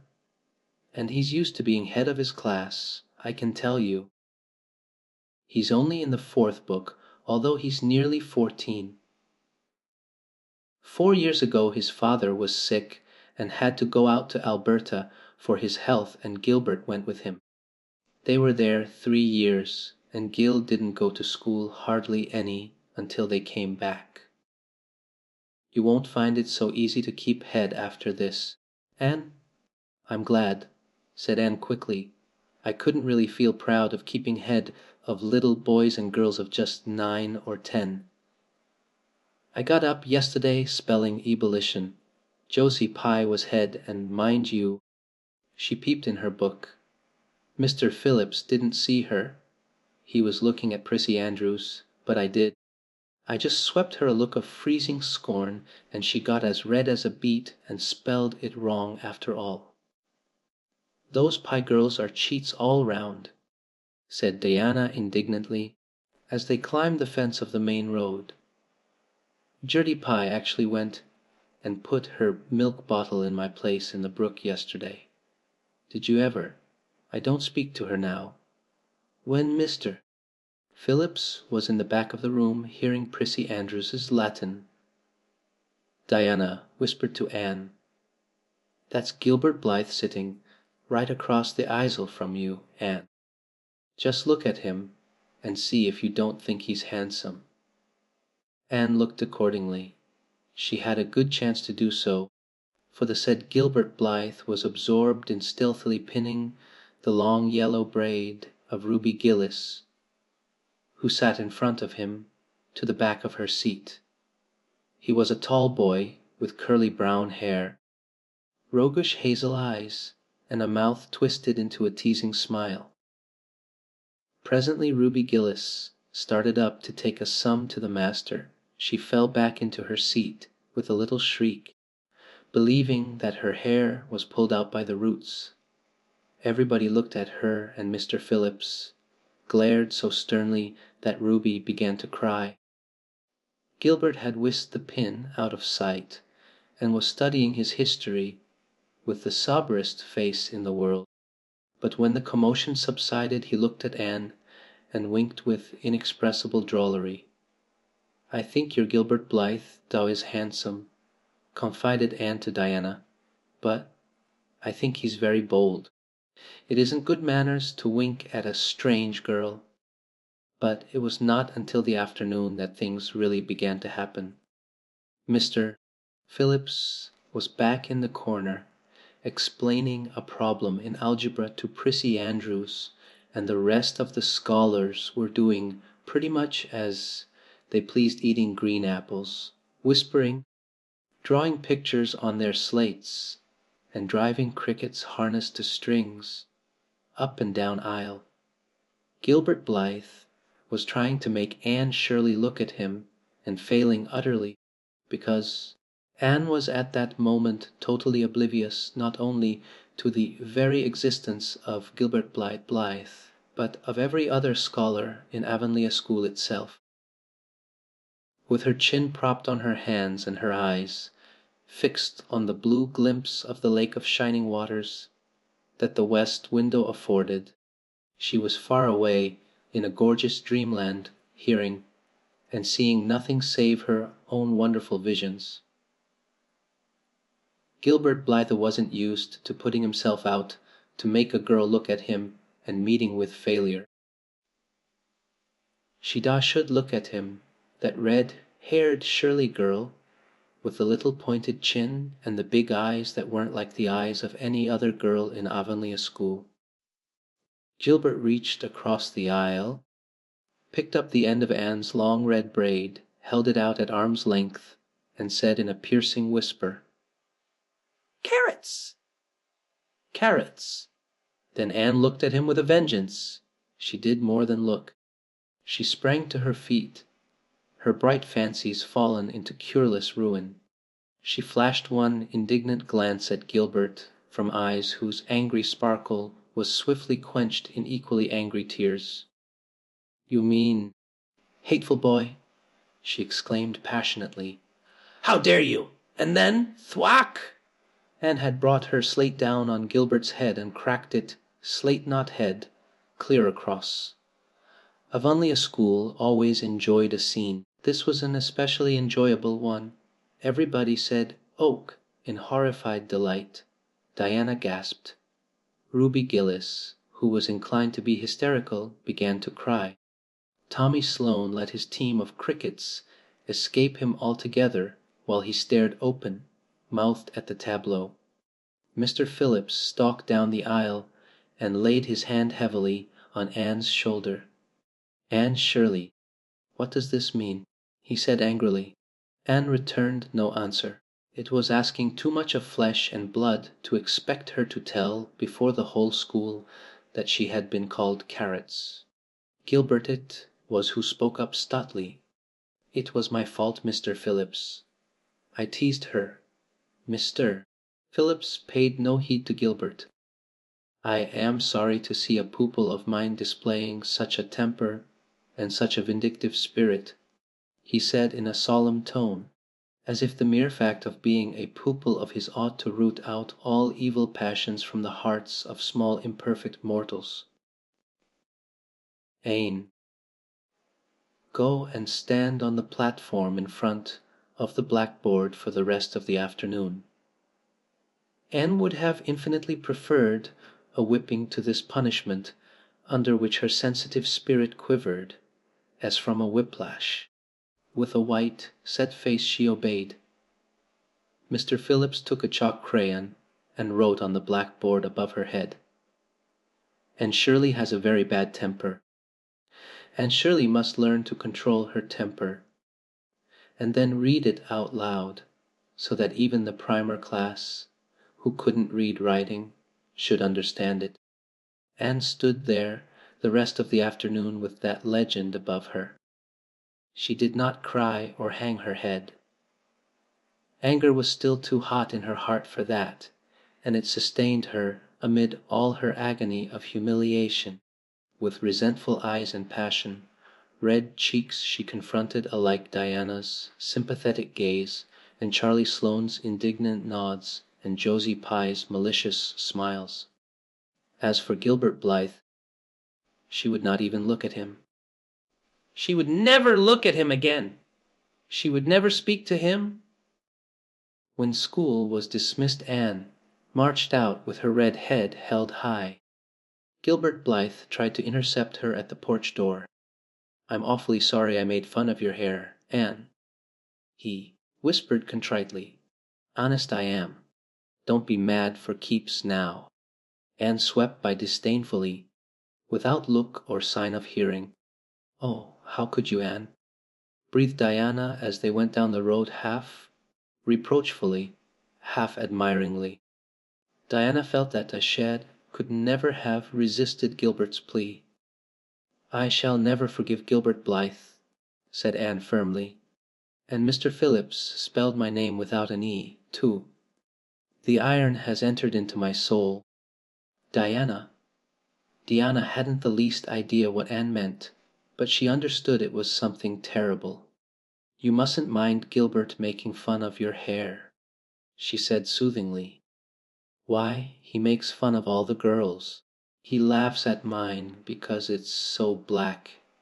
He's called me a crow a dozen times, and I never heard him apologize for anything before, either. There's a great deal of difference between being called a crow and being called carrots," said Anne with dignity. "Gilbert Blythe has hurt my feelings, excruciatingly. It is possible the matter might have blown over without more excruciation if nothing else had happened. But when things begin to happen they are apt to keep on. Avonlea scholars often spent noon hour picking gum in Mr. Bell's spruce grove over the hill and across his big pasture field. From there they could keep an eye on Eben Wright's house, where the master boarded. When they saw Mr. Phillips emerging therefrom, they ran for the schoolhouse, but the distance being about 3 times longer than Mr. Wright's lane, they were very apt to arrive there, breathless and gasping, some 3 minutes too late. On the following day Mr. Phillips was seized with one of his spasmodic fits of reform and announced before going home to dinner that he should expect to find all the scholars in their seats when he returned. Anyone who came in late would be punished. All the boys and some of the girls went to Mr. Bell's spruce grove as usual, fully intending to stay only long enough to pick a chew. But spruce groves are seductive and yellow nuts of gum beguiling. They picked and loitered and strayed, and as usual the first thing that recalled them to a sense of the flight of time was Jimmy Glover shouting from the top of a patriarchal old spruce, "Master's coming." The girls who were on the ground started first and managed to reach the schoolhouse in time, but without a second to spare. The boys, who had to wriggle hastily down from the trees, were later, and Anne, who had not been picking gum at all, but was wandering happily in the far end of the grove, waist deep among the bracken, singing softly to herself, with a wreath of rice lilies on her hair, as if she were some wild divinity of the shadowy places, was latest of all.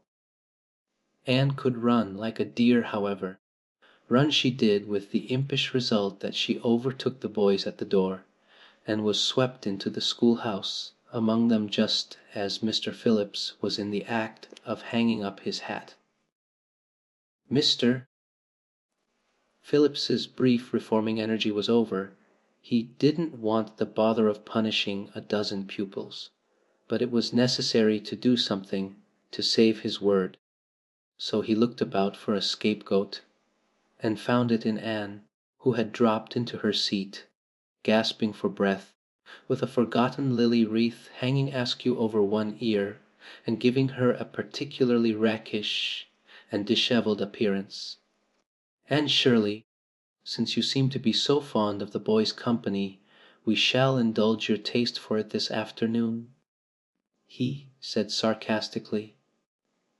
"Take those flowers out of your hair and sit with Gilbert Blythe." The other boys snickered. Diana, turning pale with pity, plucked the wreath from Anne's hair and squeezed her hand. Anne stared at the master as if turned to stone. "Did you hear what I said, Anne?" queried Mr. Phillips sternly. "Yes, sir," said Anne slowly, "but I didn't suppose you really meant it." "I assure you I did," still with the sarcastic inflection which all the children, and Anne especially, hated.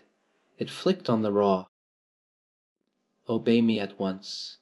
For a moment Anne looked as if she meant to disobey.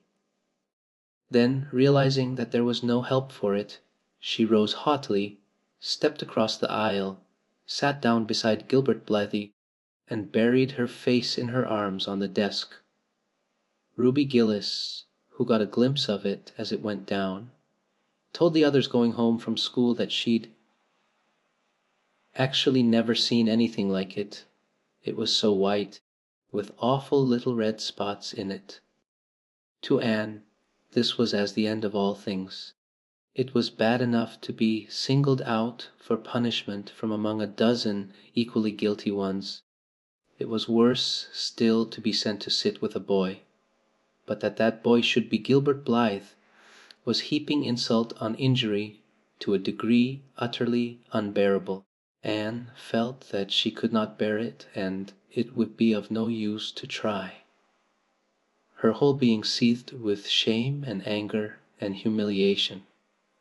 At first the other scholars looked and whispered and giggled and nudged, but as Anne never lifted her head, and as Gilbert worked fractions as if his whole soul was absorbed in them, and them only, they soon returned to their own tasks and Anne was forgotten.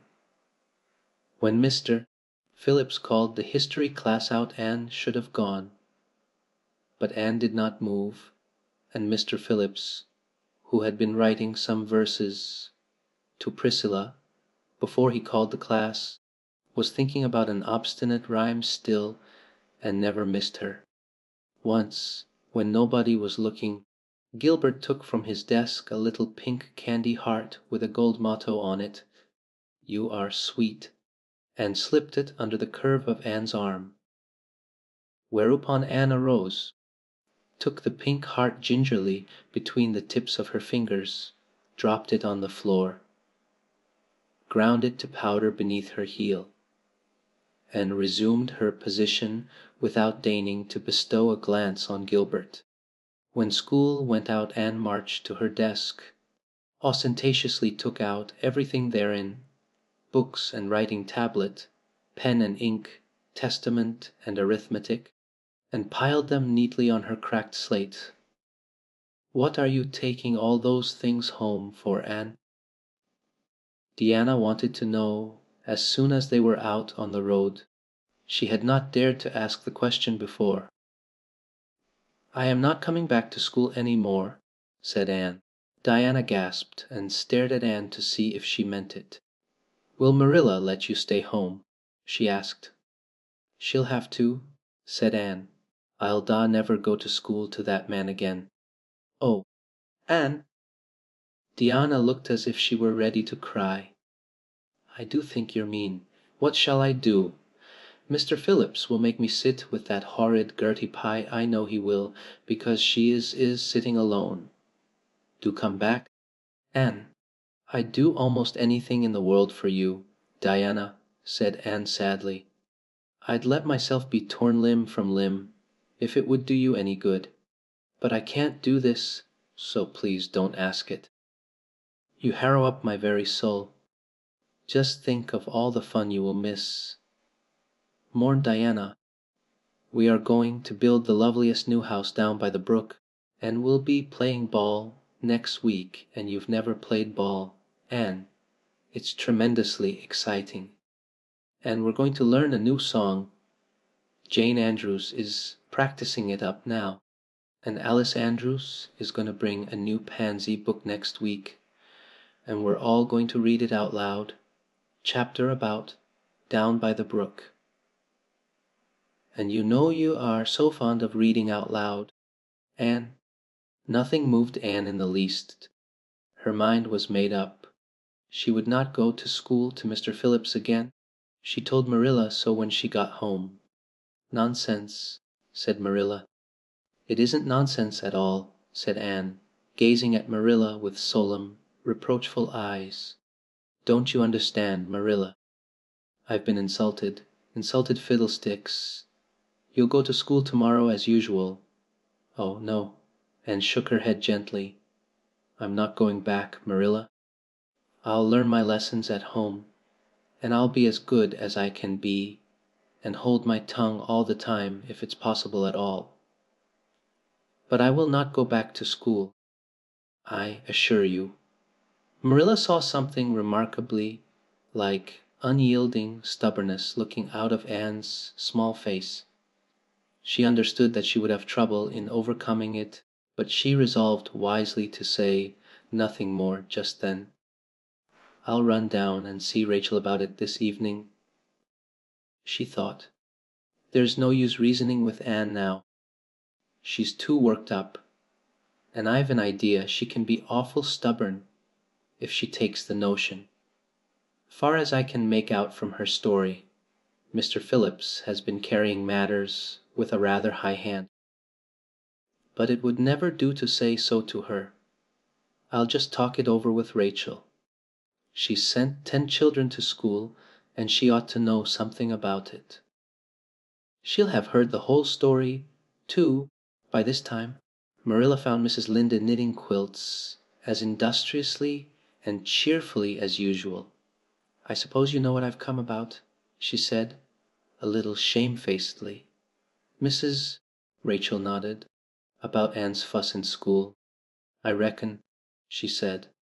Tilly Boulter was in on her way home from school and told me about it. I don't know what to do with her, said Marilla. She declares she won't go back to school. I never saw a child so worked up. I've been expecting trouble ever since she started to school. I knew things were going too smooth to last. She's so high-strung. What would you advise, Rachel? Well, since you've asked my advice, Marilla, said Mrs. Lynde. Amiably, Mrs. Lynde dearly loved to be asked for advice. I just humor her a little at first, that's what I'd do. It's my belief that Mr. Phillips was in the wrong. Of course, it doesn't do to say so to the children, you know. And of course he did right to punish her yesterday for giving way to temper. But today it was different. The others who were late should have been punished as well as Anne, that's what. And I don't believe in making the girls sit with the boys for punishment. It isn't modest. Tilly Boulter was real indignant. She took Anne's part right through and said all the scholars did too. Anne seems real popular among them, somehow. I never thought she'd take with them so well. Then you really think I'd better let her stay home, said Marilla in amazement. Yes. That is, I wouldn't say school to her again until she said it herself. Depend upon it, Marilla, she'll cool off in a week or so and be ready enough to go back of her own accord, that's what, while if you were to make her go back right off, Dear knows what freak or tantrum she'd take next and make more trouble than ever. The less fuss made the better, in my opinion. She won't miss much by not going to school, as far as that goes. Mr. Phillips isn't any good at all as a teacher. The order he keeps is scandalous, that's what, and he neglects the young fry, and puts all his time on those big scholars he's getting ready for Queen's.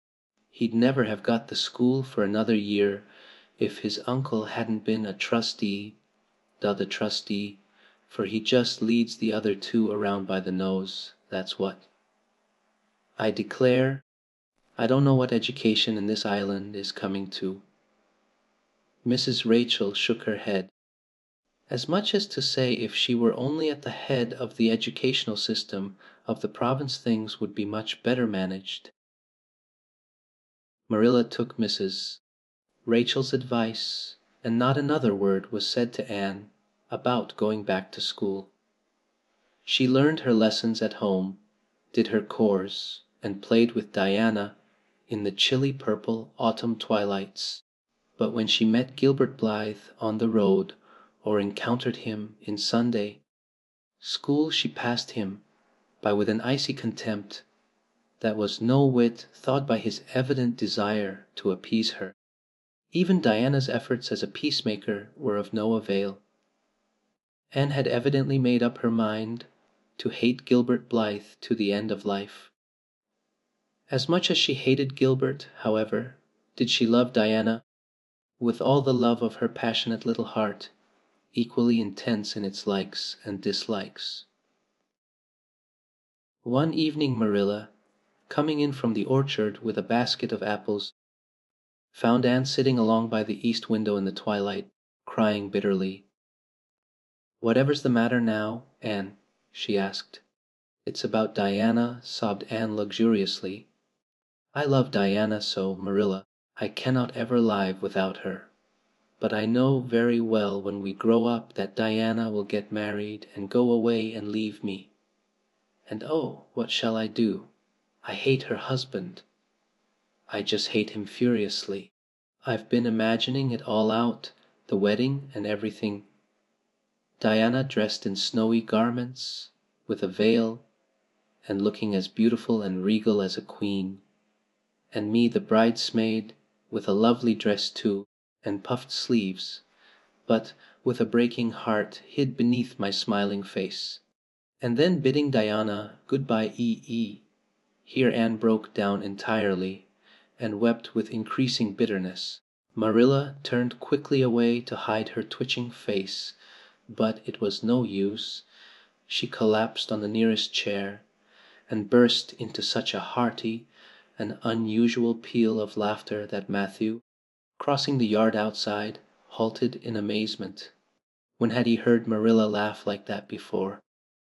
"Well, Anne Shirley," said Marilla as soon as she could speak, "if you must borrow trouble, for pity's sake borrow it handier home. I should think you had an imagination, sure enough. Chapter XV. Diana is invited to tea with tragic results. October was a beautiful month at Green Gables, when the birches in the hollow turned as golden as sunshine, and the maples behind the orchard were royal crimson, and the wild cherry trees along the lane put on the loveliest shades of dark red and bronzy green, while the fields sunned themselves in aftermaths. Anne revelled in the world of color about her. "Oh, Marilla," she exclaimed one Saturday morning, coming dancing in with her arms full of gorgeous boughs, "I'm so glad I live in a world where there are Octobers. It would be terrible if we just skipped from September to November, wouldn't it? Look at these maple branches. Don't they give you a thrill, several thrills? I'm going to decorate my room with them. Messy things," said Marilla, whose aesthetic sense was not noticeably developed. "You clutter up your room entirely too much with out-of-doors stuff, Anne. Bedrooms were made to sleep and dine. Oh, and dream in too, Marilla. And you know one can dream so much better in a room where there are pretty things. I'm going to put these bulbs in the old blue jug and set them on my table. Mind you don't drop leaves all over the stairs then. I'm going on a meeting of the Aid Society at Carmody this afternoon, Anne, and I won't likely be home before dark. You'll have to get Matthew and Jerry their supper. So mind you don't forget to put the tea to draw until you sit down at the table as you did last time. It was dreadful of me to forget, said Anne apologetically, but that was the afternoon I was trying to think of a name for Violet Vale, and it crowded other things out. Matthew was so good. He never scolded a bit. He put the tea down himself and said we could wait a while as well as not, and I told him a lovely fairy story while we were waiting, so he didn't find the time long at all. It was a beautiful fairy story, Marilla. I forgot the end of it, so I made up an end for it myself, and Matthew said he couldn't tell where the join came in. Matthew would think it all right, Anne, if you took a notion to get up and have dinner in the middle of the night. But you keep your wits about you this time, and I don't really know if I'm doing right. It may make you more addlepated than ever, but you can ask Diana to come over and spend the afternoon with you and have tea here. Oh, Marilla! Anne clasped her hands. How perfectly lovely! You arrayed able to imagine things, after all, or else you'd never have understood how I've longed for that very thing.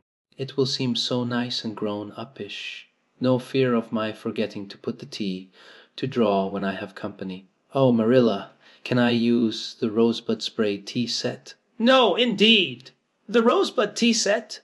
Well, what next? You know I never use that except for the minister or the aides. You'll put down the old brown tea set. But you can open the little yellow crock of cherry preserves. It's time it was being used anyhow. I believe it's beginning to work. And you can cut some fruit cake and have some of the cookies and snaps. I can just imagine myself sitting down at the head of the table and pouring out the tea, said Anne, shutting her eyes ecstatically. And asking Diana if she takes sugar? I know she doesn't, but of course I'll ask her, just as if I didn't know. And then pressing her to take another piece of fruit cake and another helping of preserves. Oh, Marilla, it's a wonderful sensation just to think of it. Can I take her into the spare room to lay off her hat when she comes, and then into the parlor to sit? No, the sitting room will do for you and your company. But there's a bottle half full of raspberry cordial that was left over from the church social the other night. It's on the second shelf of the sitting room closet, and you and Diana can have it if you like. And a cookie to eat with it along in the afternoon, for I dare say Matthew'll be late coming in to tea, since he's hauling potatoes to the vessel. Anne flew down to the hollow, past the Dryad's Bubble, and up the spruce path to Orchard Slope to ask Diana to tea. As a result, just after Marilla had driven off to Carmody, Diana came over, dressed in Daherd, second best dress, and looking exactly as it is proper to look when asked out to tea. At other times she was wont to run into the kitchen without knocking, but now she knocked primly at the front door. And when Anne, dressed in her second best, as primly opened it, both little girls shook hands as gravely as if they had never met before. This unnatural solemnity lasted until after Diana had been taken to the east gable to lay off her hat, and then had sat for 10 minutes in the sitting room, toes in position. "How is your mother?" inquired Anne politely, just as if she had not seen Mrs. Barry picking apples that morning in excellent health and spirits. "She is very well, thank you. I suppose Mr. Cuthbert is hauling potatoes to the lily sands this afternoon, is he?" said Diana, who had ridden down to Mr. Harmon Andrews's that morning in Matthew's cart. "Yes. Our potato crop is very good this year. I hope your father's crop is good too." "It is fairly good, thank you. Have you picked many of your apples yet?" "Oh, ever so many," said Anne, forgetting to be dignified and jumping up quickly. "Let's go out to the orchard and get some of the red sweetings, Diana. Marilla says we can have all that are left on the tree. Marilla is a very generous woman. She said we could have fruit cake and cherry preserves for tea. But it isn't good manners to tell your company what you are going to give them to eat. So I won't tell you what she said we could have to drink, only it begins with an R and a C, and it's bright red color. I love bright red drinks, don't you? They taste twice as good as any other color." The orchard, with its great sweeping boughs that bent to the ground with fruit, proved so delightful that the little girls spent most of the afternoon in it, sitting in a grassy corner where the frost had spared the green, and the mellow autumn sunshine lingered warmly, eating apples and talking as hard as they could. Diana had much to tell Anne of what went on in school. She had to sit with Gertie Pye, and she hated it. Gertie squeaked her pencil all the time, and it just made Diana's blood run cold. Ruby Gillis had charmed all her warts away, true's you live, with a magic pebble that old Mary Joe from the creek gave her. You had to rub the warts with the pebble and then throw it away over your left off shoulder at the time of the new moon, and the warts would all go. Charlie Sloane's name was written up with M. White's on the porch wall, and M. White was awful mad about it. Sam Bolter had sassed Mr. Phillips in class, and Mr. Phillips whipped him, and Sam's father came down to the school and dared Mr. Phillips to lay a hand on one of his children again. And Mattie Andrews had a new red hood and a blue crossover with tassels on it, and the airs she put on about it were perfectly sickening. And Lizzie Wright didn't speak to Mamie Wilson because Mamie Wilson's grown-up sister had cut out Lizzie Wright's grown-up sister with her beau. And everybody missed Anne so, and wished she's come to school again, and Gilbert Blythe. But Anne didn't want to hear about Gilbert Blythe. She jumped up hurriedly and said suppose they go in and have some raspberry cordial. Anne looked on the second shelf of the room pantry, but there was no bottle of raspberry cordial there. Search revealed it away back on the top shelf. Anne put it on a tray and set it on the table with a tumbler. "Now, please help yourself, Diana," she said politely. "I don't believe I'll have any just now. I don't feel as if I wanted any after all those apples." Diana poured herself out a tumblerful, looked at its bright red hue admiringly, and then sipped it daintily. "That's awfully nice raspberry cordial, Anne," she said. "I didn't know raspberry cordial was so nice. I'm real glad you like it. Take as much as you want. I'm going to run out and stir the fire up. There are so many responsibilities on a person's mind when they're keeping house, isn't there?" When Anne came back from the kitchen, Diana was drinking her second glassful of cordial, and, being entreated thereto by Anne, she offered no particular objection to the drinking of a third. The tumblerfuls were generous ones, and the raspberry cordial was certainly very nice. "The nicest I ever drank," said Diana. "It's ever so much nicer than Mrs. Lynde's, although she brags of hers so much. It doesn't taste a bit like hers. I should think Marilla's raspberry cordial would probably be much nicer than Mrs. Lynde's," said Anne loyally. "Marilla is a famous cook. She is trying to teach me to cook, but I assure you, Diana, it is uphill work. There's so little scope for imagination in cookery. You just have to go by rules. The last time I made a cake I forgot to put the flour in. I was thinking the loveliest story about you and me, Diana. I thought you were desperately ill with smallpox, and everybody deserted you, but I went boldly to your bedside and nursed you back to life. And then I took the smallpox and died, and I was buried under those poplar trees in the graveyard, and you planted a rosebush by my grave and watered it with your tears, and you never forgot the friend of your youth who sacrificed her life for you. Oh, it was such a pathetic tale, Diana. The tears just rained down over my cheeks while I mixed the cake, but I forgot the flour and the cake was a dismal failure. Flour is so essential to cakes, you know. Marilla was very cross, and I don't wonder. I'm a great trial to her. She was terribly mortified about the pudding sauce last week. We had a plum pudding for dinner on Tuesday, and there was half the pudding and a pitcherful of sauce left over.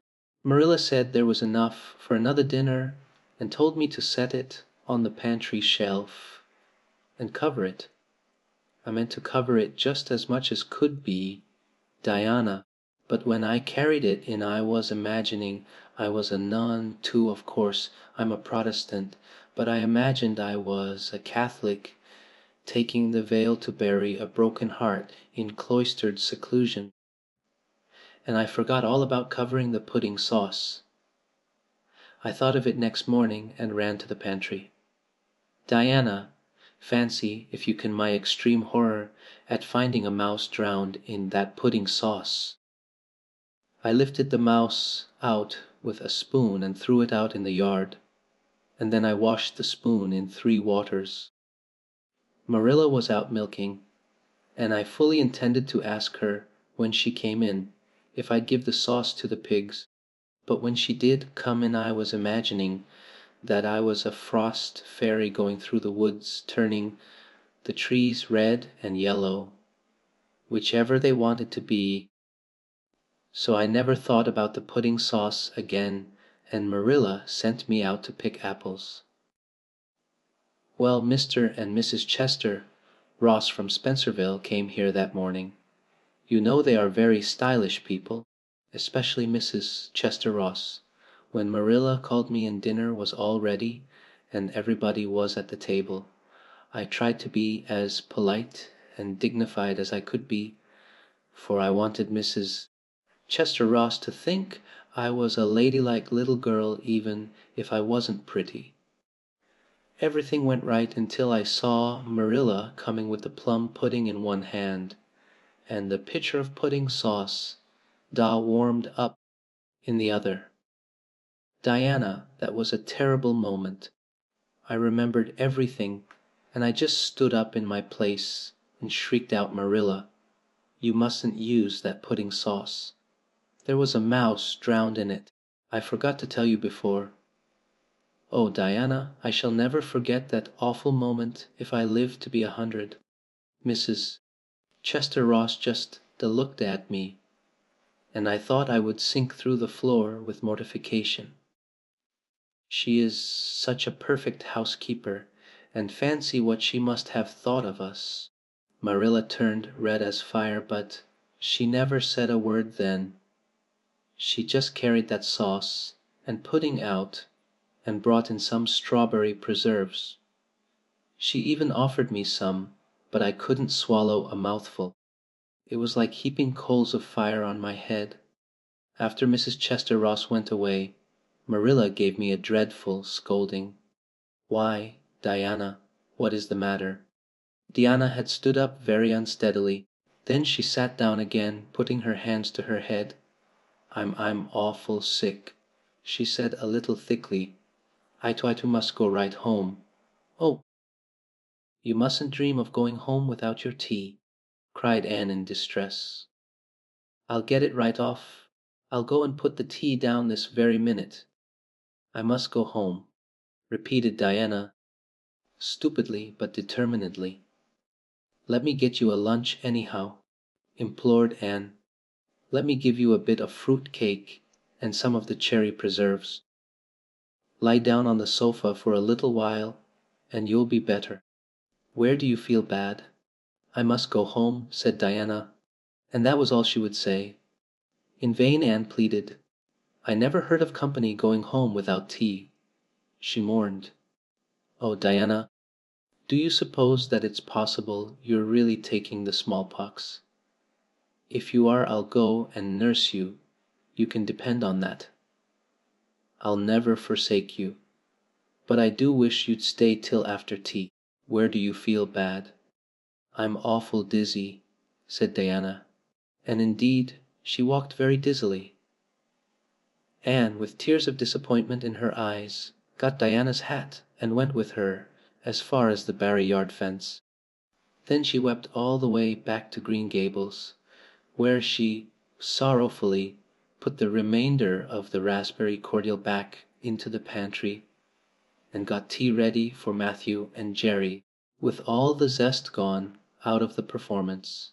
The next day was Sunday, and as the rain poured down in torrents, from dawn till dusk Anne did not stir abroad from Green Gables. Monday afternoon Marilla sent her down to Mrs. Lynde's on an errand.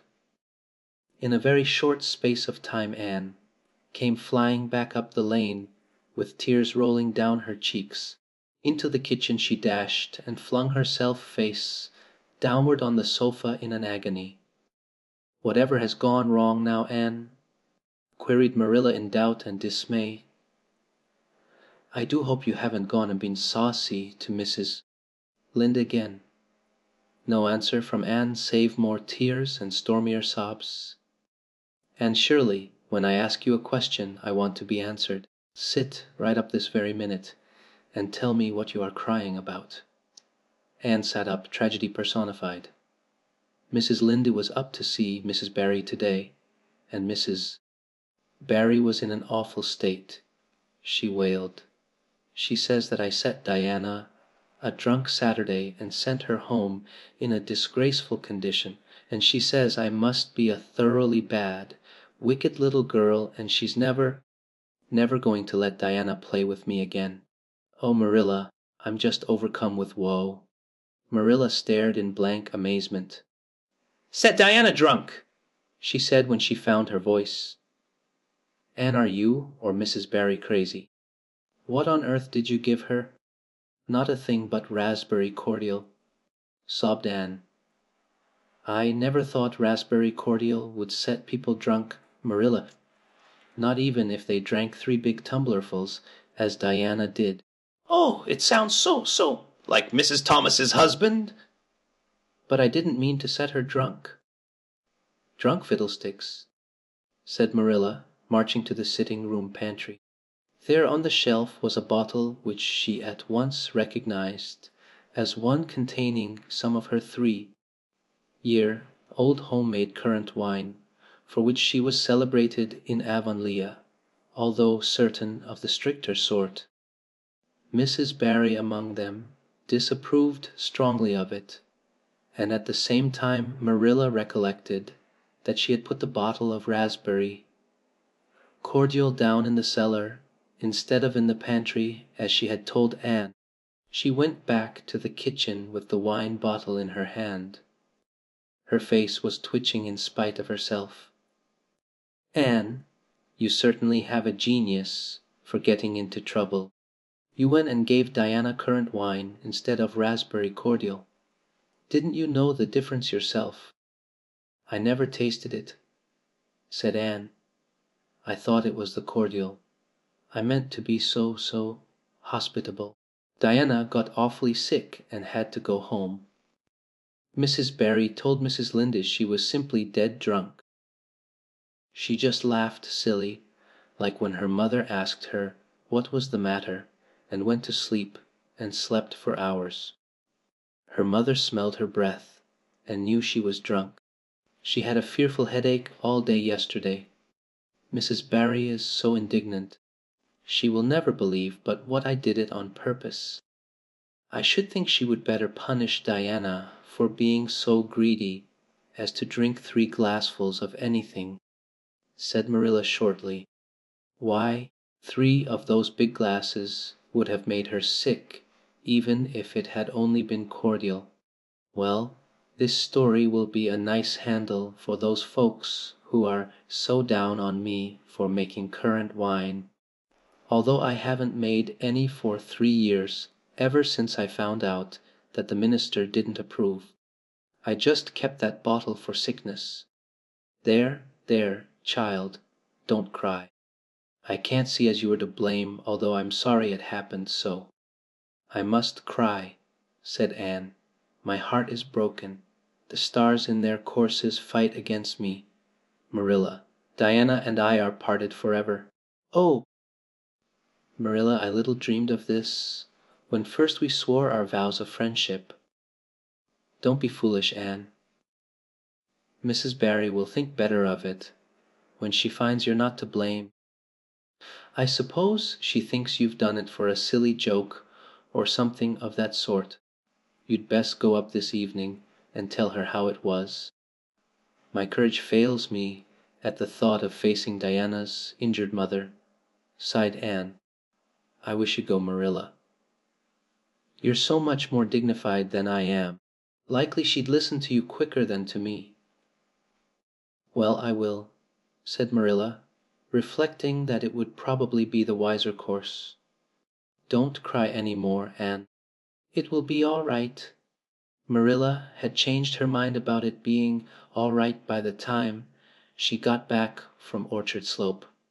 Anne was watching for her coming and flew to the porch door to meet her.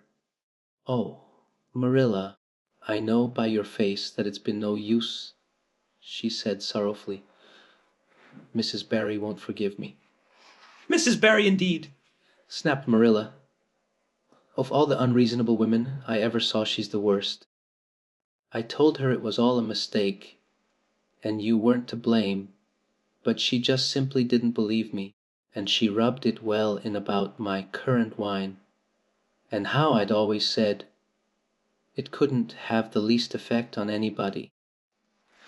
I just told her plainly that currant wine wasn't meant to be drunk 3 tumblerfuls at a time, and that if a child I had to do with was so greedy I'd sober her up with a right good spanking."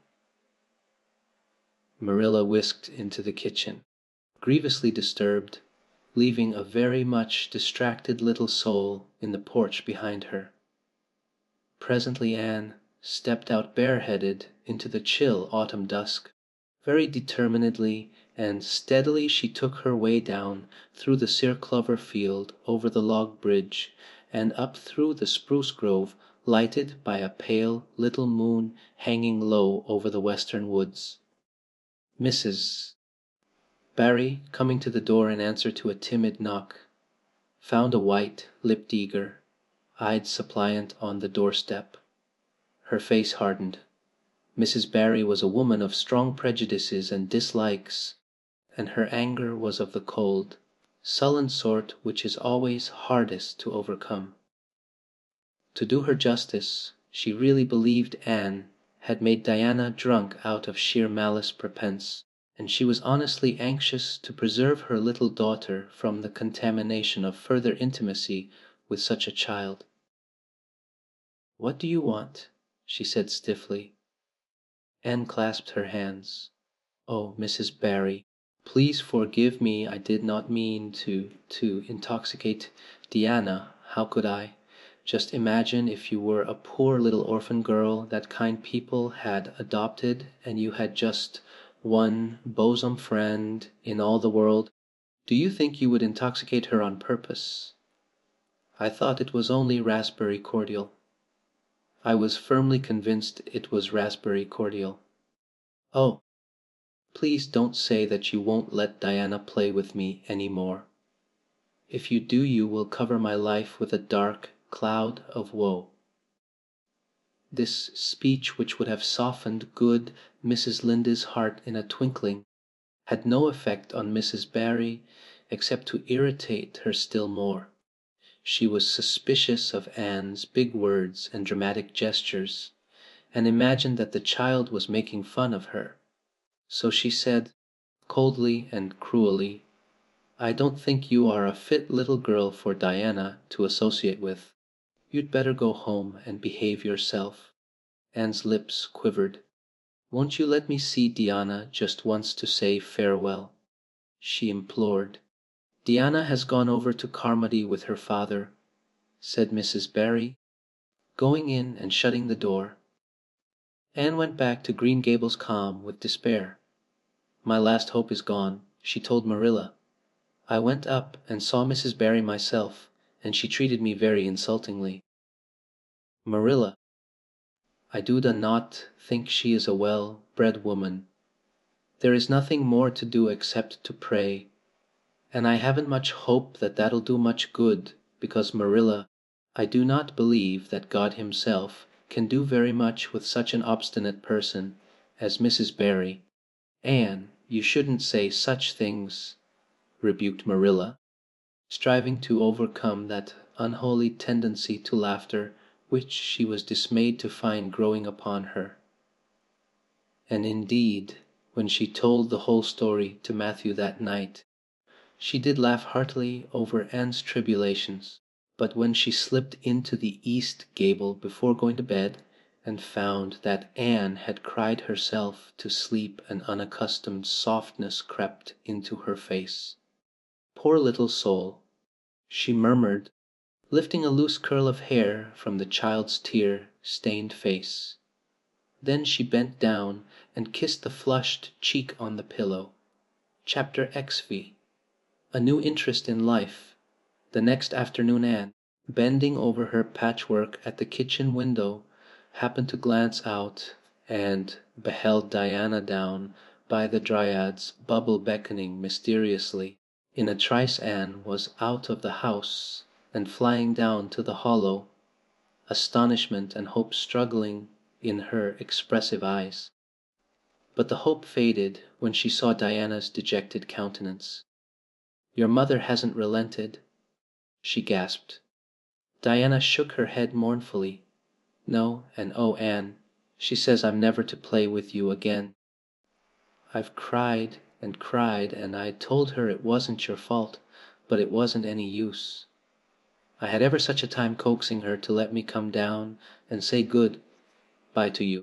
She said I was only to stay 10 minutes, and she's timing me by the clock.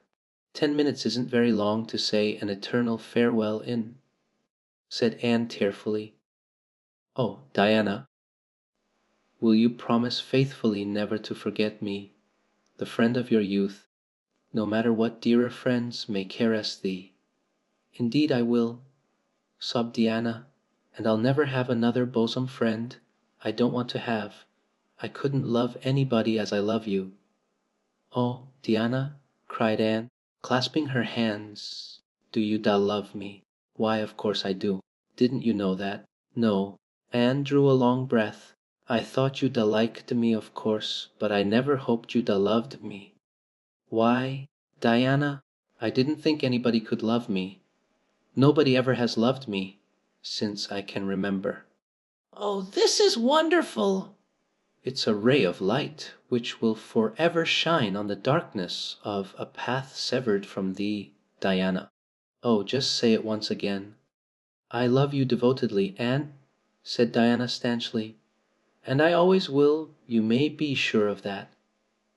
"And I will always love thee, Diana," said Anne, solemnly extending her hand. "In the years to come thy memory will shine like a star over my lonely life, as that last story we read together says. Diana, wilt thou give me a lock of thy jet black tresses in parting to treasure forevermore?" "Have you got anything to cut it with?" queried Diana, wiping away the tears which Anne's affecting accents had caused to flow afresh, and returning to practicalities. "Yes. I've got my patchwork scissors in my apron pocket fortunately," said Anne. She solemnly clipped one of Diana's curls. "Fare thee well, my beloved friend. Henceforth we must be as strangers though living side by side. But my heart will ever be faithful to thee." Anne stood and watched Diana out of sight, mournfully waving her hand to the latter whenever she turned to look back. Then she returned to the house, not a little consoled for the time being by this romantic parting. "It is all over," she informed Marilla. "I shall never have another friend. I'm really worse off than ever before, for I haven't Katie Maurice and Violetta now, and even if I had it wouldn't be the same. Somehow, little dream girls are not satisfying after a real friend. Diana and I had such an affecting farewell down by the spring. It will be sacred in my memory forever. I used the most pathetic language I could think of and said thou and thee. Thou and thee seem so much more romantic than you. Diana gave me a lock of her hair, and I'm going to sew it up in a little bag and wear it around my neck all my life. Please see that it is buried with me, for I don't believe I'll live very long. Perhaps when she sees me lying cold and dead before her Mrs. Barry may feel remorse for what she has done, and will let Diana come to my funeral. I don't think there is much fear of your dying of grief as long as you can talk, Anne," said Marilla unsympathetically. The following Monday Anne surprised Marilla by coming down from her room with her basket of books on her arm and hip and her lips primmed up into a line of determination. "I'm going back to school," she announced. "That is all there is left in life for me, now that my friend has been ruthlessly torn from me. In school I can look at her and muse over days departed." "You'd better muse over your lessons and sums," said Marilla, concealing her delight at this development of the situation. "If you're going back to school, I hope we'll hear no more of breaking slates over people's heads and such carryings on. Behave yourself and do just what your teacher tells you." "I'll try to be a model pupil," agreed Anne dolefully. "There won't be much fun in it, I expect." Mr. Phillips said Minnie Andrews was a model pupil, and there isn't a spark of imagination or life in her. She is just dull and poky and never seems to have a good time. But I feel so depressed that perhaps it will come easy to me now. I'm going round by the road. I couldn't bear to go by the birch path all alone. I should weep bitter tears if I did." Anne was welcomed back to school with open arms. Her imagination had been sorely missed in games, her voice in the singing, and her dramatic ability in the perusal aloud of books at dinner hour. Ruby Gillis smuggled 3 blue plums over to her during Testament reading. Ella May Macpherson gave her an enormous yellow pansy cut from the covers of a floral catalogue, a species of desk decoration much prized in Avonlea school. Sophia Sloane offered to teach her a perfectly elegant new pattern of knit lace, so nice for trimming aprons. Katie Boulter gave her a perfume bottle to keep slate water in, and Julia Bell copied carefully on a piece of pale pink paper scalloped on the edges the following effusion: "To Anne, when twilight drops her curtain down and pins it with a star, remember that you have a friend, though she may wander far." "It's so nice to be appreciated," sighed Anne rapturously to Marilla that night. The girls were not the only scholars who appreciated her. When Anne went to her seat after dinner hour, she had been told by Mr. Phillips to sit with the model Minnie Andrews. She found on her desk a big luscious strawberry apple. Anne caught it up all ready to take a bite when she remembered that the only place in Avonlea where strawberry apples grew was in the old Blethy orchard on the other side of the lake of shining waters. Anne dropped the apple as if it were a red, hot coal and ostentatiously wiped her fingers on her handkerchief. The apple lay untouched on her desk until the next morning, when little Timothy Andrews, who swept the school and kindled the fire, annexed it as one of his perquisites. Charlie Sloane's slate pencil, gorgeously bedizened with striped red and yellow paper, costing 2 cents where ordinary pencils cost only 1, which he sent up to her after dinner hour, met with a more favorable reception. Anne was graciously pleased to accept it, and rewarded the donor with a smile which exalted that infatuated youth straightway into the 7th heaven of delight, and caused him to make such fearful errors in his dictation that Mr. Phillips kept him in after school to rewrite it. But as the C.D. Sars pageant shorn of Brutus, bust did but of Rome's best son remind her more, so the marked absence of any tribute or recognition from Diana Barry, who was sitting with Gertie Pye, embittered Anne's little triumph. Diana might just have smiled at me once. I think she mourned to Marilla that night, but the next morning a note most fearfully and wonderfully twisted and folded, and a small parcel were passed across to Anne. Dear Anne, ran the former. Mother says I'm not to play with you, or talk to you even in school. It isn't my fault, and don't be cross at me, because I love you as much as ever. I miss you awfully to tell all my secrets to, and I don't like Gertie Pye one bit. I made you one of the new bookmarkers out of red tissue paper.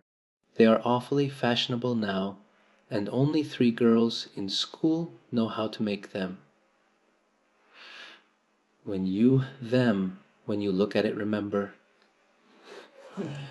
Your true friend, Diana Barry. Anne read the note, kissed the bookmark, and dispatched a prompt reply back to the other side of the school. My own darling Diana, of course I am not cross at you, because you have to obey your mother. Our spirits can commune. I shall keep your lovely present forever. Minnie Andrews is a very nice little girl, although she has no imagination. But after having been Diana's bosom friend, I cannot be Minnie's. Please excuse mistakes, because my spelling isn't very good yet, although much improved. Yours until death us do part, Anne or Cordelia Shirley. P.S. I shall sleep with your letter under my pillow tonight. A. or C.S. Marilla pessimistically expected more trouble since Anne had again begun to go to school. But none developed. Perhaps Anne caught something of the model spirit from Minnie Andrews. At least she got on very well with Mr. Phillips thenceforth. She flung herself into her studies heart and soul, determined not to be outdone in any class by Gilbert Blythe. The rivalry between them was soon apparent. It was entirely good-natured on Gilbert's side, but it is much to be feared that the same thing cannot be said of Anne, who had certainly an unpraiseworthy tenacity for holding grudges. She was as intense in her hatreds as in her loves. She would not stoop to admit that she meant to rival Gilbert in schoolwork, because that would have been to acknowledge his existence, which Anne persistently ignored. But the rivalry was there and honors fluctuated between them. Now Gilbert was head of the spelling class. Now Anne, with a toss of her long red braids, spelled him down. One morning Gilbert had all his sums done correctly, and had his name written on the blackboard on the roll of honour. The next morning Anne, having wrestled wildly with decimals the entire evening before, would be first. One awful day they were ties, and their names were written up together. It was almost as bad as a take notice, and Anne's mortification was as evident as Gilbert's satisfaction. When the written examinations at the end of each month were held, the suspense was terrible. The first month Gilbert came out 3 marks ahead. The second Anne beat him by 5, but her triumph was marred by the fact that Gilbert congratulated her heartily before the whole school. It would have been ever so much sweeter to her if he had felt the sting of his defeat. Mr. Phillips might not be a very good teacher, but a pupil so inflexibly determined on learning as Anne could hardly escape making progress under any kind of teacher. By the end of the term Anne and Gilbert were both promoted into the 5th class and allowed to begin studying the elements of the branches, by which Latin, geometry, French, and algebra were meant. In geometry Anne met her Waterloo. "It's perfectly awful stuff, Marilla," she groaned. "I'm sure I'll never be able to make head or tail of it. There is no scope for imagination in it at all. Mr. Phillips says I'm the worst dunce he ever saw at it. And I mean some of the others are so smart at it. It is extremely mortifying, Marilla. Even Diana gets along better than I do, but I don't mind being beaten by Diana. Even although we meet as strangers now, I still love her with an inextinguishable love. It makes me very sad at times to think about her. But really, Marilla, one can't stay sad very long in such an interesting world, can one?"